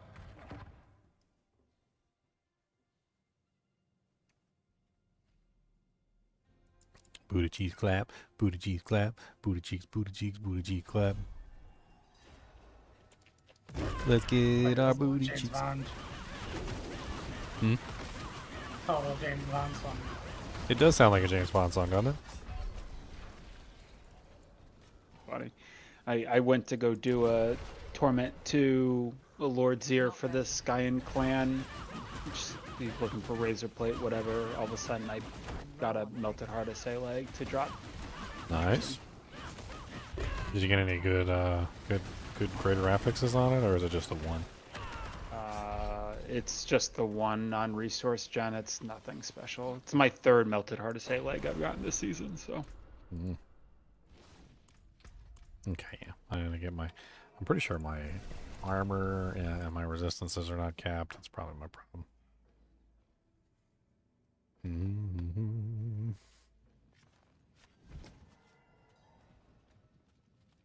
I wonder what's the best way to take advantage of that ugly bastard helmet. It's a very interesting helmet. Wrong. I mean, it gives you a really nice multiplier, too, for converting your direct damage into fire. Was it 80? It's an 80 times multiplier? Yeah. The hard part is to keep Wrath of the Berserker up 100% of the time. I was You using don't ground have to stomp. keep Wrath of the Berserker up. I thought you did. I thought it says when it's active, you get the bonus. Nah. Oh, it converts the fire. It's not when it. You gotta read it again. Read it again. Here, I'll link it. Read. Read, demon. Hey, Con, Yeah. do I just not have the temper yet? Like, where's the earthquake tempers, man? I'm just missing them, I guess. Wait, what was it? I'm sorry. The earthquake tempers, where they at, bro? That's funny. Oh my god, I just noticed that. If you link the ugly bastard helmet in chat, it shows up. But if you link the ugly bastard helmet in chat above your head, it's look, it's that's hilarious. It gets freaking filtered out when it goes above your head. No, if you read the helmet con, it says casting Wrath of the Yes. Berserker causes you to explode, dealing 650 to 1950 fire damage. But then the second line says, while Yeah. berserking, your direct damage dealt is converted into fire. So all you have to do is maintain berserking 100% of the time, Yeah. which is pretty easy to do. Yeah, you can use that angering thing too. What is it? I mean, casting Wrath of the Berserker is nice because you'll get the fire explosion damage, but like that's not necessary. I mean, you still probably want to use Wrath of the Berserker because it's definitely something set up for berserking, but I mean, you get Prolific Fury, you get aggressive resistance, you get Wrath of the Berserker cooldown. I mean, it's set up for Wrath of the Berserker, but I don't think you necessarily need to keep it with 100% uptime. Yeah. Let's see if it is just my damage, my resistances, and my armor. We'll do a 64. See if the 64 is easy. If it is, then I just need to up my defenses.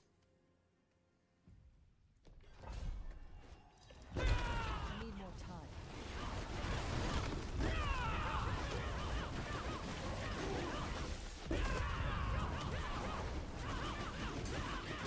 I need more time.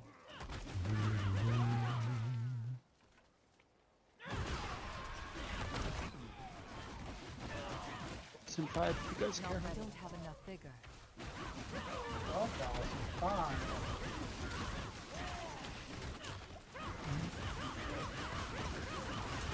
Not ready yet.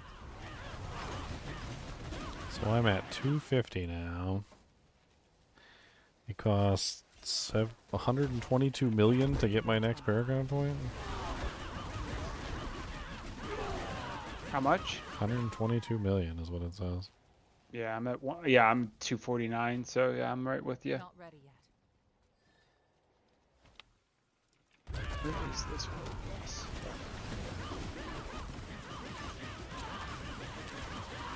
Not ready. Don't have enough vigor.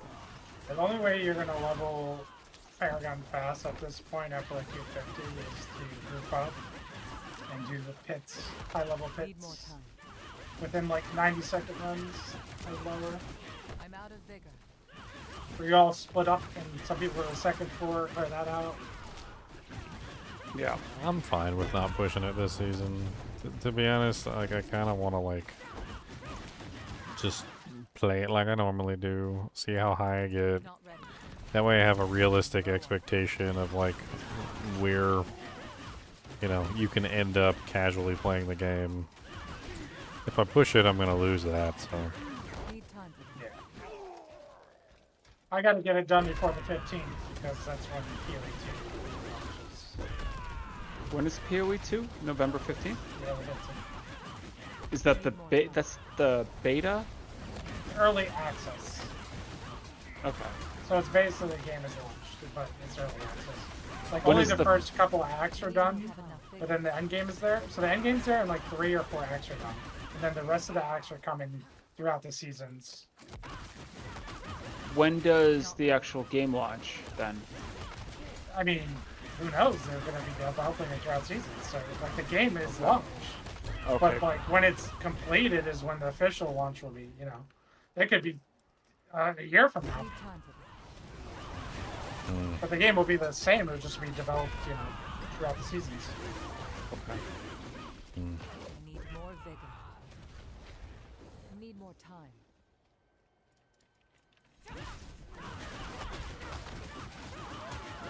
Path of Exile 2. I feel like I want to play it. I just wasn't expecting to play it in November.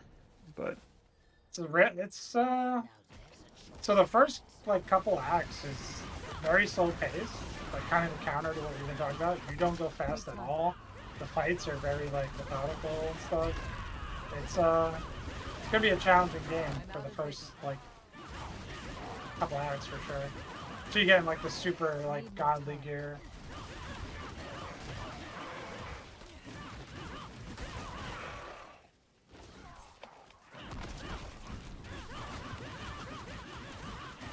I need more time.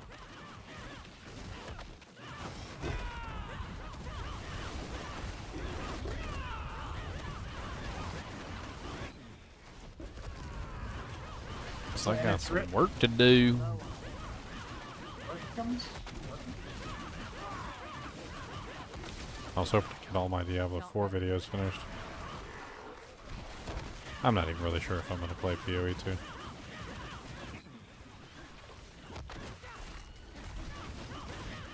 I mean, I'll probably at least try it. But that doesn't mean I'm going to play it. Play it, play it. You can just beat the story, and then if you don't like the game from there, and it just see you later. Need more time.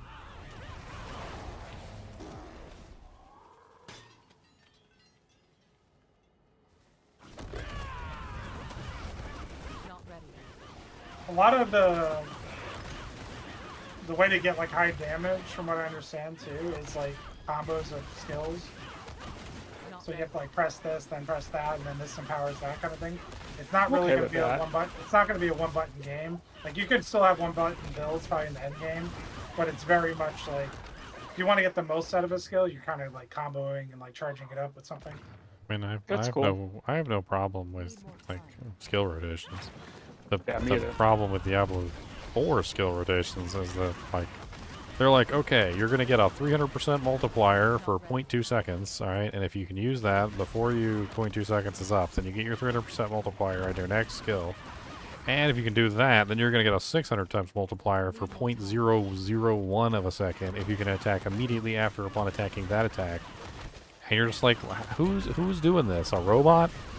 Like who's buffing a skill for 0.2 seconds and then using it? Like it's just the durations are just way too short for a proper rotation.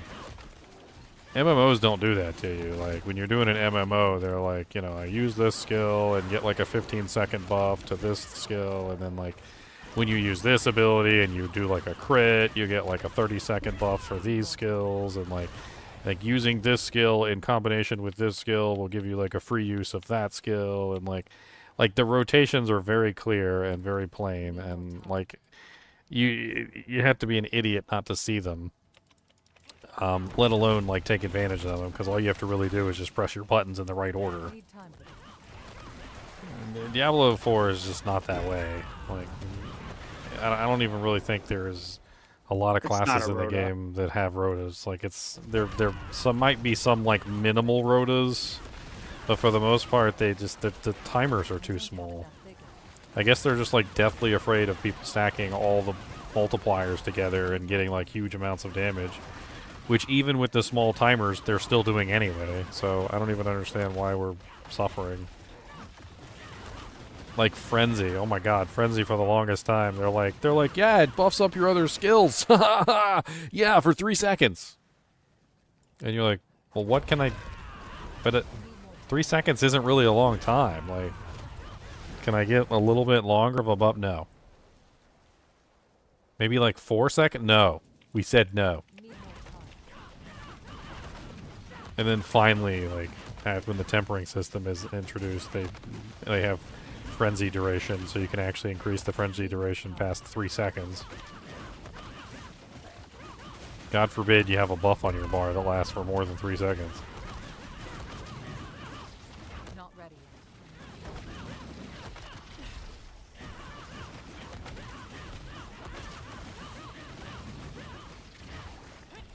Need more time.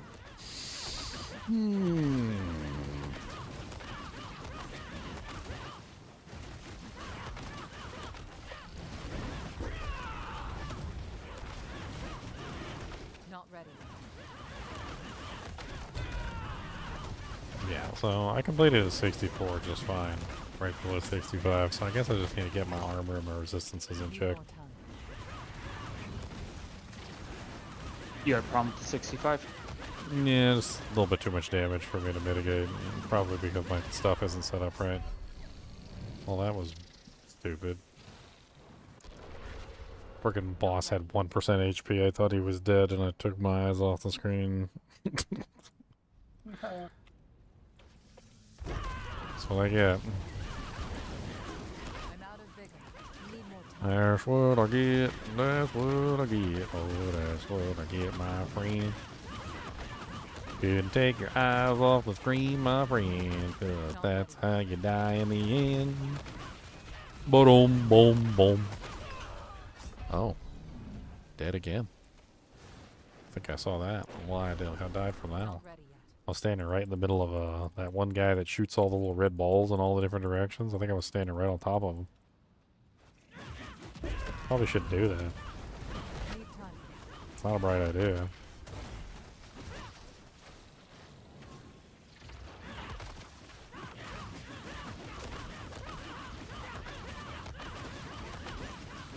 Doctor, it hurts when I do this.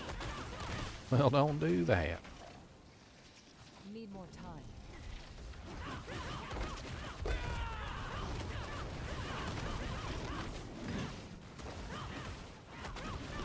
Not ready.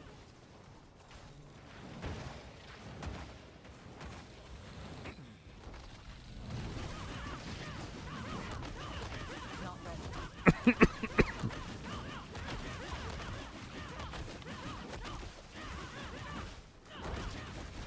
Wow, that has been shattered. Need time. You have shattered that vow. And you'll never be able to unshatter it. Not ready yet. Alright, come on, Poison Jones over here. There's a lot of poison you got on the ground. What is that, like 18 stacks of poison in one place? Can we fight over here, please?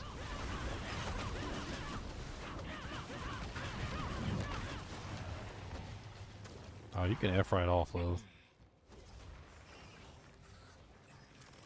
Need more time. Need more vigor.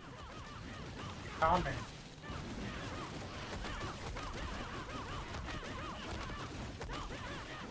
Need more time.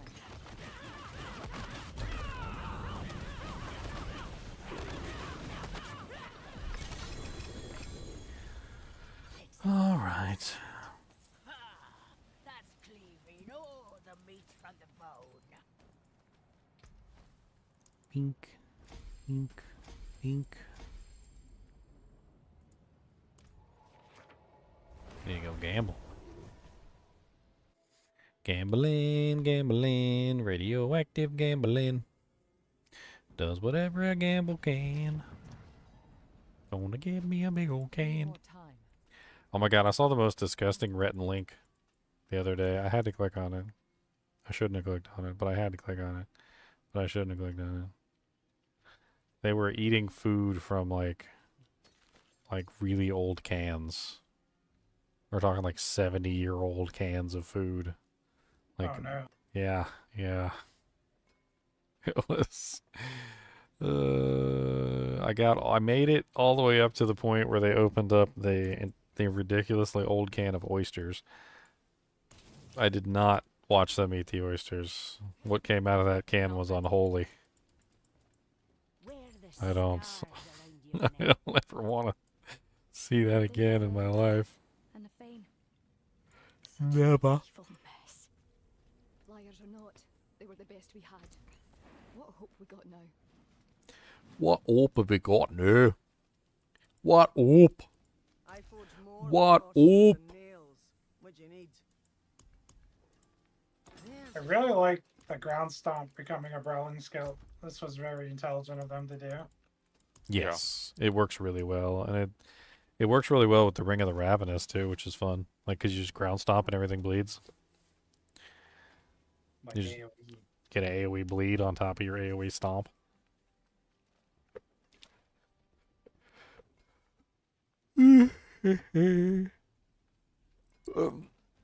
Stomp, stomp, stomp.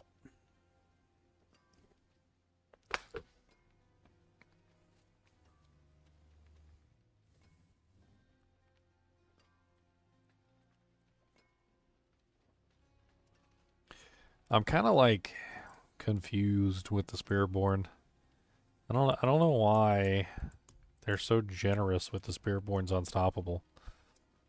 I feel like some of the other classes have to struggle to get Unstoppable in their build. Meanwhile, the Spiritborn's over here just like permanently unstoppable at all times as long as you're running the Gorilla secondary. And then not even that, but like even if you're not running the Gorilla secondary, there's literally the passive Initiative, which gives you 6 seconds of unstoppable if you put 3 points into it every single time you use your ultimate. And you can literally spam the bejesus out of the Hunter, the Seeker. Like pretty much all of them actually can be spammed to the point where you have them up constantly. It's not even... Sword gives you unstoppable as well. I use that sometimes. Soar. That's just... It's like there's so many ways to do unstoppable on the Spiritborn. It's insane. My other characters that have been playing many seasons prior to this are crying, like, in their cornflakes at the moment. Like, they're like, he's permanently unstoppable.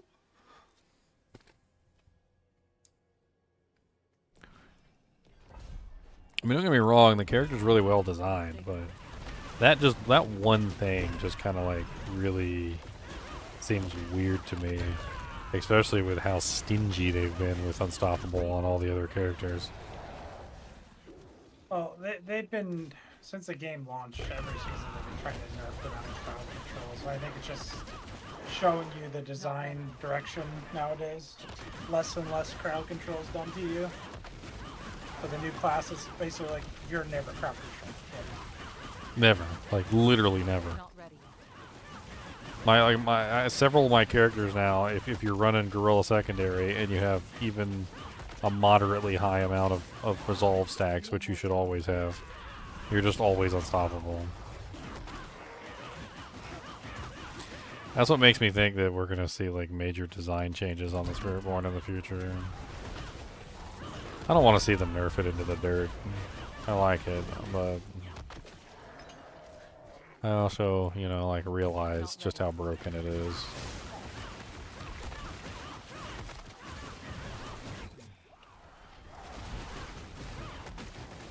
You know what it's like? A long time ago, when I was a kid, we went to Food Lion. And at Food Lion there was a vending machine, you know, Cokes, Mountain Dew, etc., like whatever. I can't remember what I'm pretty sure it was a Coke machine. Anyway, we wanted a soda, so we asked Dad for a quarter, and we went and got ourselves a soda. Except for when we put the coin in the machine, we heard the coin fall all the way down to the bottom of the machine. And being inquisitive young kids, I think I might have been like 9 or 10. My brother was a little bit older than me. You know, we're like, huh, that quarter fell all the way down to the bottom. So we got down on our little kid bellies and we looked underneath the machine, and sure enough was a pile of quarters underneath the machine where the quarters were just falling under the machine. We then spent like the next like 10 or 15 minutes with our grubby little fingers, like little raccoon paws, underneath the vending machine, pulling out as many quarters as we could, because of course, you know, that's a lot of money to a little kid. Plus quarters were worth a lot more back then too. And man, we came into the store, I remember we like found our dad, and we had like our shirt was just like full of quarters, like we had like the whole thing. And like every time he said he was going to Food Lion, we would be like, we want to go. And we would go to the machine, and sure enough, the machine still wasn't fixed, and all the quarters would be on the ground at the bottom of the machine again. And it must have stayed this way for weeks or months. I don't even remember. Every time we went there, we just checked for quarters, and then we went and got bubble gum and like candy and stuff inside the store. And then one day we came back, and the machine didn't have any quarters at the bottom anymore. I guess the guy finally came back and checked his machine and fixed it. But hey, for my little 10-year-old self, I was having fun with my infinite quarter glitch. And I didn't want to tell the guy that there was an infinite quarter glitch. Which is kind of my whole point, right? You know, like, yeah, the Spiritborn's broken. Okay? Like, we know it's broken. We don't want to tell the developers it's broken, but we do know it's broken, and we realize it's wrong, but, you know. But infinite quarters, okay? Infinite quarters. What was that Friends episode? Remember where they turned on the TV and there was free porn, and they were afraid they were going to lose the porn, so they never turned off the TV. I need more time.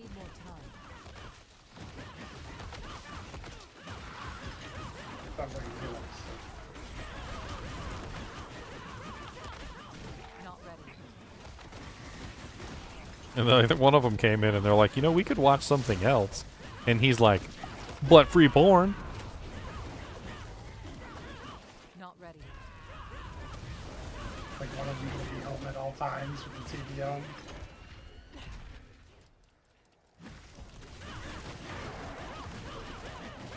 Or the episode where the monkey Marcel was playing with the remote and turned the TV into Spanish.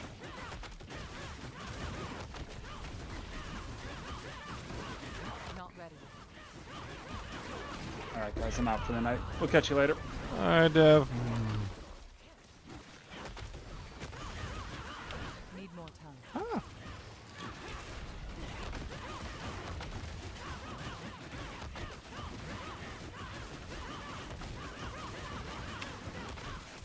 Not ready.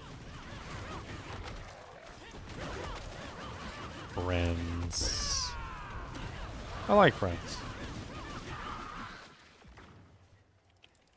Need time for that.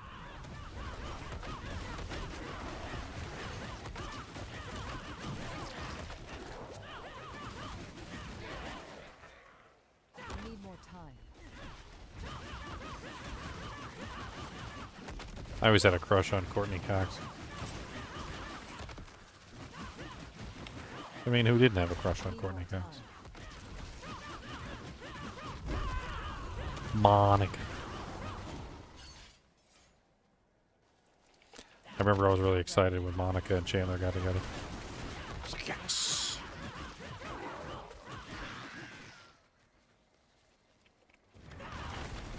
Not ready.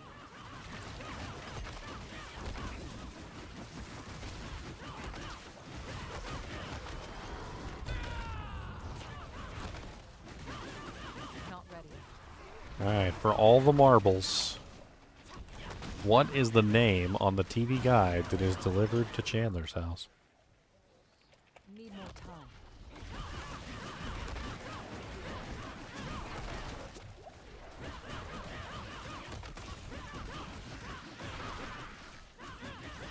Need more time.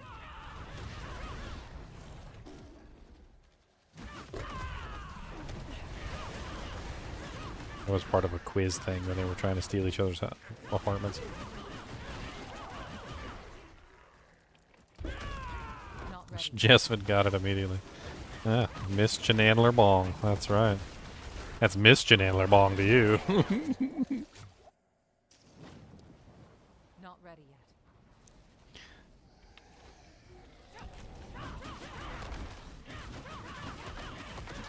It's funny, for the longest time we used to actually hang on to those.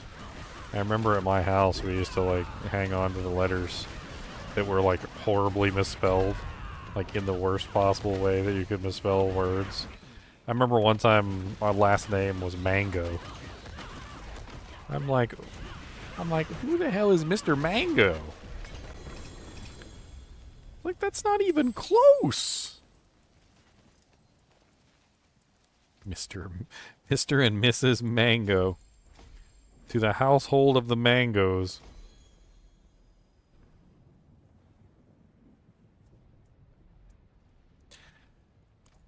Alright, we got 46 on all the glyphs. Look at us, actually doing stuff.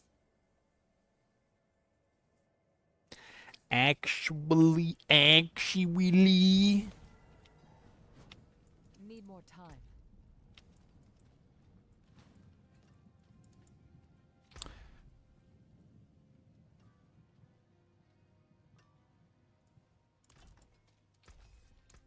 You know what's a funny thing too? Just What? thinking about the Jaguar Sparrow Hall. Besides it being akin to like the Barber Gem, it's also akin to the original like Gore Devastating Grips. Oh, yeah? Yeah, if you think about it, where it's like snapshots of damage in a certain window while you're spinning. And in the old case, like they They've never brought those gloves back to life. Like they've tried like 10 times now. Well, they just ruined the original ones, and then like they should have. Well, they nerfed them, remember? And then they tried to bring them back, but then they left the nerf in place. They should have just unnerfed them. That's what they should have done. Like they just don't get it that like whirlwind has no base damage. So when you just base this fire explosion off the whirlwind base damage, you're saying here have a fire explosion of 0.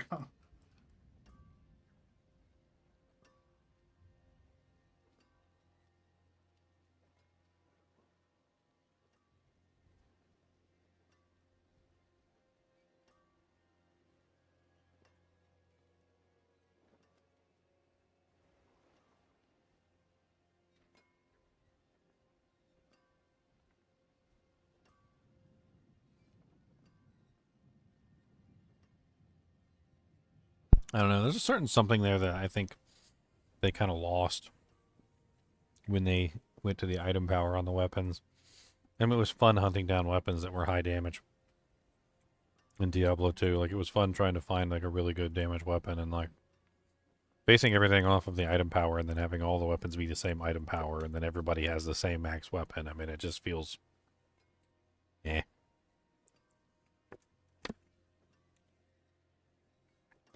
I don't know. I mean, I don't particularly like some of the other systems that I've seen in other games. I think it was last Epoch that had like spell damage and like physical damage and like there was a bunch of different like damage modifiers and it just none of them seem to really work out well. I mean, I always rather preferred the Diablo 2 method of like your weapons, like your abilities that are based on weapons are governed by weapon damage, and then there are abilities that are based by the skill, and those are based by the skill level, not the weapon damage. And like I don't see anything wrong with having two different sets of abilities, some that are based on the weapon and some that are based on the skill.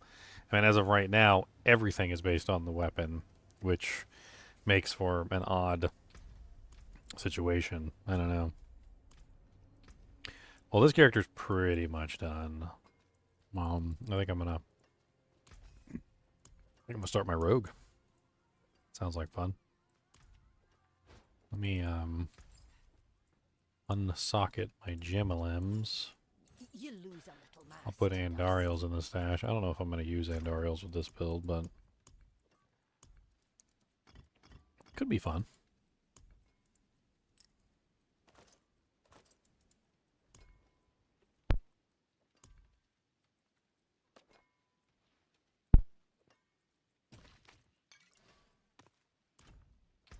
Alright, I'll be right back. I'm going to take a quick restroom break, and then we're going to start this rogue.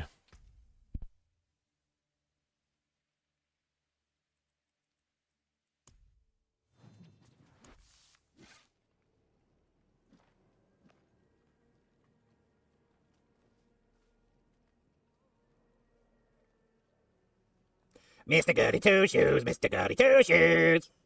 Ginger Evil Mentor here. Why bother farming when you can go to MMOEXP.com and simply purchase your items in gold? GGM would have you farm the items. What a pathetic being. Use code GEM Ginger Evil Mentor for 6% off your entire purchase. And don't tell Ginger Gaming Mentor that I was here.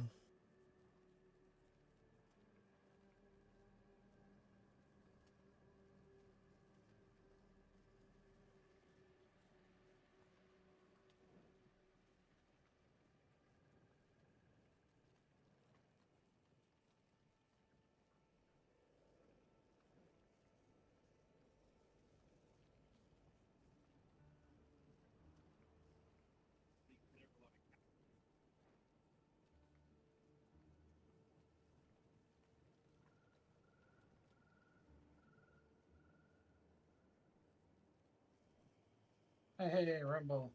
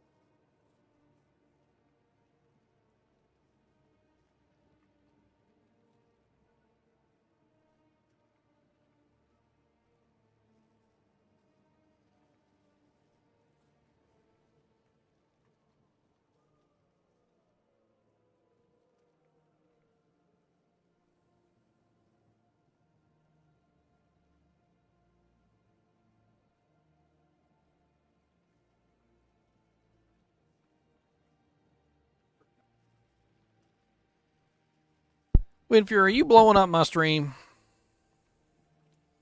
I think he played John Cena twice, scaring everybody awake. People sleeping in it here.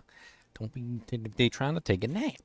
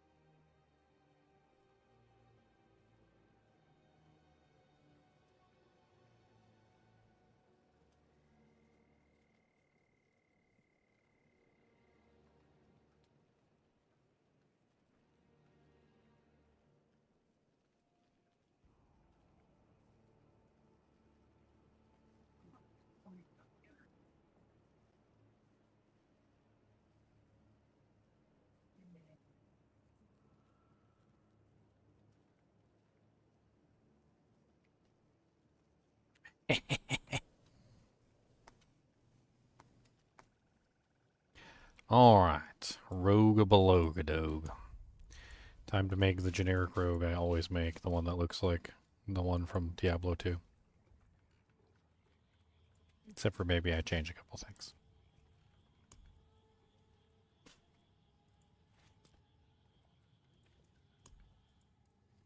Ugh, that's a lot of earrings on your ear there, girl. Let's take them down. Oh God, no.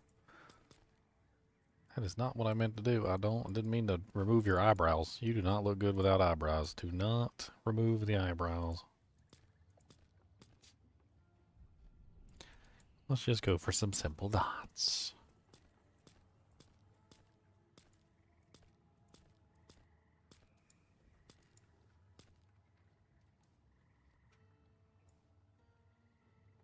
Can we? I don't know. I don't want the rivets and the septum. Ugh.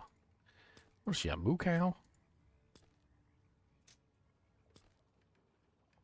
She's a moo cow, guys. Moo.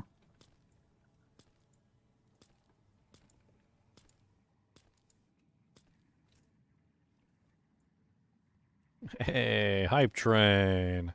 What's up, Luke, with the 5 gift subs? Silveraku, Gratz, Clean Caveman. Oh, wow, there's a Clean Caveman? I didn't even know Caveman could be clean. That is insane. Mr. Wobblestein, East Coast Cards, and Psycho Dark. Congratulations. You guys got no ads for the rest of the month. Thanks to Luke Brady 81.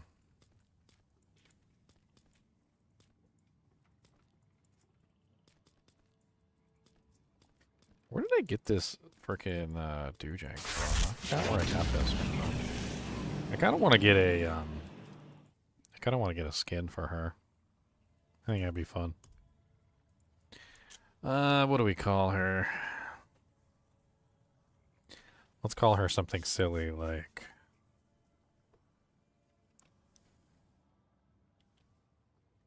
Elemental Downpour. No, it's too big. Downpour something. We need downpour something. Oh yeah, to get in on the hype train, you just have to like donate. I think it's 100 bits minimum. Right there. Oh, see, it says unlock 1 emote, sub gift, or cheer to unlock. I don't even know if it's 100. I think you can just do the minimum.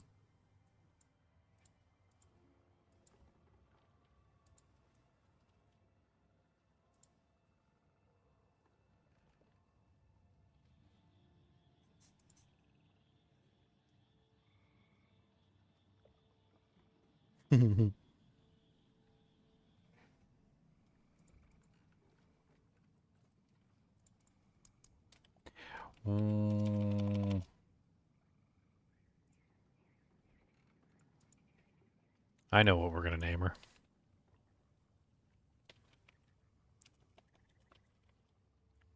I wonder how many people are going to get this reference. Her name is In the Shade.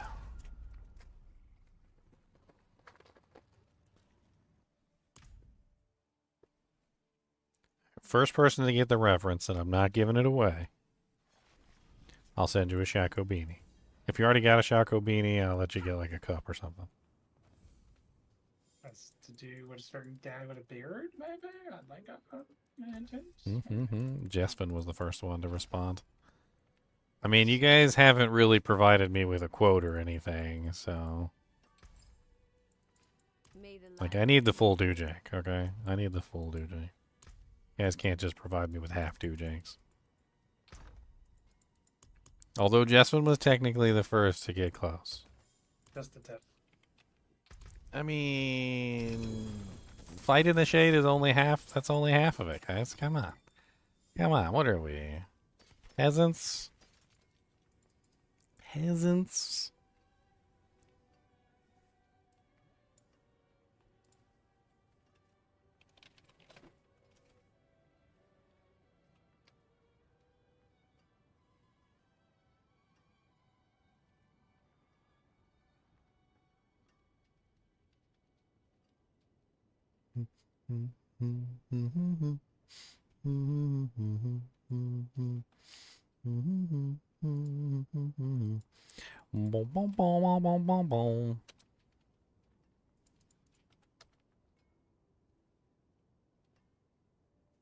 Based on her name, Rain of Arrows built.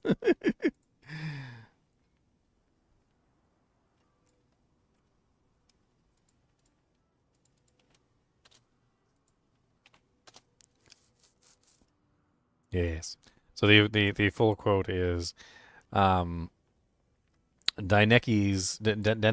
I can't even remember his name, how to pronounce it, was told that the Persian archers could block out the sun with their arrows. He replied with the quote, undaunted by the prospect, "Good, then we shall fight in the shade." Come back if you need work. I think technically Jespin was the first one. But Jespin already has one of my beanies. I already know for a fact he has a beanie. What do you want, Jespin, besides a beanie? What do you want besides a beanie? You got a cup?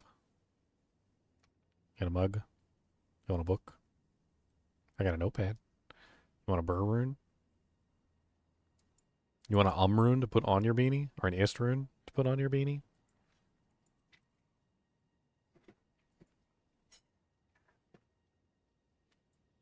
I got a batter up dog. What's up, Mr. Batter Up Dog? Don't be jealous of my little weird looking Batter Up Dog.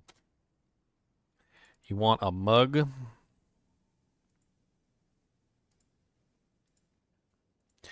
Mug, mug, mug, muggy, mug, mug, muggy, muggy, mug. That was not what I meant to click on at all. Just like, yeah. Is there another Kubus fur hairball in here? Kubus, why you always be putting fur in my mouse? You trying to mess up? You trying to mess everything up? That's what you trying to do? Mm-hmm.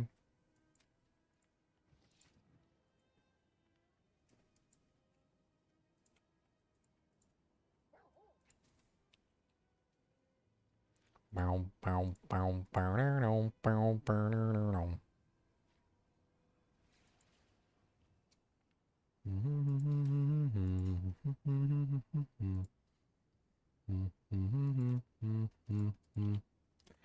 All right, I sent you the link for your mug, Jespin. Rain of Arrows build, not really. More or less, I'm trying to take advantage of the new key passive, which is Has she got 2 new key passives? Well, close quarters combat was always there. Precision was always there. Victimize was always there. Exposure was always there. Momentum is new too? No, Momentum was always there. The Rogue just had more key passives. They had more key passives than everybody else? And now they have 6 key passives? Yeah, I mean, the Rogue... I'm telling you, as soon as the Spirit-born bugs are fixed, I think Rogue is the #1. I don't think they took them down. Silliness. Okay. We're going to go with Puncture for our main ability. How do we want to set this up? Let's read the alchemical mixture real quick. Dealing 3 different types of non-physical damage increases the potency of your imbuement skills by 40% times for 5 seconds. This potency is further increased by 20% of the total amount of your bonus damage to poison, shadow, and cold. Current bonus 40% times. Interesting. Interesting.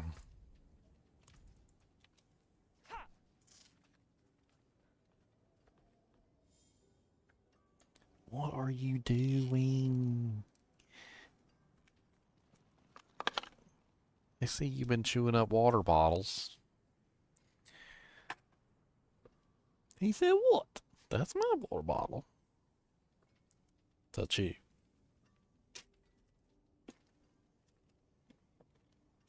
Oh, I still got a Mountain Dew left? I got one of the mystery flavor cans left.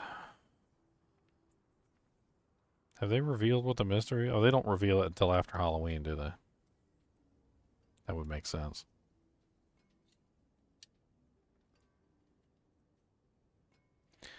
Hydration.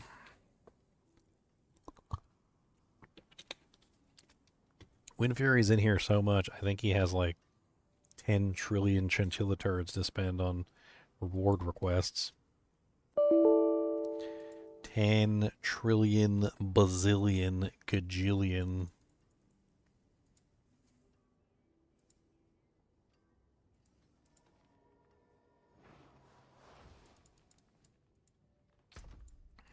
Here, let me open up a box. I think I have one box in here, don't I? Where's my box? Did I not put a box in here? Thought I put a box in here. Man, I ain't got no room for nothing. I need to just start deleting stuff. I need another stash tab. Stat. Pronto. We gotta create some heals. I need another stash tab. Time for the D2 strategy. I need another stash tab. I need another stash tab. Oh, you know what I do need? I need a really good pair of Fists of Fate for this build. I mean, not Fists of Fate, Frosties. I'm gonna take a look on Diablo.trade and see if anybody's got like a really good pair of Frostburns.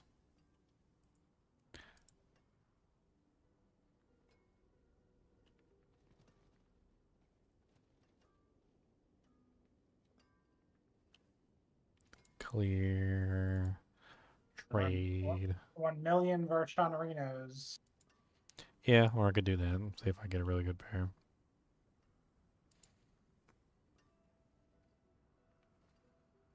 Did I hear about the situation with the Dragon Age Veilguard?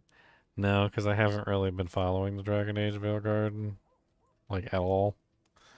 Dragon Age hasn't interested me like ever since BioWare got bought out by EA and the whole franchise basically just got destroyed into oblivion. It just doesn't interest me.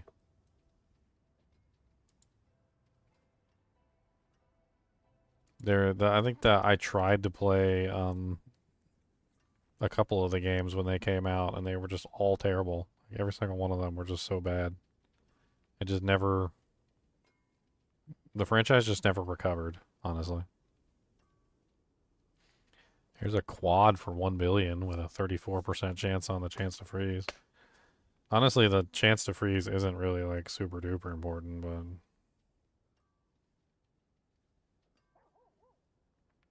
I think a quad anything is honestly like a really good roll. I hear you, Cody. You's okay. Alright? I'm right here. I love you. And your butthole stinks, but you still look anyway. Maybe you should clean it every now and then, though. How about that? They got hit with the touch of death. I mean, personally, I think that, you know, it's one of those situations where BioWare used to be a good company and they got ruined by EA. A lot of companies fell down that hole, to be honest. They fell down the unfortunate hole of getting ridiculously wrecked. That's not a bad one, but the guy's not online. When I see that they're not online, half the time I won't even make an offer because most of the time they're not gonna respond anyway, so.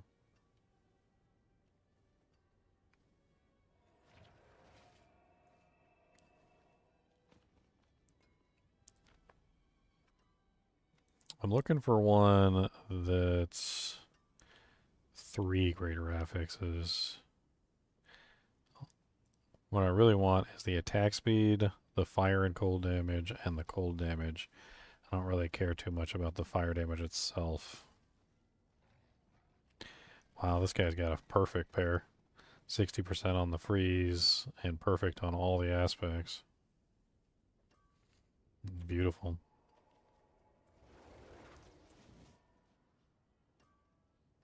He wants 70 billion gold for that, though, so, you know. Only 70 billion. No big deal.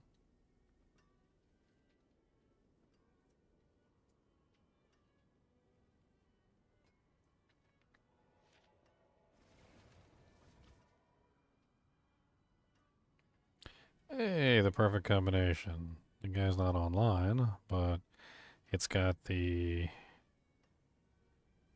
greater affix on the fire and cold damage, greater affix on the cold damage, and greater affix on the attack speed with a 40% chance for the freeze. It's not terrible. He's not online, though. I'd be scrolling through this jank forever.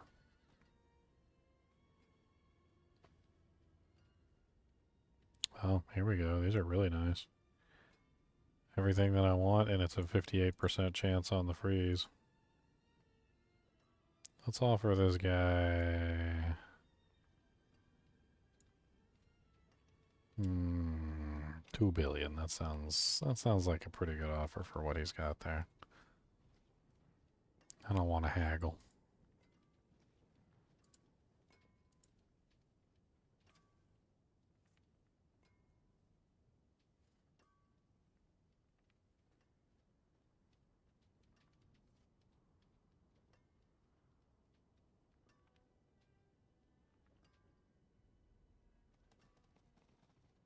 That was not bad either. 54%.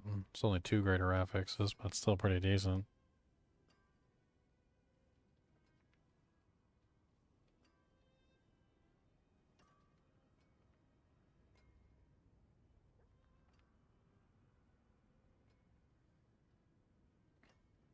I mean, I think the situation with Dragon Age is a completely different situation than Diablo 4.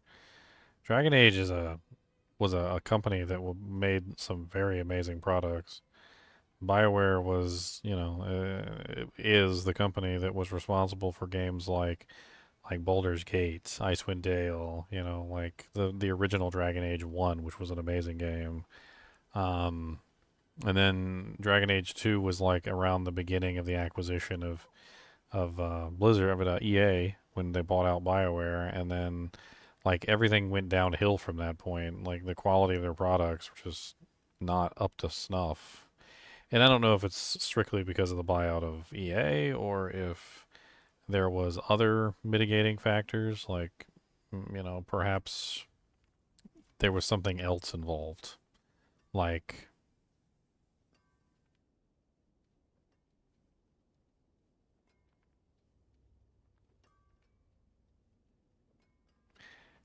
something else like I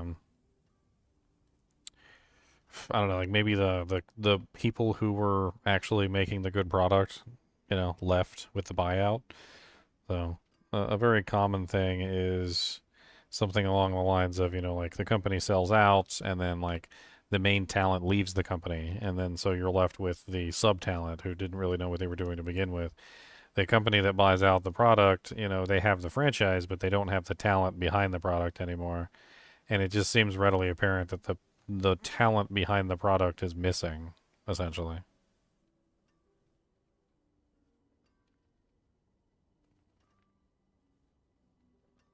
I don't know what Frosties I've got in my stash. Let me just check. I don't think I have very good Frosties. I did quite a few runs, and I don't think I ended up with anything really all that amazing. And best I got was an attack speed, fire, and cold damage. That's not bad to start with, though. Worst roll on the cold damage, worst roll on the fire, like mid roll on the freeze chance. I mean, they're good. They're not like trash, but they're like they definitely could be better.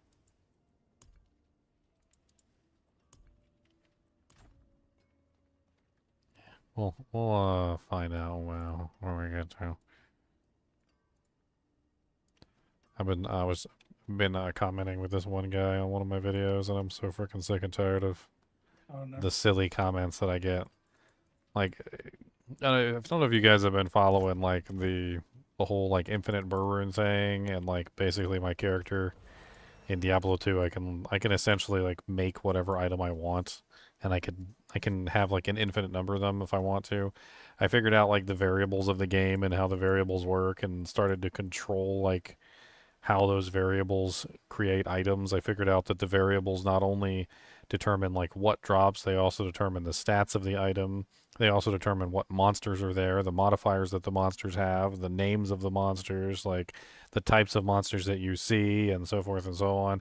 Basically just like coming to a conclusion of understanding like everything about how the game works, the functionality of it, like peeking behind the curtains of the universe, so to speak, and seeing the rules about how the game works. And every freaking 5 minutes, somebody comments on that video, like, yeah, well, this is just Hero Editor with extra steps. You didn't really do anything, so congratulations on not really accomplishing anything. Grats, F you. And I always reply back, and I don't know why I do, because I take the bait like a freaking moron, and I talk to them and try to explain to them like how dramatically important the discovery is, and how it affects, you know, like how the character, you know, how the entire game works in general, right? And they just respond again, well, yeah, that makes a lot of sense, but it's still just Hero Editor with extra steps. And I'm just... So I called the guy an idiot, and basically equated him to like a walrus on the beach or something. I can't remember what insult I made at him. And he was like, wow, you're insulting me? And I'm like, you insulted me first. I'm like, I don't know what you want from me. Yeah, some people should be court ordered to carrying a plant to replace the oxygen they steal from others. I don't even know what killed me. I was just hiding in the room over here. In fact, it was your feathers that came into the room, and I was like, are those Leon's feathers? And then they killed me, and I was like, wait a minute, why am I... Hostile feathers. Some hostile feathers. I mean, I literally said to him at one point, I'm like, I literally peeled back the opening of the universe and showed you how the game works. Like, allowed you to be able to control every aspect of the game, from what the monsters drop you, to what kind of monsters there are, to like what the stats are on the item, and more so. And he's like, yeah, well, it's still pretty much just Hero Editor with extra steps.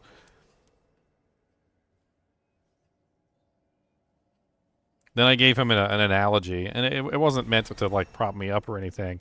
I was like, you do realize that like I'm basically showing you something that you've never seen before, right? It's like the equivalent of like, you know, Albert Einstein making the like atomic bomb or something, and like, you know, blowing up Hiroshima, and then you go up to Albert Einstein and you're like, yeah, well, it's just TNT with extra steps. So, you know, like good job. You didn't really do anything special.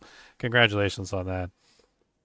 But it's just TNT with extra steps, and Albert Einstein like tries desperately to explain to him like how the atomic process works, and how he literally just like split the atom and like harness the energy of plutonium to create a force like many millions times stronger than TNT could ever be, and how it's going to change the face of the universe as he knows it. And then the guy's just like, yeah, well, I understand all that, but it's still just TNT with extra steps.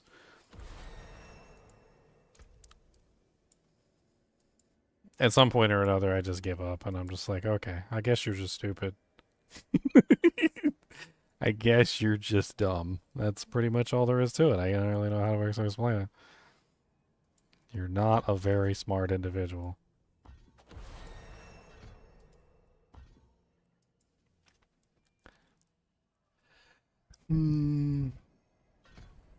Yay, to the portal so I could die. I don't want to go in there. It's scary.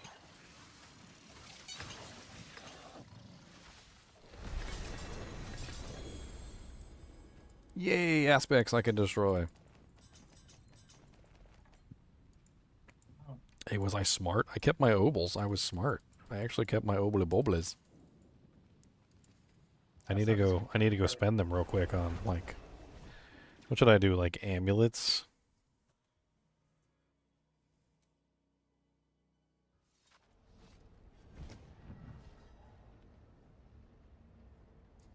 Anyway, I had a whole conversation with him, like, talked with him, tried to, like, reason with him. Then I insulted him, and then I made sure he saw my insult, and then after I after I insulted him, I just went ahead and banned him just for good measure. He can just F right off. I'm so sick of these short-sighted people who don't see the interesting nature of the way that, like, this stuff works. I need more time. You know, come to think of it, I'm pretty sure there's probably been people like that all throughout history. Like, some guy invented the wheel for the first time, and I bet you he had a really stupid friend next to him, and he's like, "What is this hunk of junk? What is it? This is stupid. You just invented a ring with extra steps. Like, what is this? What is it even good for? Nothing. Rolling around? What is this? A rolly thing? Get back to work." Sounds like something your boss would say. I'm not ready yet. Oh, and I was gonna drop some, I'll do some amulets, I guess. I'll probably get more aspects that way. Hello, shining beauty. Just dump all the murmuring obols real quick. So I can actually get some aspects. Since I have no aspects, no anything. No tempering manuals. No glyphs. No nothing.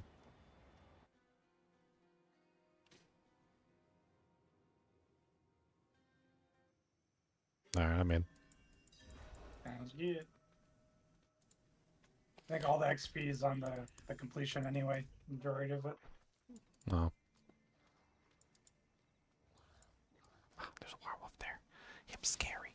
Oh no, him see me!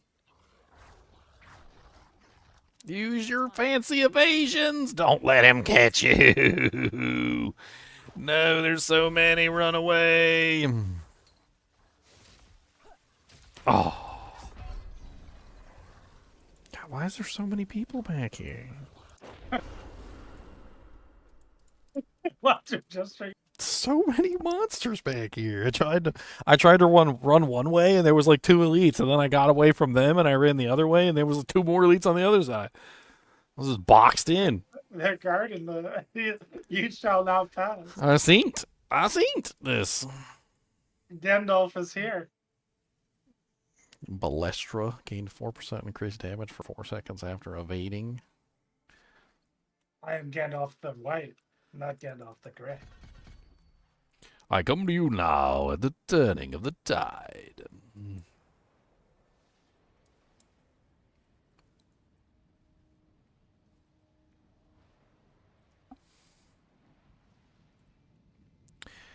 Bom, bom, bom, bom, bom, bom, Yeah, you bom. just jumped like 7 levels from the kill.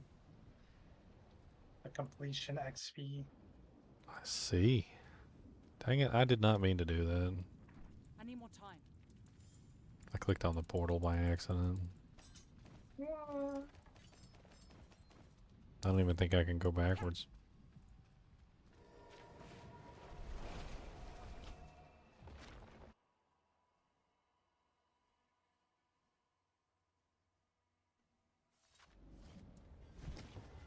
And to be clear, I'm not comparing myself with friggin' like Albert Einstein or anything. I'm just saying that like the you know, the discovery that I made on how Diablo 2 works, like the inner workings and like the underlying mechanisms, the variables that create like the different items, is a hell of a lot more than Hero Editor with extra steps. Some people are just stupid.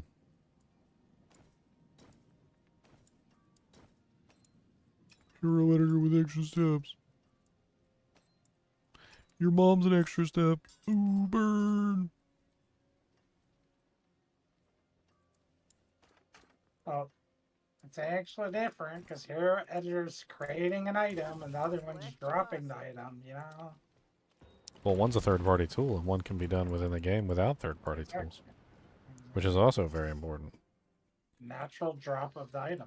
The other thing is that Hero Editor doesn't work online, but the variables do. Now, you might not necessarily be able to force a burr rune to fall with the variables, but you can still use the variables to change the results. Listen, Ginger, it's just Hero Editor extra steps, okay? Get over yourself, Mr. Einstein. You know what? Now that you put it like that, Leon, Now you get it. you're right. I mean, you're right. See, you know, if the other people had said it like that, maybe we wouldn't have had these conversations.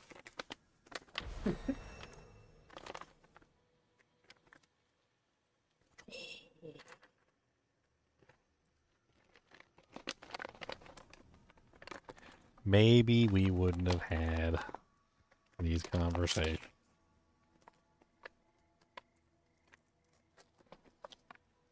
Cody, I got green apples. Would you like a green apple? I got the green apple.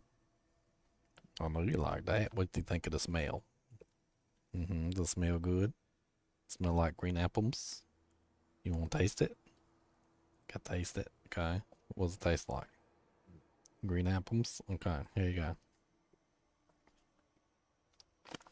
You just swallowed it, didn't you? You didn't even chew it. You just swallowed it right down. That's Cody for you.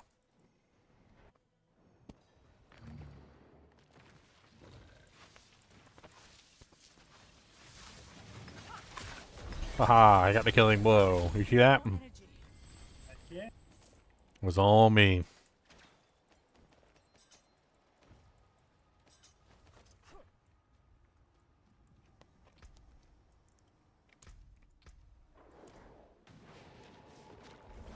I'm already level 52. Exactly, I'm getting there.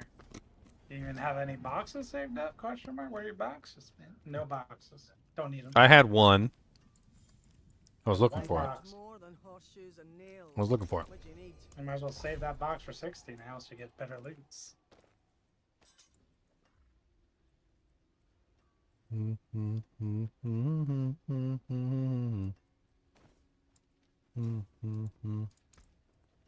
What's left, you ask? Oh, it's a nice open one. Ginger's favorite.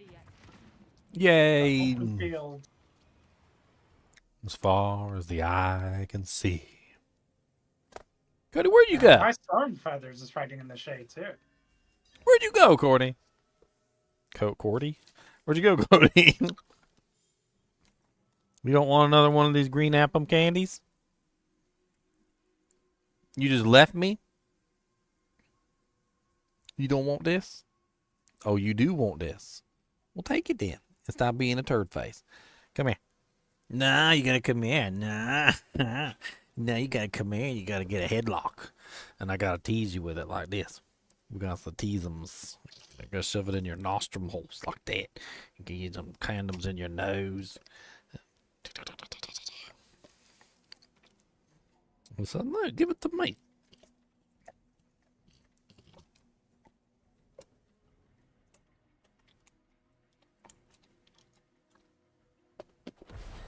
Hey, you got that.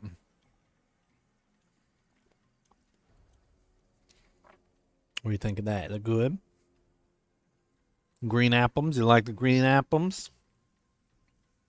What's up, Maggie Laggy? Cody said, I like it here. I guess condoms. If I can be here all day.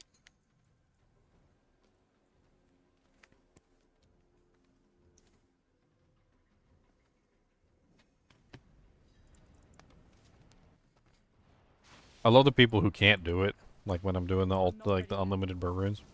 There's people who just can't. They just can't do it. Like no matter how hard they try, they just don't know how to do it. And they'll go on there and they'll be like, man, I tried for like 18 hours and I couldn't get one single burr rune of all. And then I'm like, well, what were you doing? Like, did you follow all the steps? And I like list all the steps for them. And then as soon as I list the steps, they immediately go, oh no, I wasn't doing that. Then they do exactly what I outlined in the steps. And just like that, now they're all of a sudden, they're like, they're fucking taking a burr rune every single time. And I'm like, oh, so you got like 7 burr runes in like 2 minutes. Okay. Congratulations.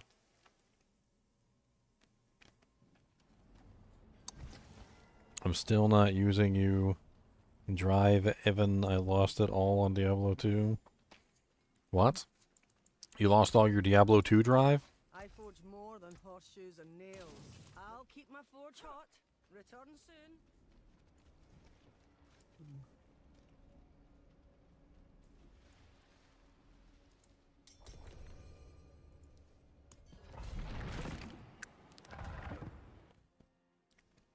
I want to try out the new Rogue Key passive. The alchemical mixture. It looks really interesting. Why did I walk over there and shoot things? I am just a baby. I don't even have my skill points in. Shows your bloodlust. Bloodlust.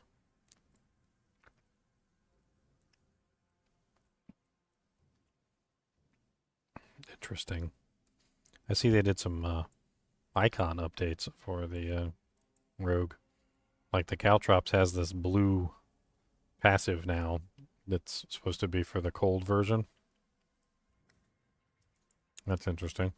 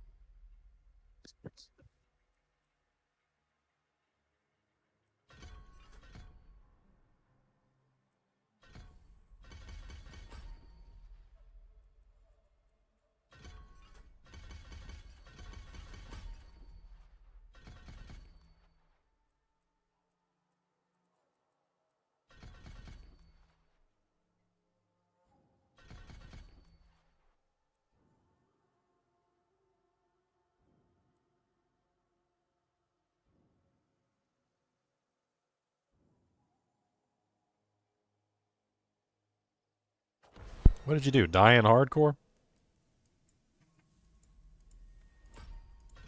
Don't die in hardcore.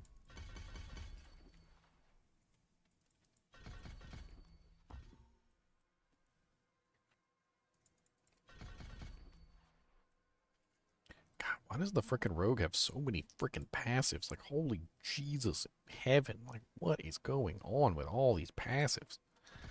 I got like 10 trillion passives. I think I definitely need to get the Dark Shroud and put it on this character. I mean, the Shroud of False Death. So I can have every single passive. Just have one of all the passives. Druid has a ton of good passives. You've been playing with it on the Druid too? Yeah, it's just so many multipliers in there. That half of them don't work right now, but it's okay. Burpees.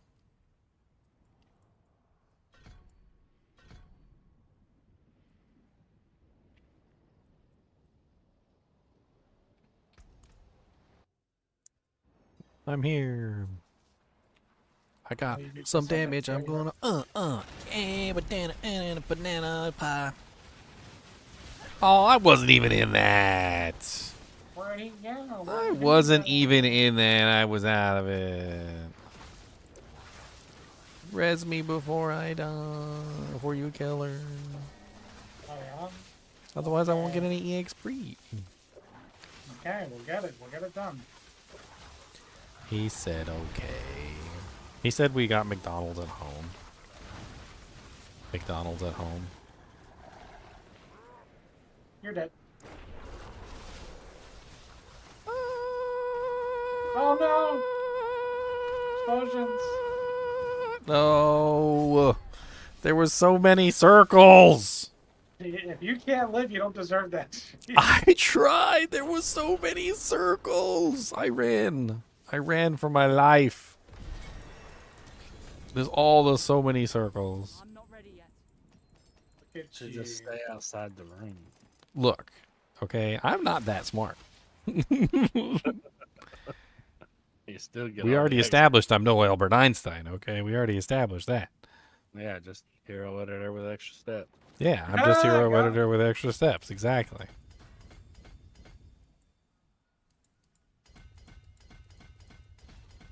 Just hero editor with extra steps, my friend.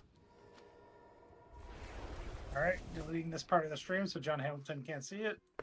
All right, deleting it. Avert thine eyes. Avert thine eyes. I need more time. That should be the video title. Don't look at me. I'm hideous. Hideous. What's that freaking, what is it, why can I never remember the name of their freaking channel? I swear it's like wiped from my brain every time I watch one of their videos. The one where they do like the NPCs and they pretend to be the NPCs and stuff. Where he does like that one NPC that cries and it's like the worst cry ever. It's like... and like he just does it on repeat, like over and over and over again. God, what the hell was the name of that freaking channel? With Rowan and what was what the other guy's name?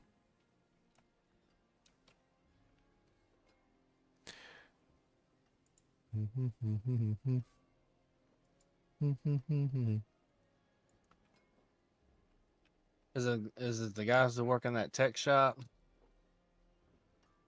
I mean, all of it. It's all of it. Like that they do like skits basically. Rowan and Alan and Exactly. Yeah.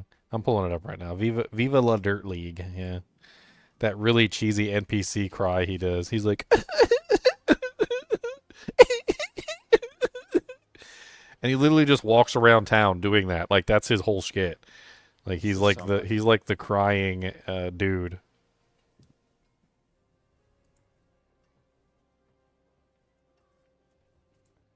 It's freaking hilarious.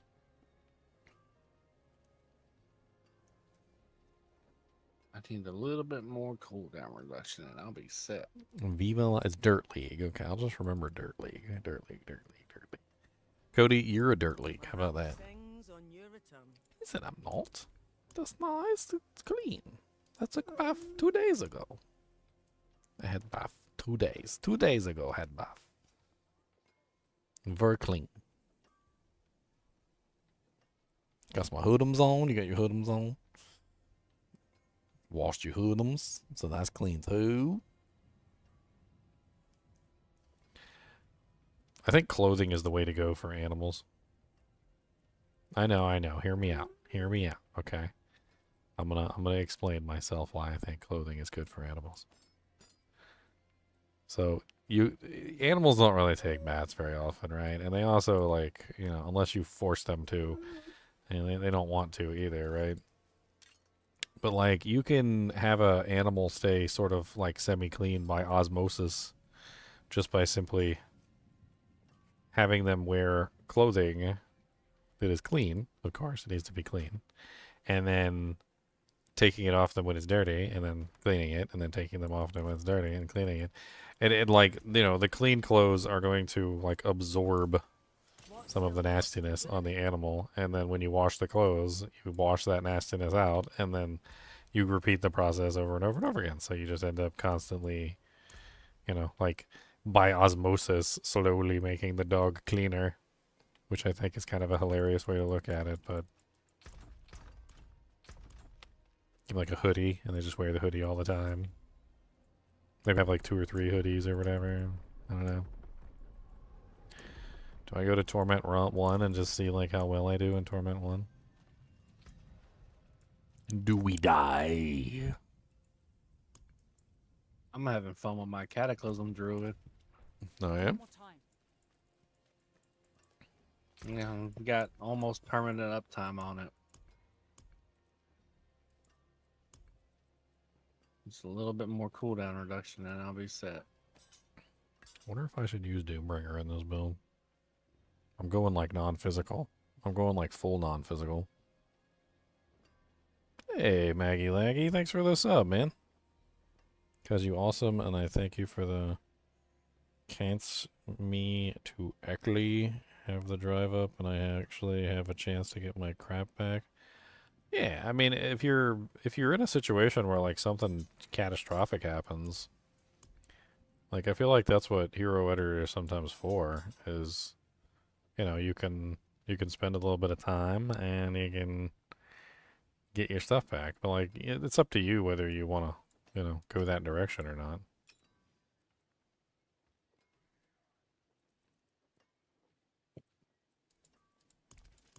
I mean, contrary to popular belief, not every death is legitimate.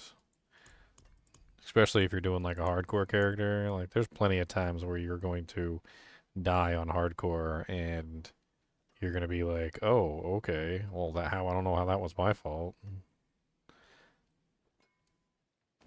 So many times I've been in that situation. I'm like, yeah, I guess there was just nothing I could do to save my life. Or, like, say your save files got corrupted. I mean, I feel like it's well within your right to, just like maybe re-kajigger at least one character. Like, get yourself back one character. That way you can get started back on your journey toward recovering everything. It would really suck if your save files got corrupted on hardcore. All that time and efforts wasted.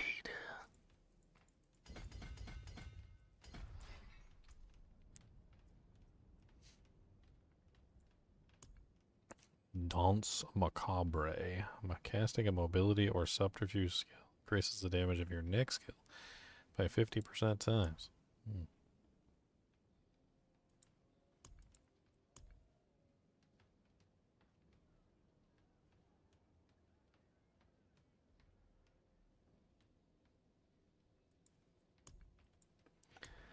We start with Eldritch Bounty.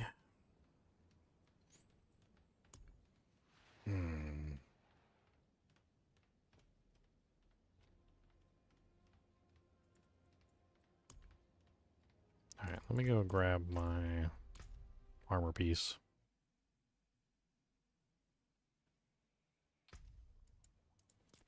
Alright, well, let's put it this way, Maggie Laggy.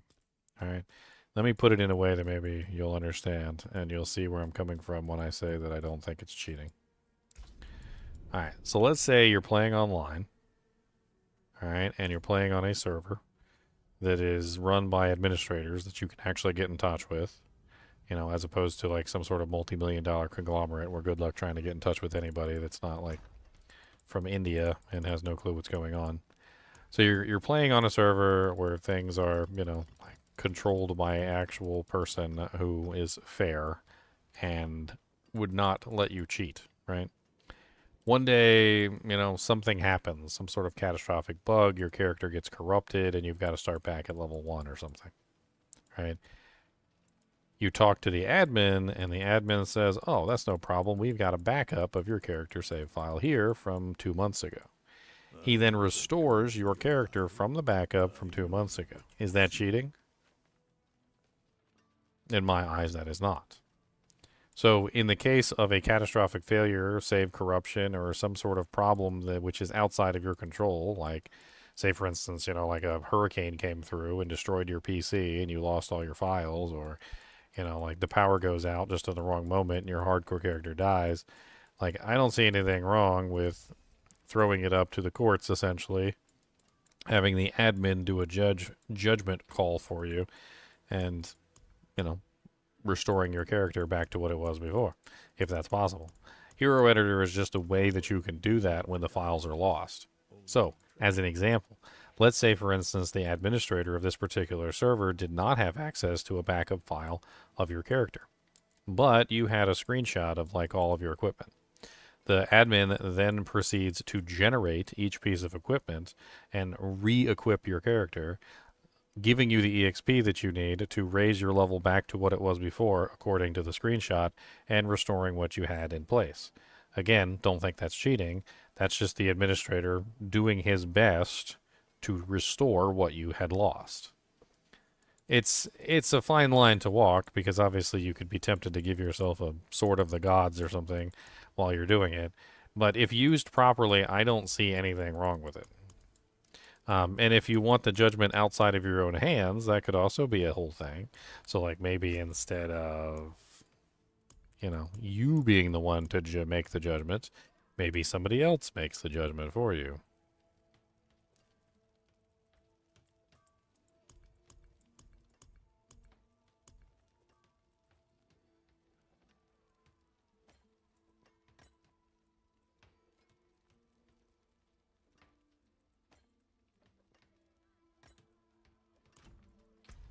Where the hell is my Doojank at? Did I put it on my barb? I think it's on my barb. I was using the... I'm pretty sure I was using the Shroud of False Death on the Barbarian. It was fun. Very fun indeed.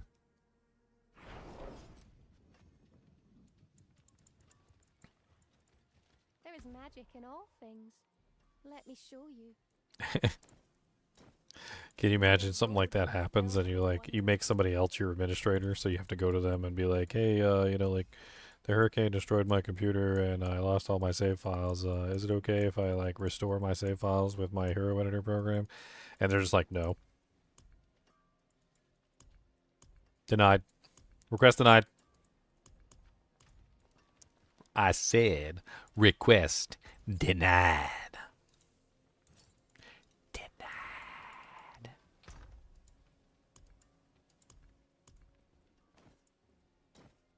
Like, oh man.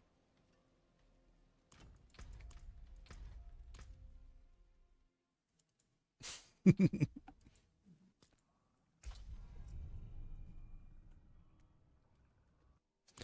wonder if I want to just go full elemental damage just for the fun of it. I don't know if it's a good idea, but like, I could go like a 0 Wrath and just go like full ridiculousness.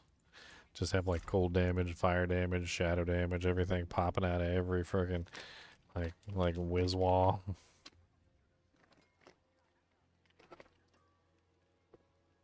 You want to tell everybody you're not going to cheat in this game, so I can tell everybody I got a legit diadem. Oh, what?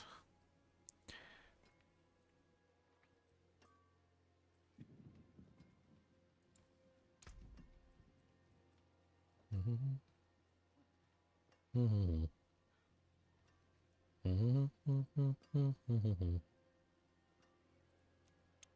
don't think I even have a ancestral Azure Wrath in here. I do not.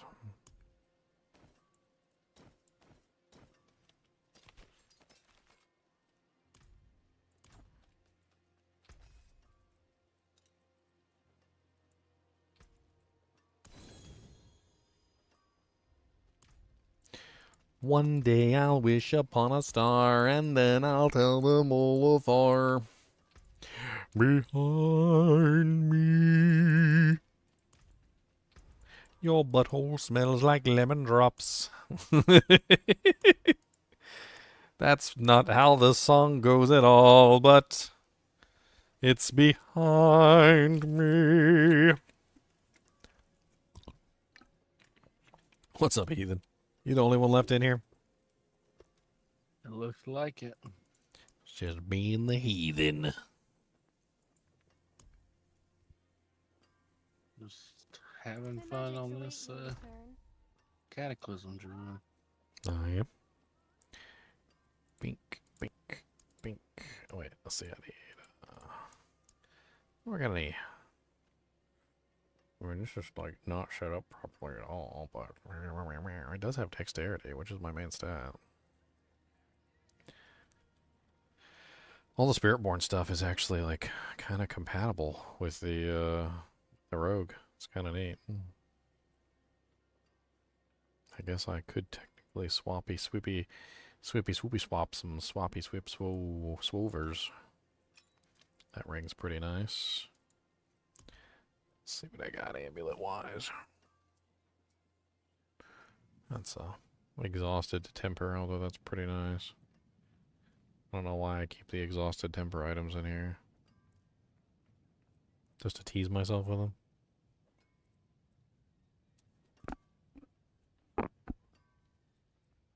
Tease. Let's try it.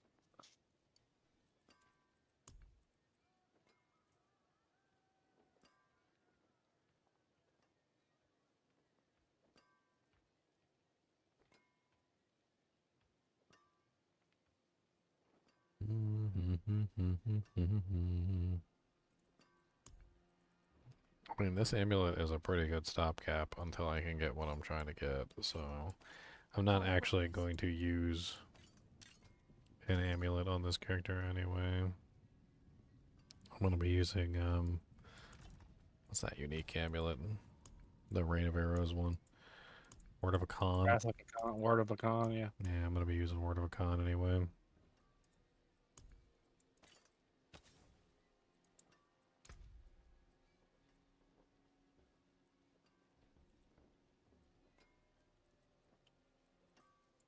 I don't know why. Masterful work. Like, I don't even know why it's locked. It doesn't even...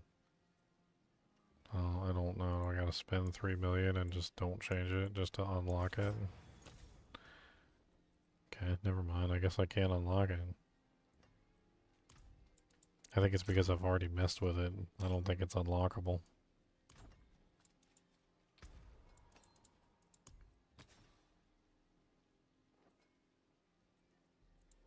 Trying to see if I can unlock this ring.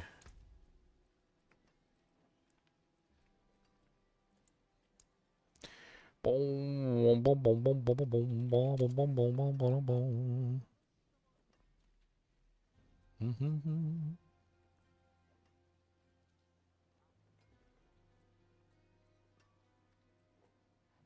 Thinking about maybe trying to set this up as an imbuement character for the basic skill. Maybe base this around Pestilence points, and then grab both the free imbuement options for Pestilence points, so it's always cold and poison immune, or imbued, and then focus on the shadow for like the sub attack. This kind of sounds kind of neat.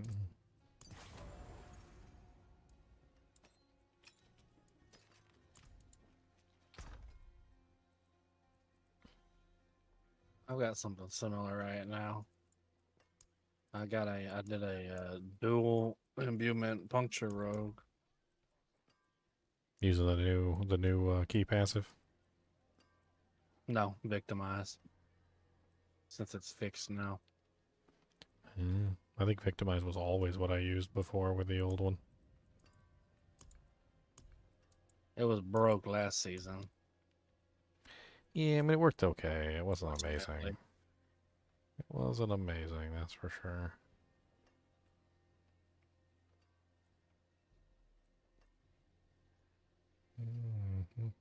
Man, why are all the pants I have so bad? They're all terrible. I guess that's the closest thing I've got to a decent pair of pants.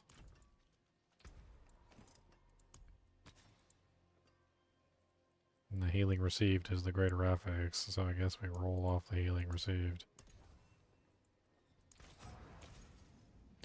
Still Spiritborn though. I don't even know if it's gonna imbue properly.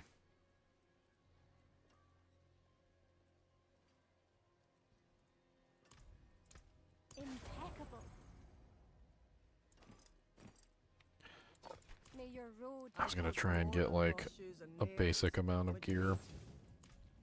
And then I was gonna try and do like, I think it's Varshan for the amulet. Just to grab myself an amulet because I need that to get the build running. I was thinking whether I'd put Andariels in this build. I'm not sure. Andariels is a good play, but also I'm dealing with the imbuements, and for the first time I might actually want a Shaco. I don't think I have enough sparks to actually craft a Shaco, though. Pretty sure I'm out. I am indeed out. So Shaco's off the table anyway.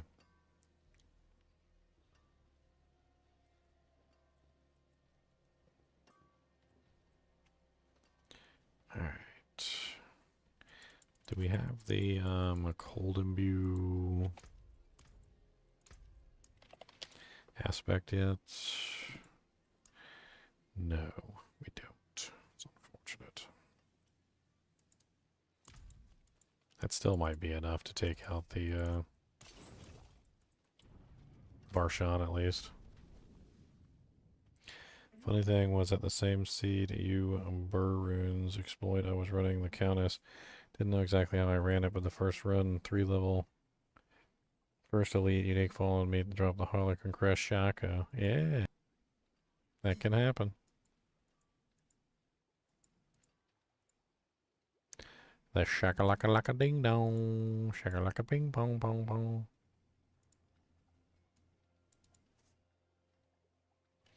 Shaka-laka-daka-laka-ping-pong, peek-a-leek-a-deek-a-lick-a-ding-dong. Oh, that's getting dirty.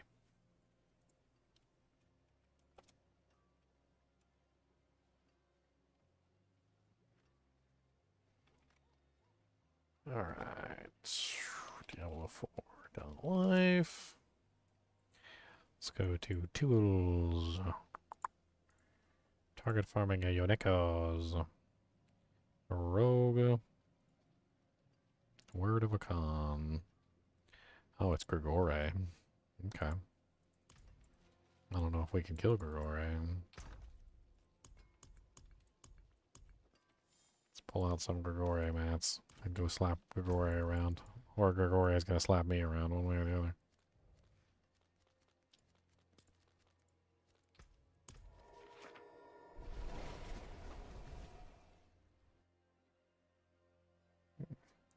So how did you lose it all, Maggie Laggy? I don't understand.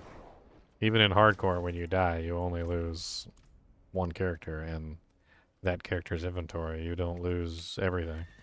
Everything in your shared stash is still there, and all of your mules would still be there, and like, it's not like you would have lost everything. So I'm confused. I need more time. Maybe you told me the story already, and my memory is just terrible. I mean, that's not a question. My memory is terrible. Like, I need time to do that. it is very bad. It is a very bad memory. I think you underestimate the power of my memory. It is very bad. It is very bad, sir.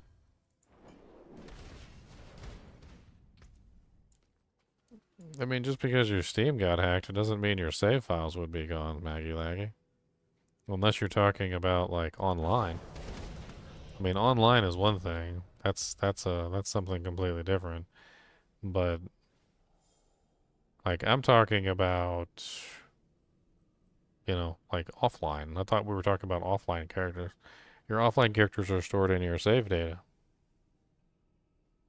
Yeah, so your doesn't matter if your account gets hacked, your save files should still be in your offline Diablo 2 folder.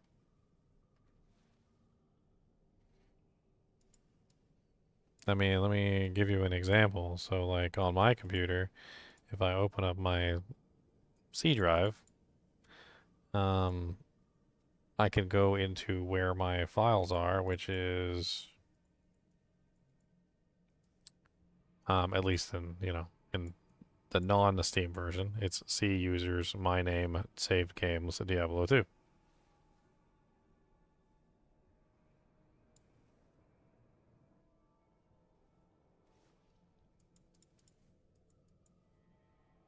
So you wiped your computer? Then all your save files are gone with it? In that case, you definitely have my permission. You have 100% permission to use Hero Editor to restore your character. You have Ginger's permission. I'm gonna write it on screen. Here, you can print this out. You can screenshot it and print it out. All right, here we go. You ready, Maggie Laggy? Maggie Laggy 1991 has Ginger Gaming Mentors seal of approval to restore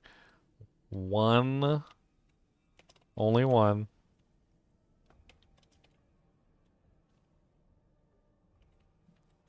character from the lost save files due to catastrophic Steam hacking, virus planting, computer wiping, Armageddon that occurred. Signed GGM. There you go. Screenshot it, print it, put it on your wall.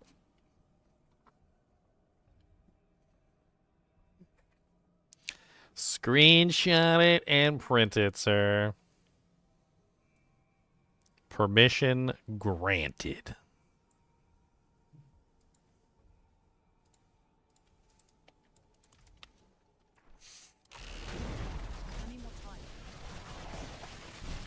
I don't even have any Paragon points put in, and I'm already just like annihilating everything.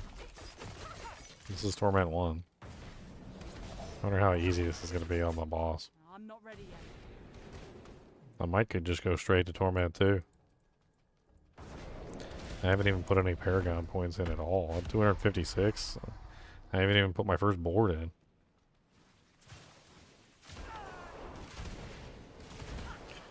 What's up, Hibbity Hoobla?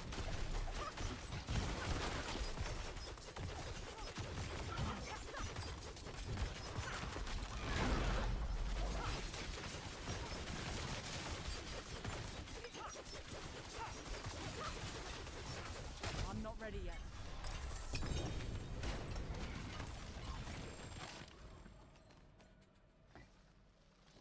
I got a ring. It's not what I want. I got a ring. It's not what I want. Sucker gave me a ugly, dirty ring, and it's not what I wanted. That's just what I want. I was like,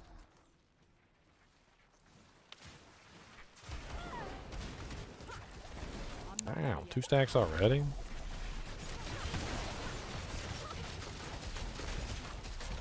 don't have enough energy.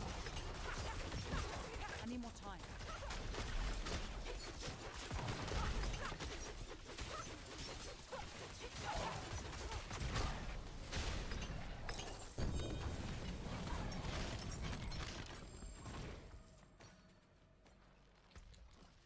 He keeps dropping me the same item 2 times in a row. I guess in Torment 1 it might not be worth it. I don't know. Maybe I should just go buy one. Might be easier. Could check out Diablo.trade, see if I can find one on here.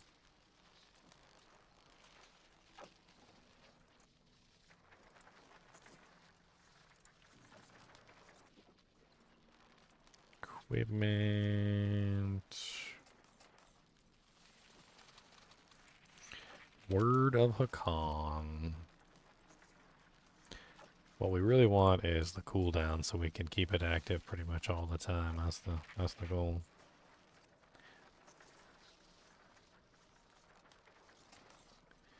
$1 billion. $1 billion. I'm actually not even looking at the stats on the item. I'm only looking to see if they're actually online because I don't want to have to wait 10 years for them to reply. Like tomorrow morning, sometime like it's 6 a.m. in the morning, they'll respond and be like, "You want the item?" Like, I'll accept that offer. I'd be like, dude, I'm in bed. You're like, oh.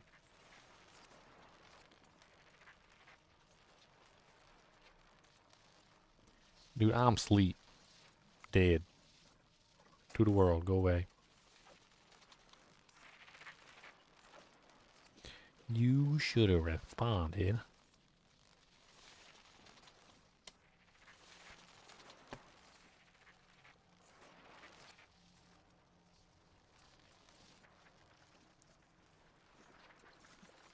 Responded. Man, they're all terrible. And I know, like, hardly nobody's got a word of a con. Because ain't nobody been playing Rogue. They've been playing Spiritborn, so.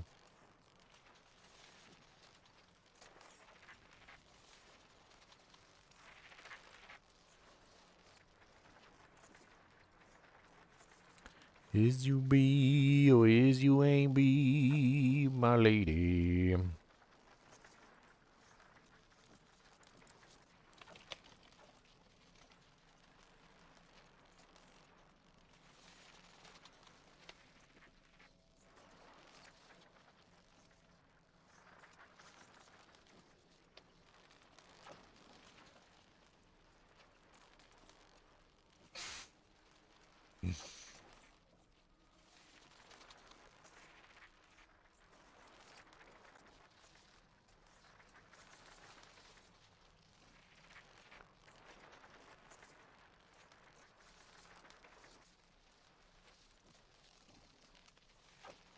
This is just a whole, like, haul of crap.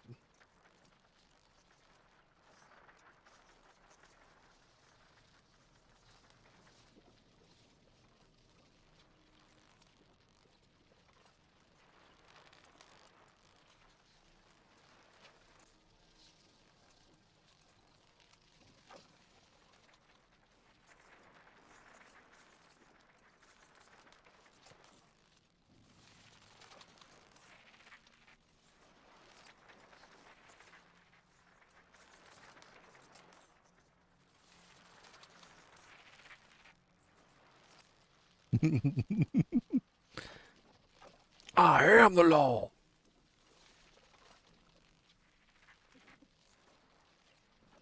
You guys gotta know what movie that's from.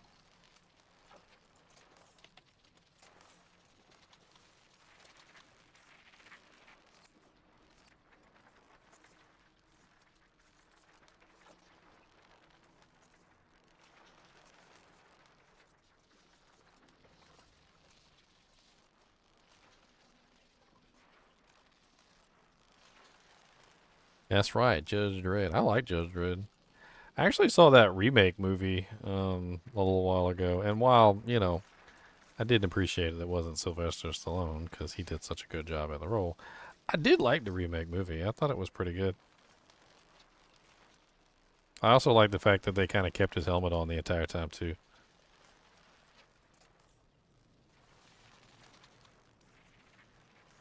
I always wish Sylvester Stallone had done more, to be honest. I always wished he had done more. Judge Dredd deserved a sequel.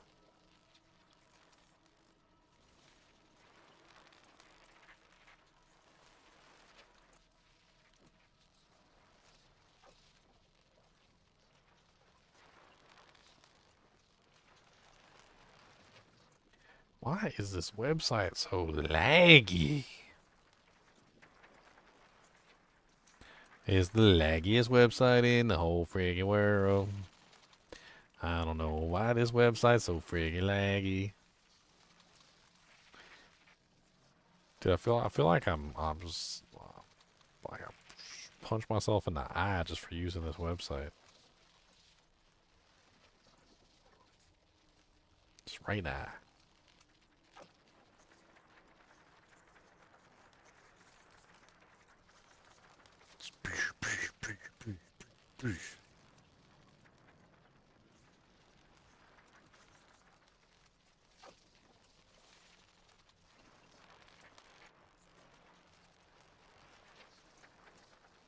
It's 8 to 2 immune my skills.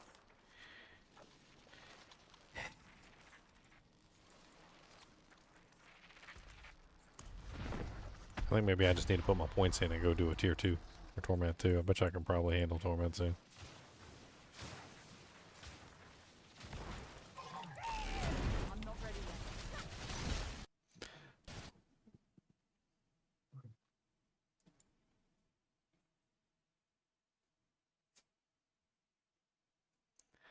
Boy, I ain't crashed so much in my whole life in any video game. I think this is worse than like some of the worst games I've ever played at this point. It's just like a steady drip, drip, drip of a faucet.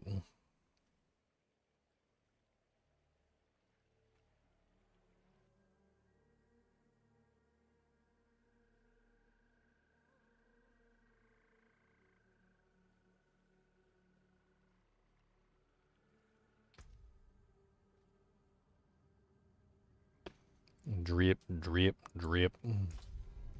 Boom. Making some noise. Boom. Playing with toys. You got 228 ultimate damage GA on the cooldown, 6 imbuement. That sounds good to me. Shrek, if you want to drop it off, I'll take it.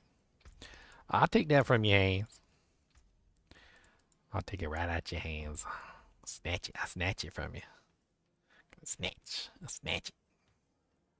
Like the chinchillas do. You offer them a treat. You're like, hey, you want this treat? You want this? And they just, give me that. It's like, whoa, I was giving it to you. You ain't had to snatch it like that.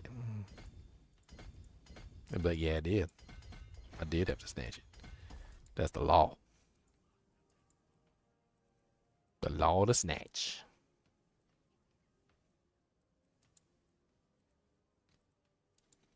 I am the law.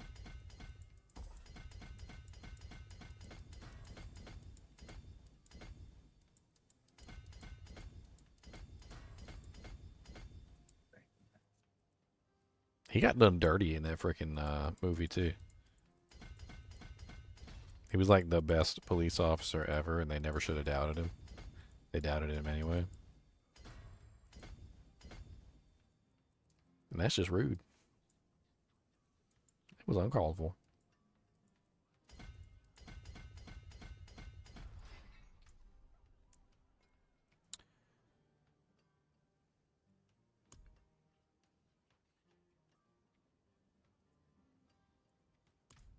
You're not using it.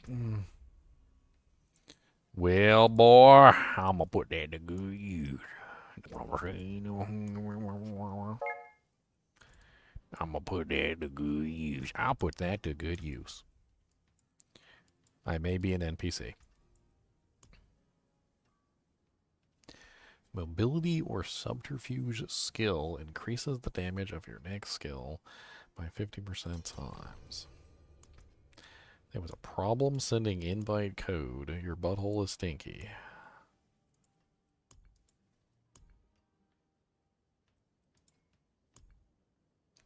I'm pretty sure I want no witness. I'll try and reload real quick. It might be me.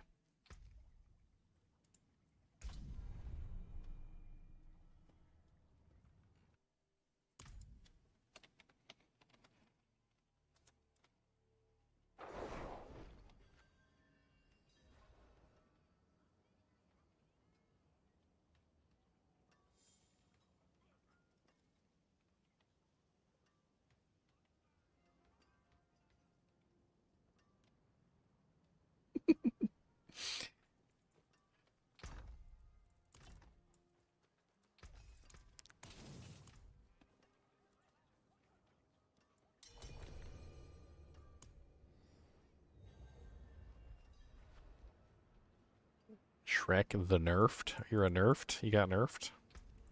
Why did they nerf you? Dodge chance and impairment. Ultimate damage. I'll take ultimate damage.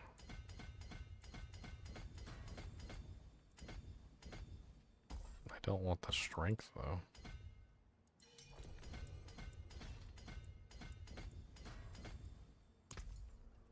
You got a dojank for me? Pretty fancy dojank. I like dojank. It's a very nice dojank. I like dojanks indeed. I appreciate that. My skill is unmatched. Fight hard, eh? All right. Let's get this Paragon board finished. It's the least we can do.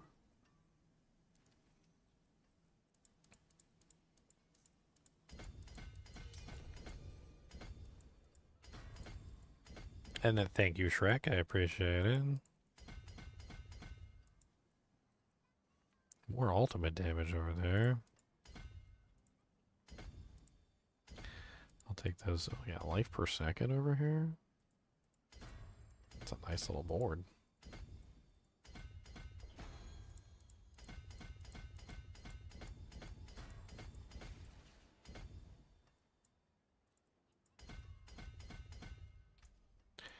Alright, next board. I think exploit weakness is pretty good.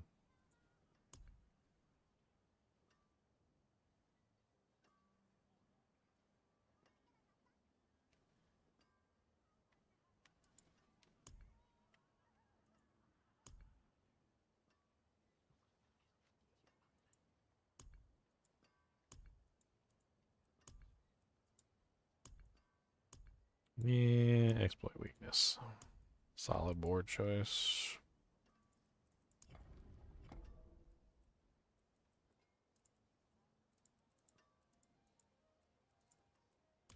Why is it?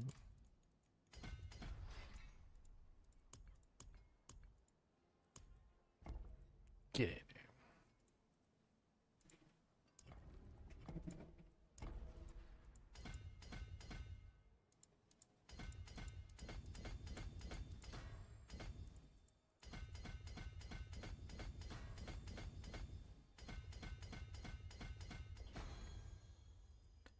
Cold res, I'll take it.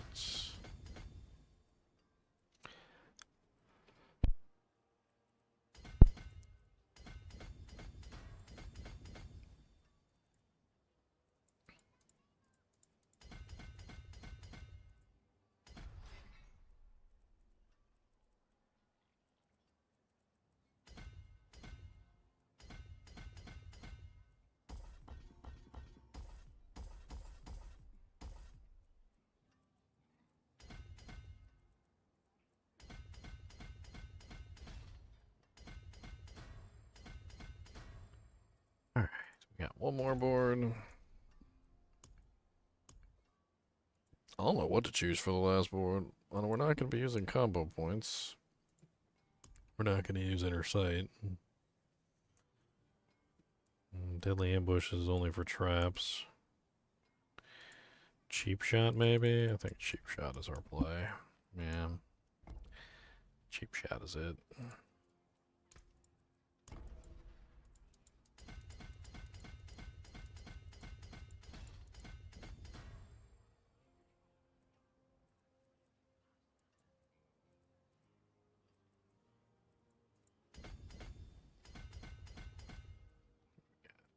Resistances.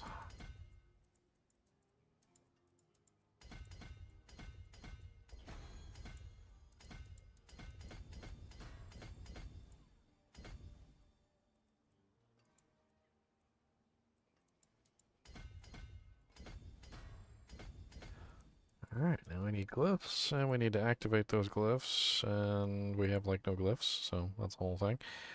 But at least we've got our Paragon board decked out.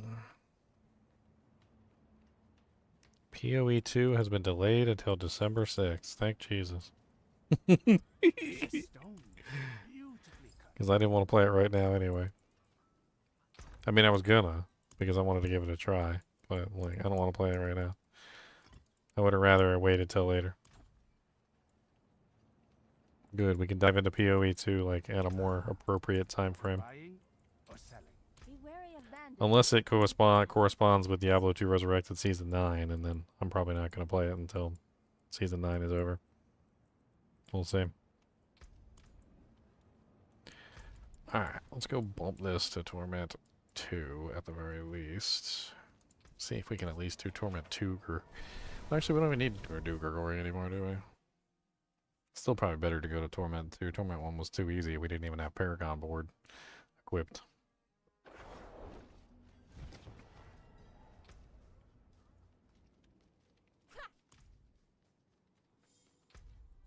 Let's go to Torment 2. How's our armor and resistances running? Capped on everything. Looking good. I'm not ready yet. Father bless. What do you need? Alright, so we need... wonder if I've got enough for extra skulls.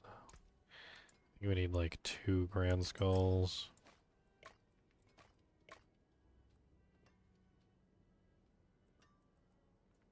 Did I put my emeralds back in here? I'm pretty sure I did. Yep.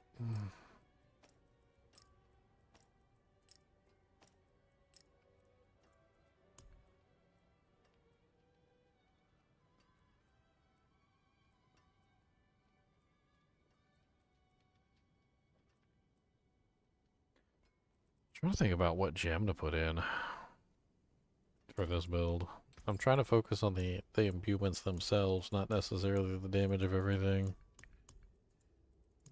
At that point, it would probably be vulnerable damage, wouldn't it? That'd probably be most beneficial. I feel like so. Probably sapphires. So I need 3 sapphires. Or actually, no, not 3 sapphires. I need 2 sapphires. Yeah, because I'm gonna have to put one of my rune words in the weapon.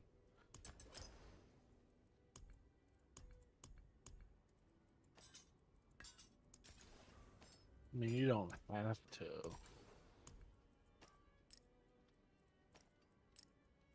Don't have to what? Put one of your rune words in the weapon. I kind of feel like I do. I feel like the weapon is the best choice.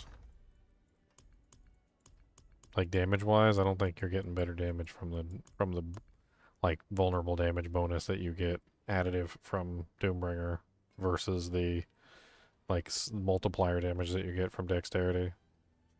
I mean, losing what is it, 120 dexterity, I think is probably a lot more damage than losing what is it, like around the same amount of vulnerable additive. Because they're not the same. Like an additive bonus, unless you're doing like something that scales based off of vulnerable damage, but well, like victimize scales based off of vulnerable damage, right? Yeah.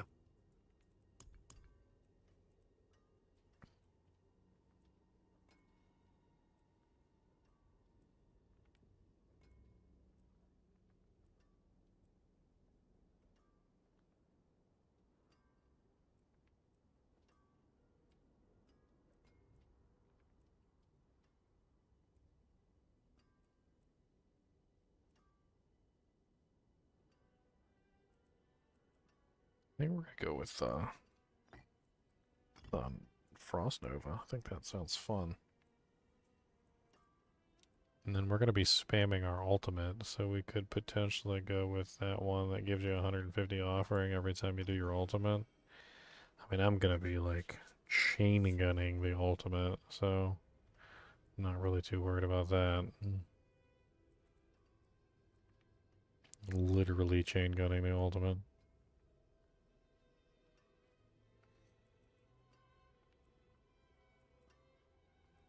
And then I guess we could use Zolrune.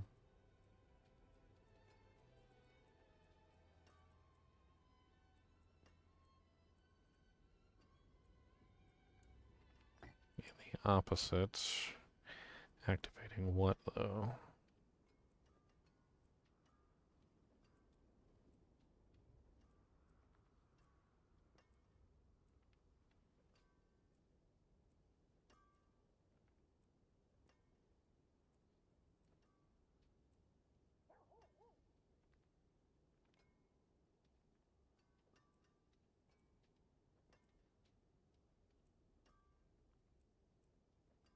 So I could maybe go with a pull-in.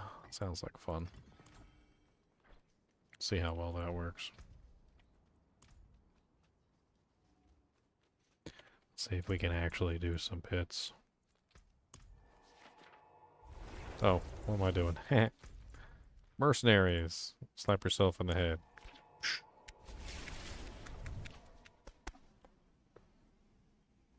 I'm always forgetting the frickin' mercs, man. Always. Let's go get a frickin' merc. It's not that big of a deal. Go pick some mercanurks. I don't know which one to grab in terms of like an elemental damage character like this. I mean, I guess Aldkin provides elemental damage bonuses, but Really? I'm ready. slows enemies, critical strike chance, firestorm explodes. Aldkin's Wave of Flame cooldown resets when you cast an ultimate skill. Sounds kind of fun.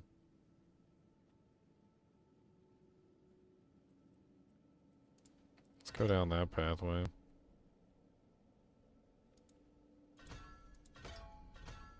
That way we can just spam his ultimate, or his Wave of Flame. Our ultimate skill is going to be like always active anyway, so why not? I hope someone helps us.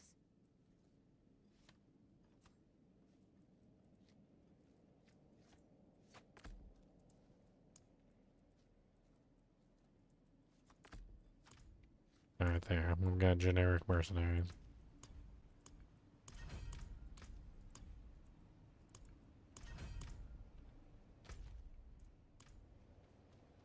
What's up, Miles? How's it going?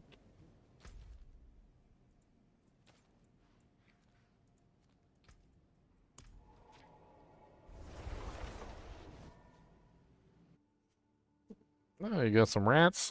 Nice. I hear rats are pretty intelligent. Little thieves. Try the smell of goat men. Very cute little buggers.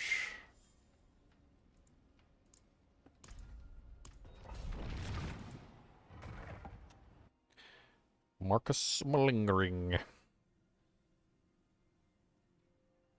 I always thought about getting rats. I ended up getting chinchillas instead. I think they're both pretty cool animals.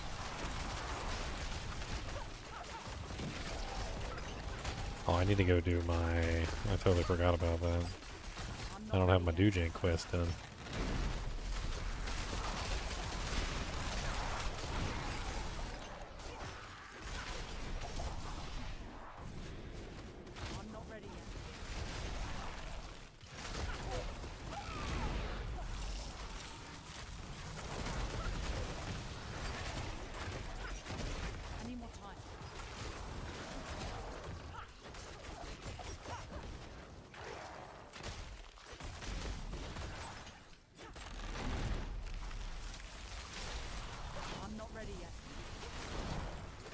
Well, it looks like I'll complete this just fine, even without having my quest done. I need to go do that next, though. I need more time.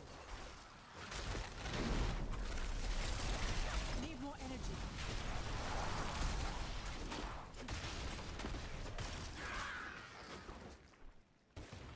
Boom, boom. I got that weird one on. I'm not ready yet. Energy.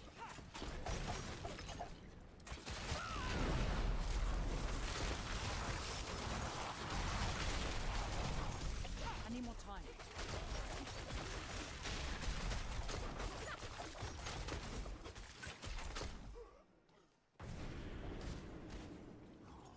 Up all night like their daddy.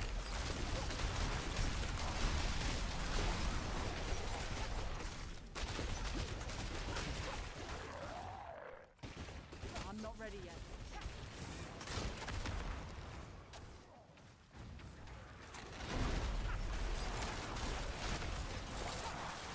I'm not ready yet.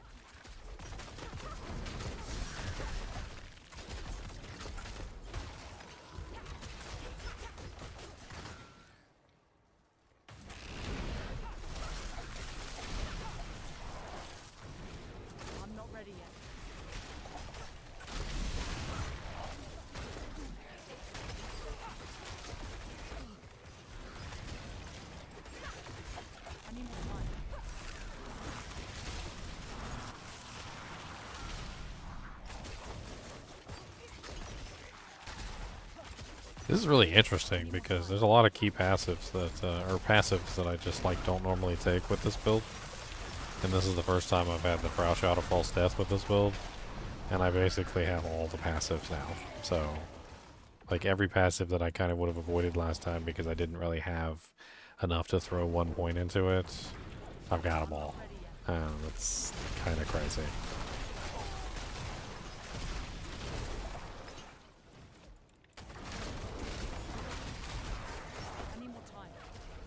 Plus I get more in the ones that you would normally do put points into as well, so...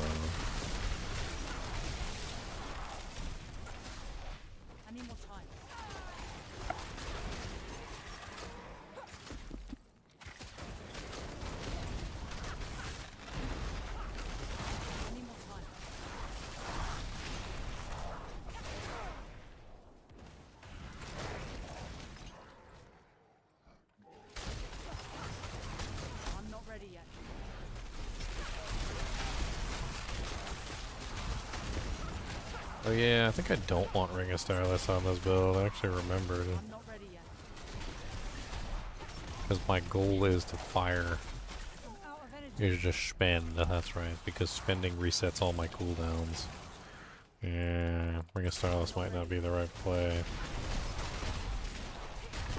I like Ring of Starless.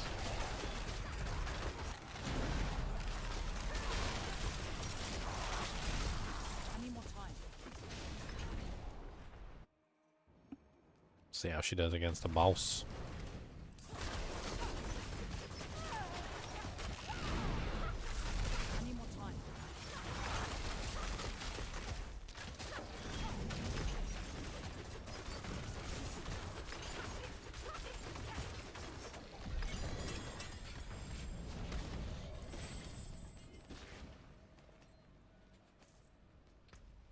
Yay, my one glyph. One glyph to rule them all, yeah. Oh, I didn't even grab that.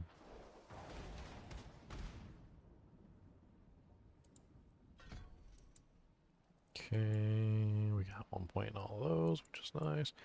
I do want, Alchemist Fortune. And we also want Innervation.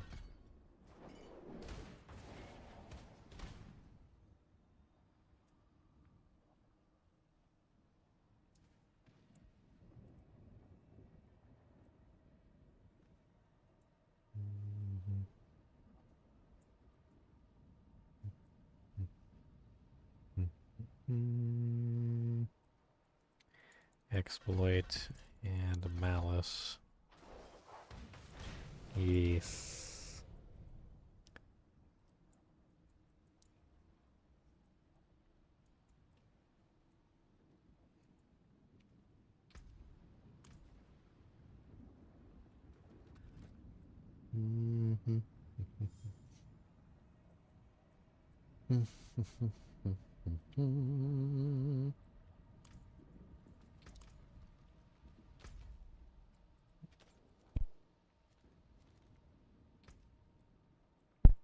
Where's my class quest at? True potential.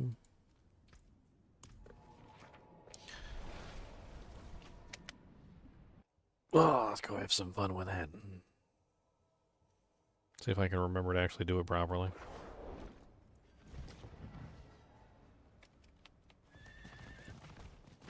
I always end up forgetting to talk to the lady outside, then I go in the dungeon, clear the whole dungeon. Can't find the thing, then go back outside and talk to the lady. I don't think it's my fault either. I think she's just not there. Like, I think she takes a minute to set up. Yeah, like, she's just not there. Like, you gotta, like, go in, like, wait a while, leave, like, and then she'll be there outside. Who the hell are you? She took It's kind of a pain in my butt. Every single time I've ever made a rogue, I always go do that quest, and it's just, she's not there. And then so I don't see her, and so I forget to talk to her, and then turns out, you know, like, it's like friggin' 15 minutes later of doing the dungeon, she's there. one of our new sisters. Like, oh yeah, I forgot to talk to the girl outside the door. My bad. But, you know, I'm starting to realize that I think there's more to it than that.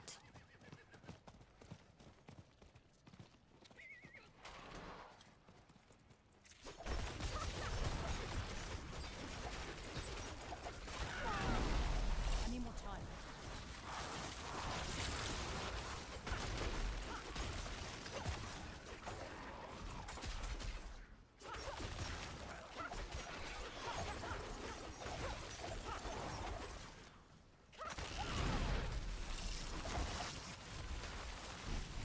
Another rookie. This one put up a fight. He Mm-hmm. saw it coming. So the killer went for his joints first. Finished him off when he was down. Whoever it was, they were trained as a rogue.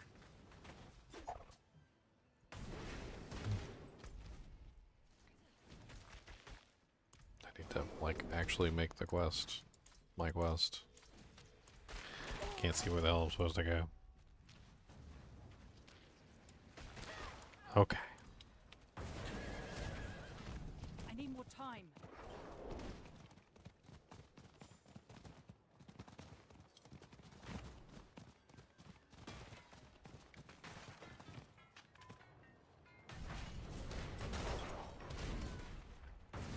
See, like, she's not here right now. Hold up. Like, you gotta wait. And then there she is. It's not just. I always end up just going straight in.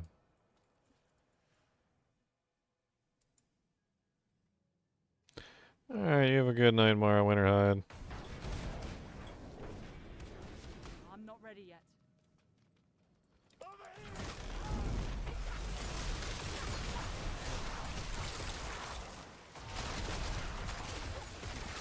I need more time.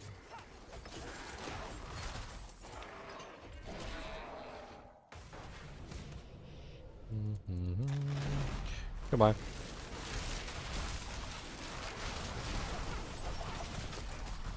I need more energy.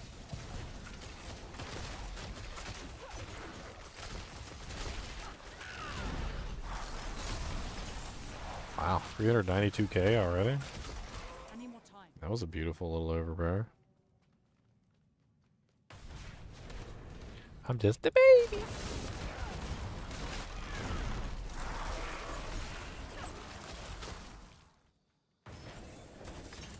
I need more time.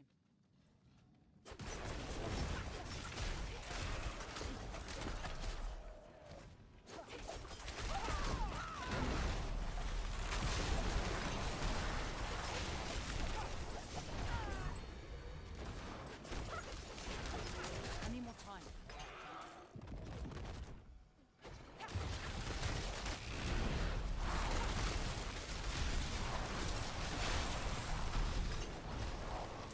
I need more time.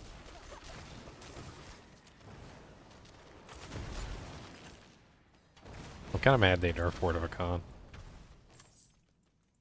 It was never really like the most powerful amulet in the world anyway.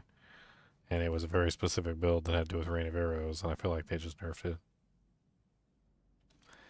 The nerf came in the form of, and I'm not sure, I'm sure you've seen it like across the board with like a lot of the items, is that they nerfed the chance to hit twice or the chance to like fire twice or whatever. And they changed a lot of those like fire twice modifiers to deal double damage, which is not the same thing.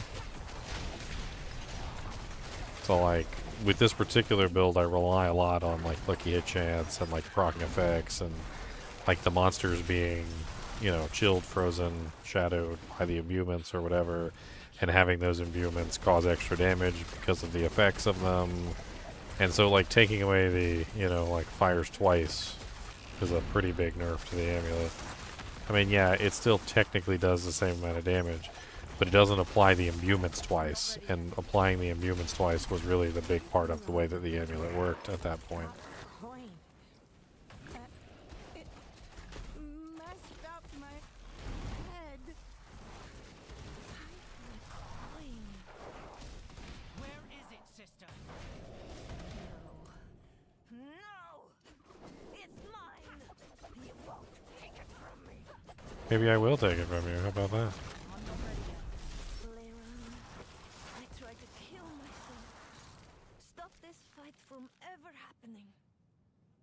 For all the good it did, you were a fighter to the last. You taught me well.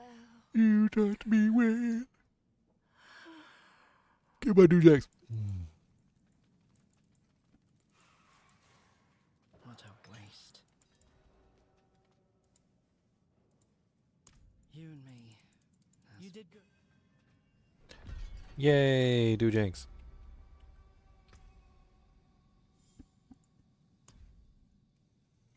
Preparation.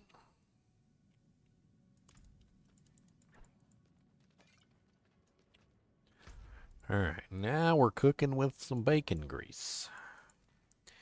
We honestly need to just go do like HellTide or something.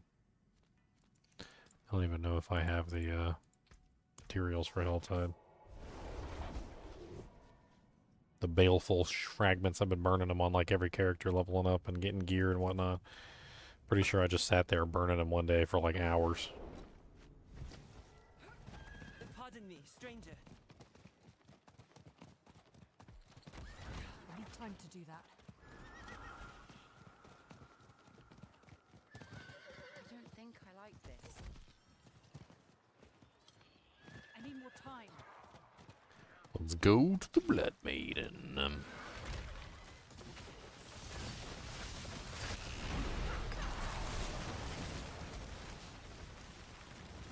need more time.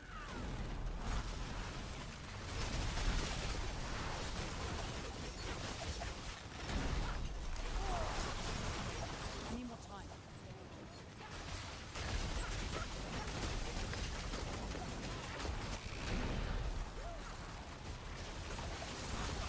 I'm not ready yet.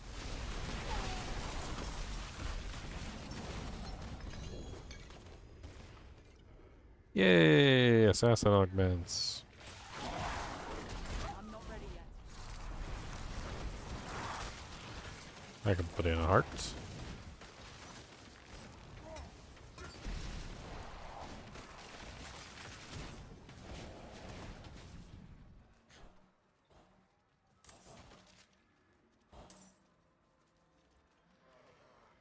I can put in 2 heart.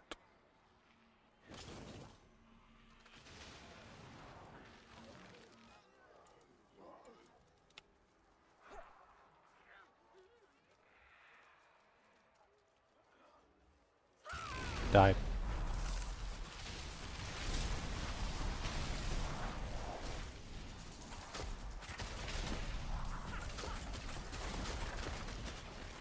I need more energy. I'm not ready yet. Guess we're putting in the 3rd heart too.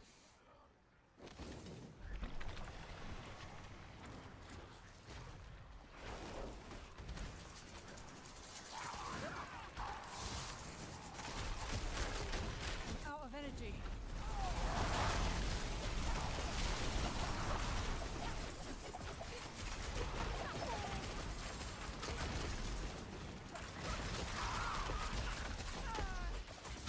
I'm not ready yet.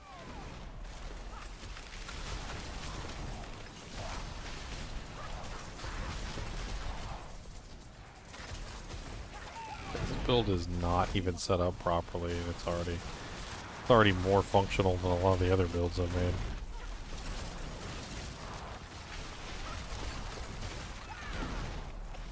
I'm not ready yet.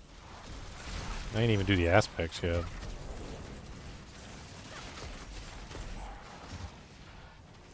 Don't even got my glyphs. I need more time. My Dujankalankins. I'm low on energy. I'm not ready yet.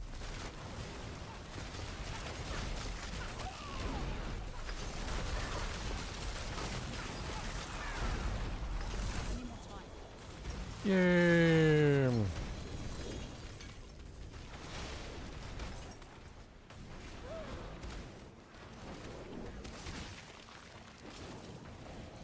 Yes, a crossbow that actually has some Dujanks in it. better than the garbage I'm wearing.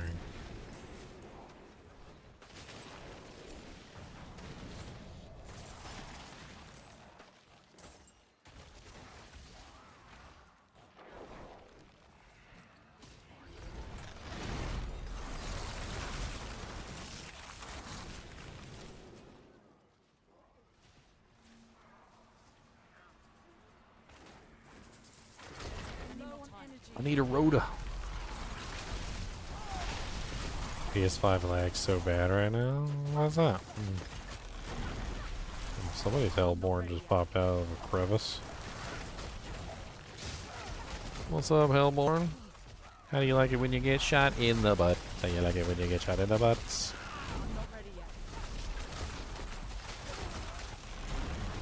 You just heal back up? What the hell? Fall down and die. I mean, like you never mind. Yeah, give me some pants.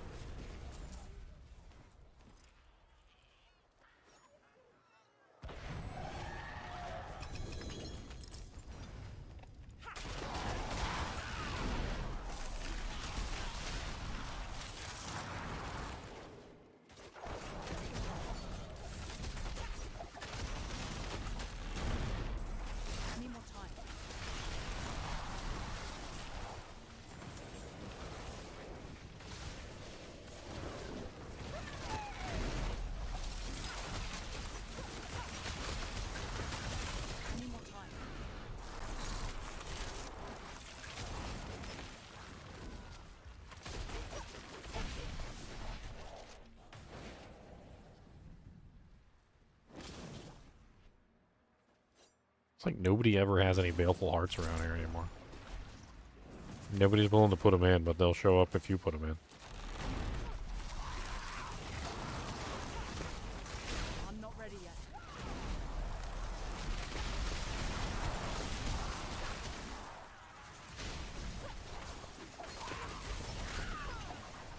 I need more time.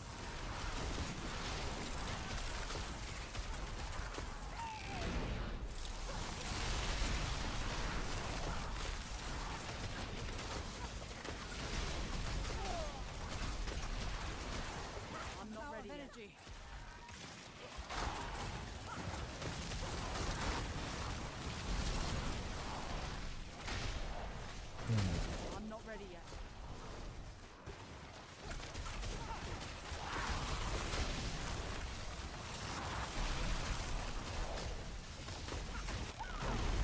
I need more time.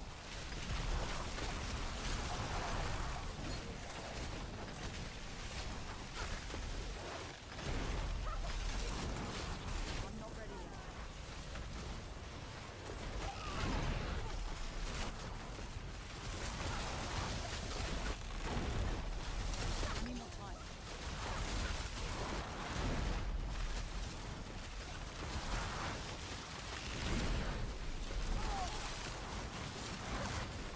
I need more time.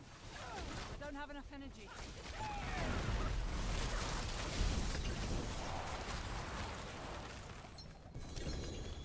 Nice. Double greater affix something. Oh, they're gloves. Alright, well, I'm getting the manuals that I need, which is important. I need more time.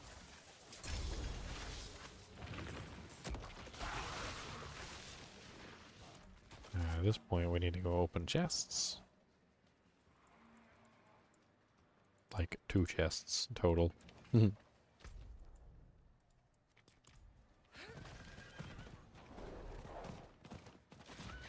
time to do that.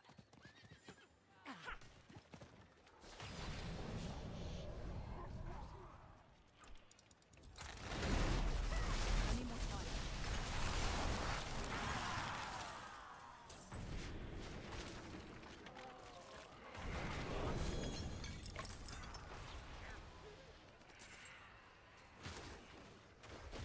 I'm not ready yet.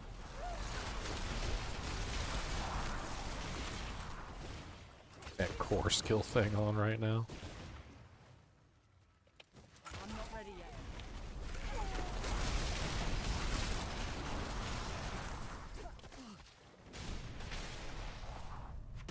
Following me will not lead you to enlightenment nor truth. Following only leads to servitude. You must forge your own path. Only there you will find what you seek. What's the letter?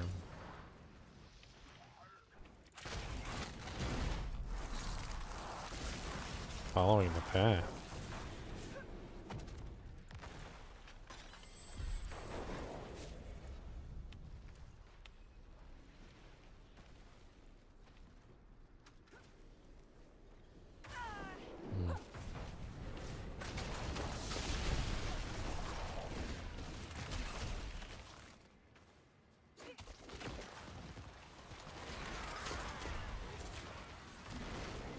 I need more time.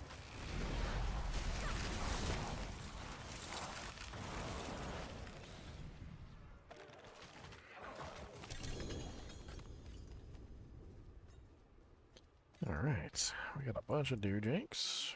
Aspects that I could use. Let's go back and get rid of them. Might as well go turn in our whisper while we're at it. And maybe we take a look at our aspects and see if we can figure out how we want to actually design this character.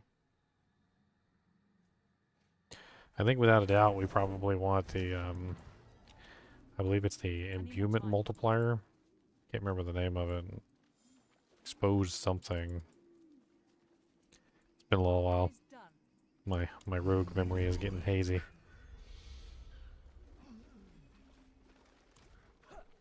I need more time.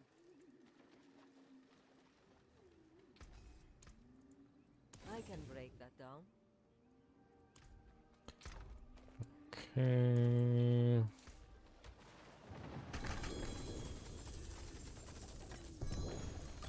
Nice, another manual. Exactly what I needed.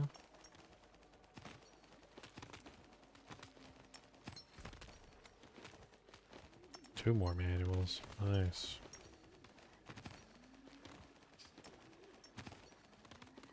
Dude, this is just ridiculous.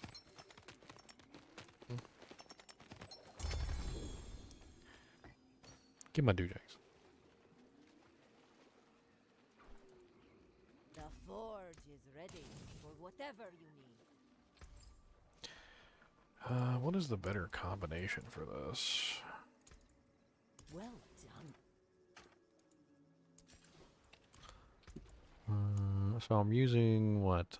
Zol is 150, Cry is 300.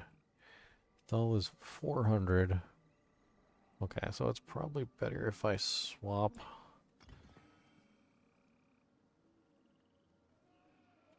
Zol over to, yeah. And then put Cry in the weapon instead. And then Zan. That way it takes less to activate Cry, and then Cry activates the other one. That should work good.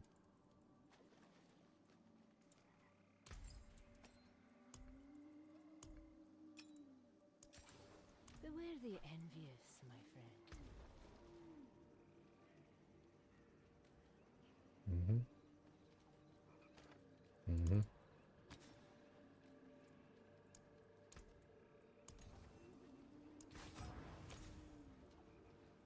Alright, I think I got a sword in here I can maybe use. I don't know. I got no weapons in here. I thought I had like a one-handed sword. Weapons. I mean, it might be stuck on barb only, but... Yes, there's a couple barb only swords in here. Take this one. Don't dally. Hand it over. Can re-roll off the damage for dexterity. Change the aspect. Doesn't matter what we change it to for the moment. We just want to get it off the barbarian. Wear the stars around your neck. The stars. Fare thee well. Alright.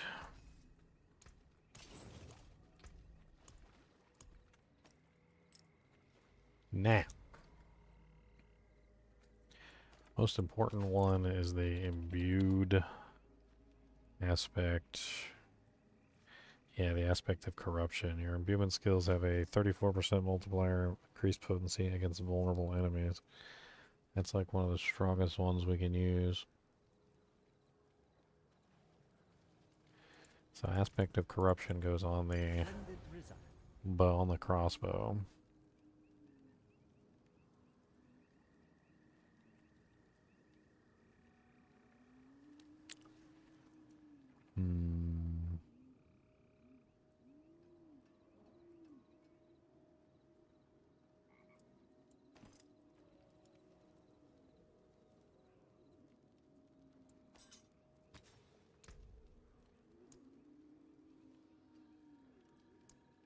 I mean, there's a lot of different directions we could potentially go. I mean, Toxic Alchemist is an interesting option that gives us Shadow Imbued, creates the poison, and then we've also got the other one, which is Bursting Venoms, which just gives us a chance to make poison puddles, and then we get infinite poison shots.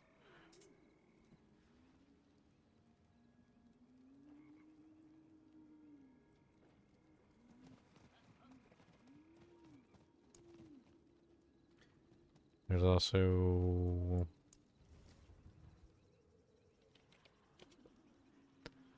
I don't have the other one. Okay, so I'm missing one. The only one I have right now is Toxic Alchemist.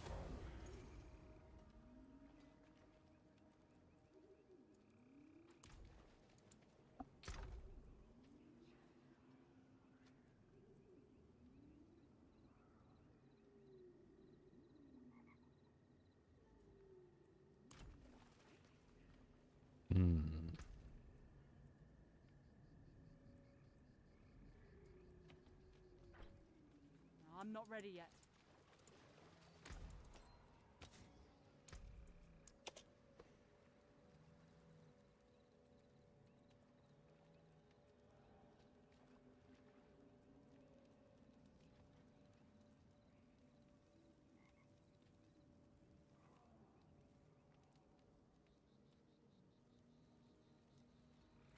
That's interesting. Aspect of poisonous clouds. When entering stealth, create a cloud that deals 6,193 poison damage over 6 seconds.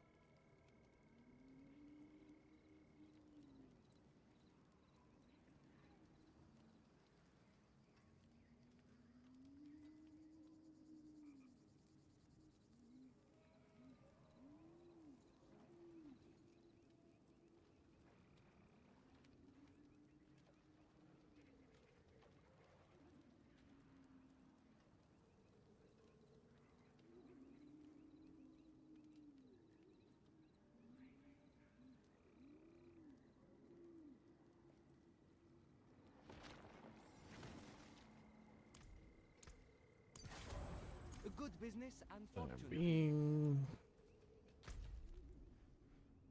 I doubt we can go to 3. Let's try it though. Oh, let's give it a shot. Let's go to World Tier 3. To Torment 3, whatever. It's the same thing, isn't it? Let's not stay long, alright?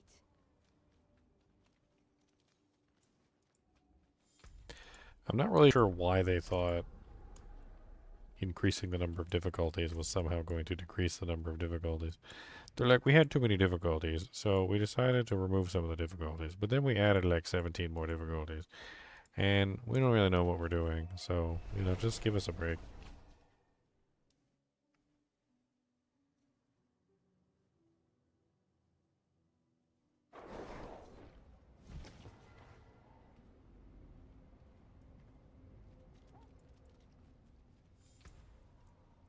Alright, let's just bump this all the way up to Torment 3.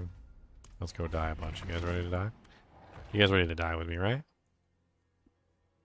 Die, die, die, die, die, die, die, die, die, die, die, die, die, die. Die, die, die, die.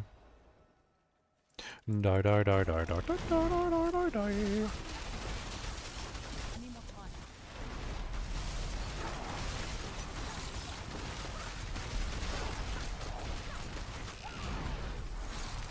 Guys, I'm not dying. I'm not ready yet. It could be because all the monsters are frozen though, so let's not hold our breath.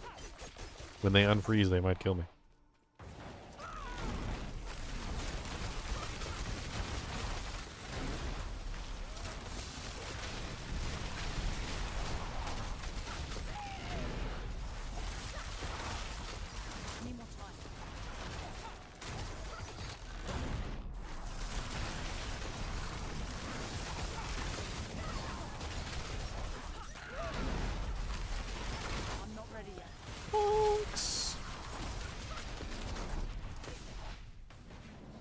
Bonks.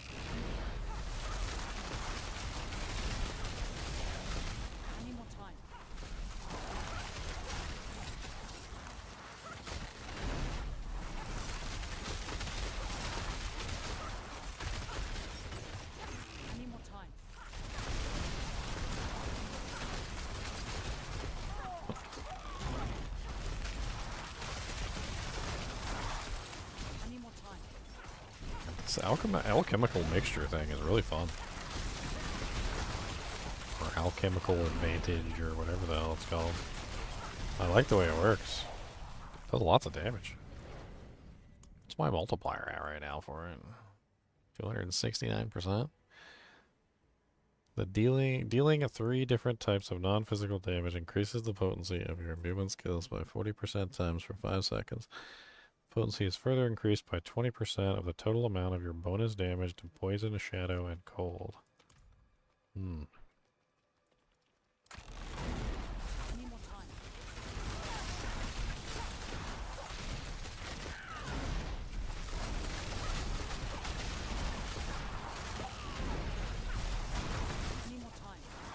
Feels like I want as much non-physical damage as I can get. What other non-physical damage sources can I get access to on the road besides like Rakanoths, Frosties, which gives a really large amount of non-physical damage.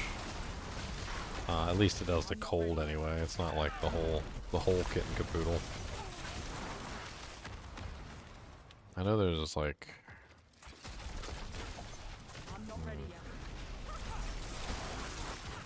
I'm gonna have to do a search after this run and see if I can find anything. I'm not ready yet.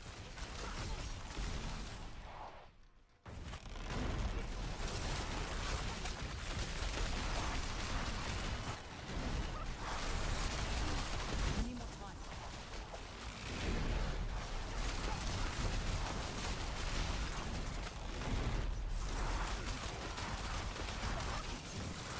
I'm not ready yet.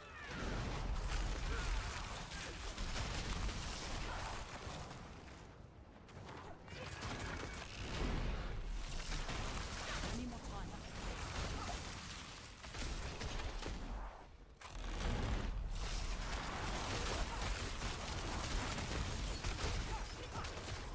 I need more time. Trying to see if it's on here.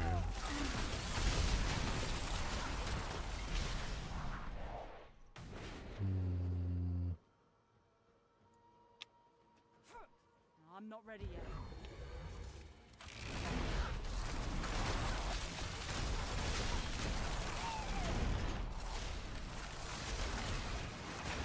I'm not ready yet.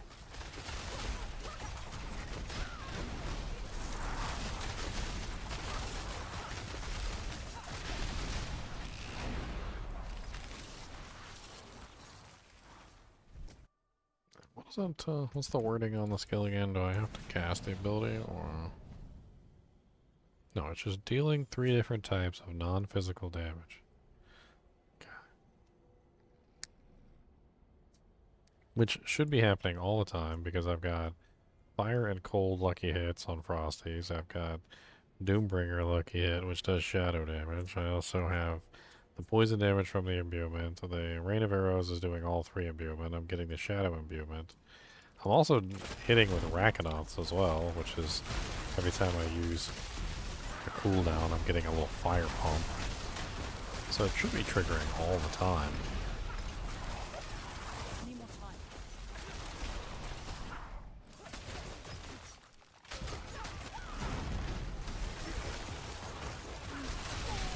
I need more time.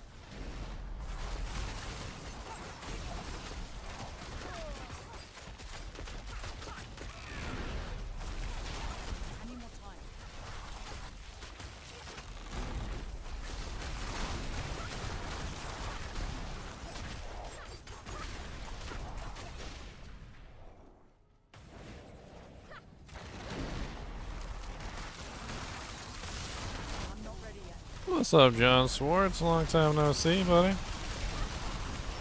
How you been doing? I'm not ready yet.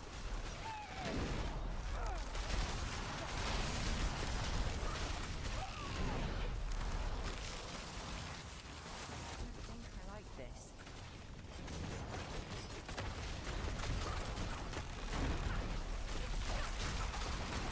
I need more energy.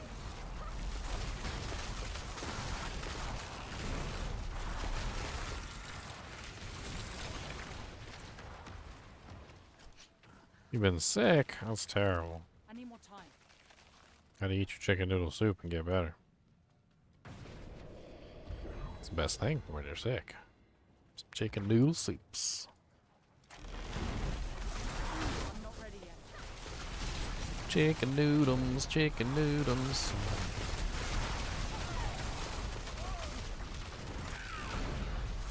I need more time. And rest. Rest also helps.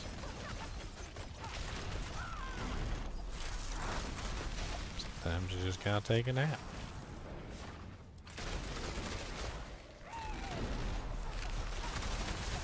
I'm not ready yet.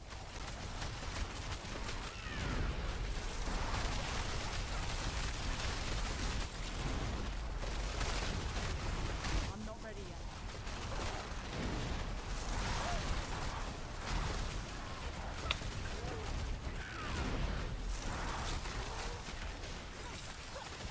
I need more time.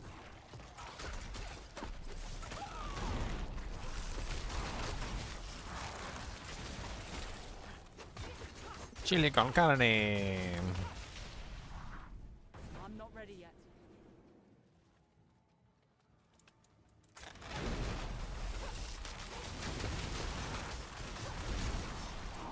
I'm not ready yet.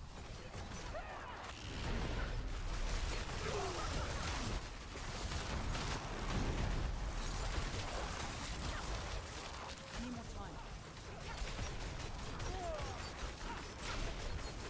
Yeah, I should probably put some tempers on my equipment too. That'd be smart. I need more time. Just skipping all the steps, guys. I'm trying to skip all the steps. No steps. We skip steps. All the steps. I'm not ready yet.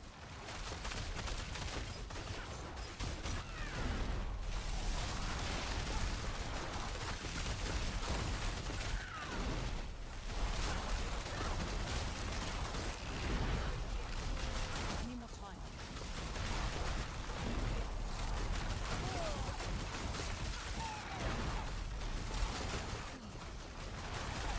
I need more time.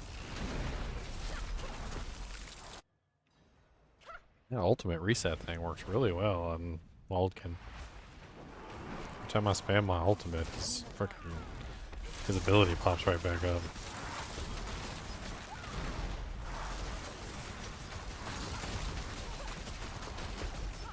I need more time.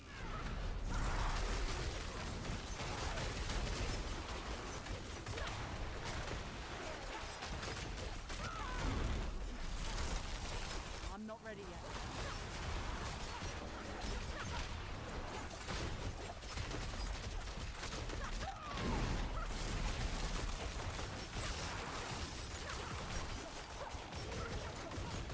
I need more time.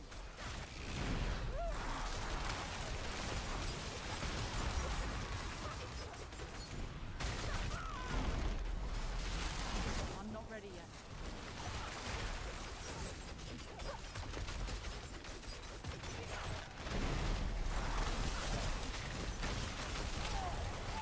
I need more time.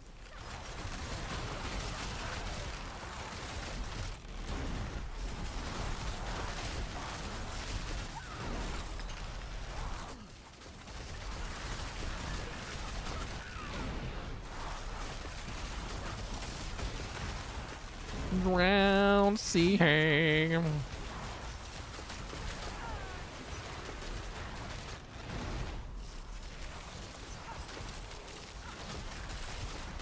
I'm not ready yet.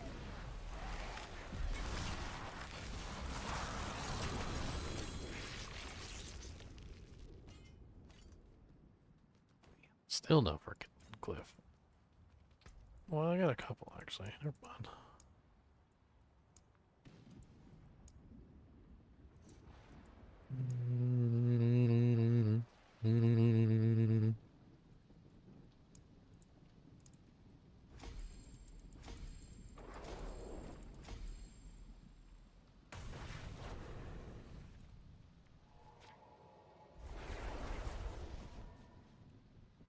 I think characters coming together nicely.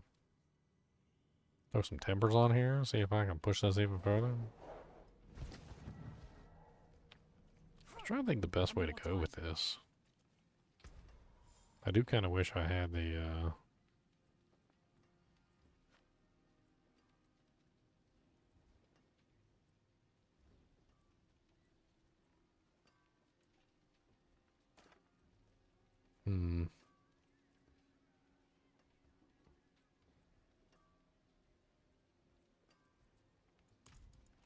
Greetings. How shall I guide my hammer? What's still got some good in it? Greetings.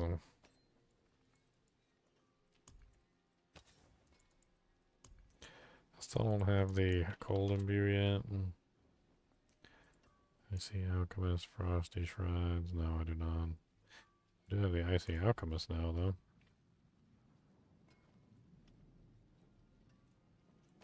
Let's throw that in here and let's see how well that makes a change. I forge more than horseshoes and nails. What do you need?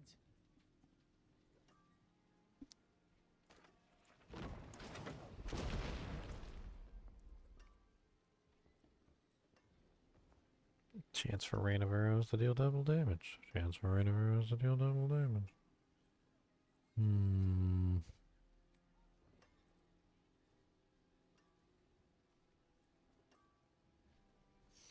I don't even have the imbuements that I need for that.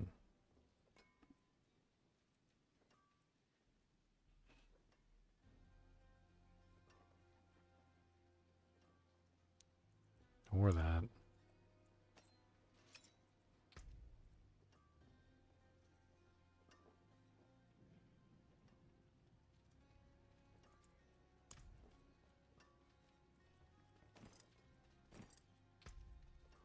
God, I need manuals.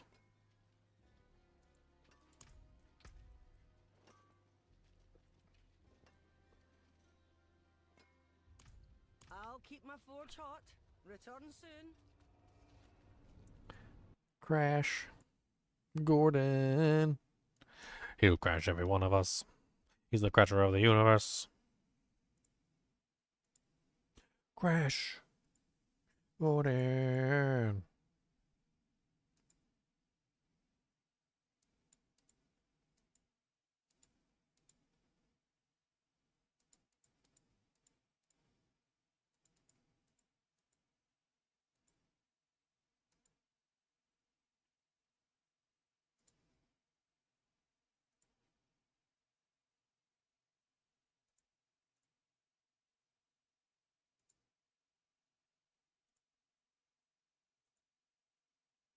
Yeah. I think I'm gonna go relax and watch some TV. I think that's what I'm gonna do. Tired of crashing. Sick of it. I'm sick of it. Sick of it. Anyway, as always, I appreciate you guys joining me. I got plenty of more videos coming up. Obviously, I just need get some time to actually start making them. I've been procrastinating. I got other things on the table too, so I don't have as much time as I'd like. But I do have a lot more videos coming up. I want to make videos on the runes. I want to make videos on the unique items that I haven't finished yet. I'm trying to get some characters made, for obviously the other classes, so I can do videos on the new unique items for those classes as well as some of the changes they did to the existing ones.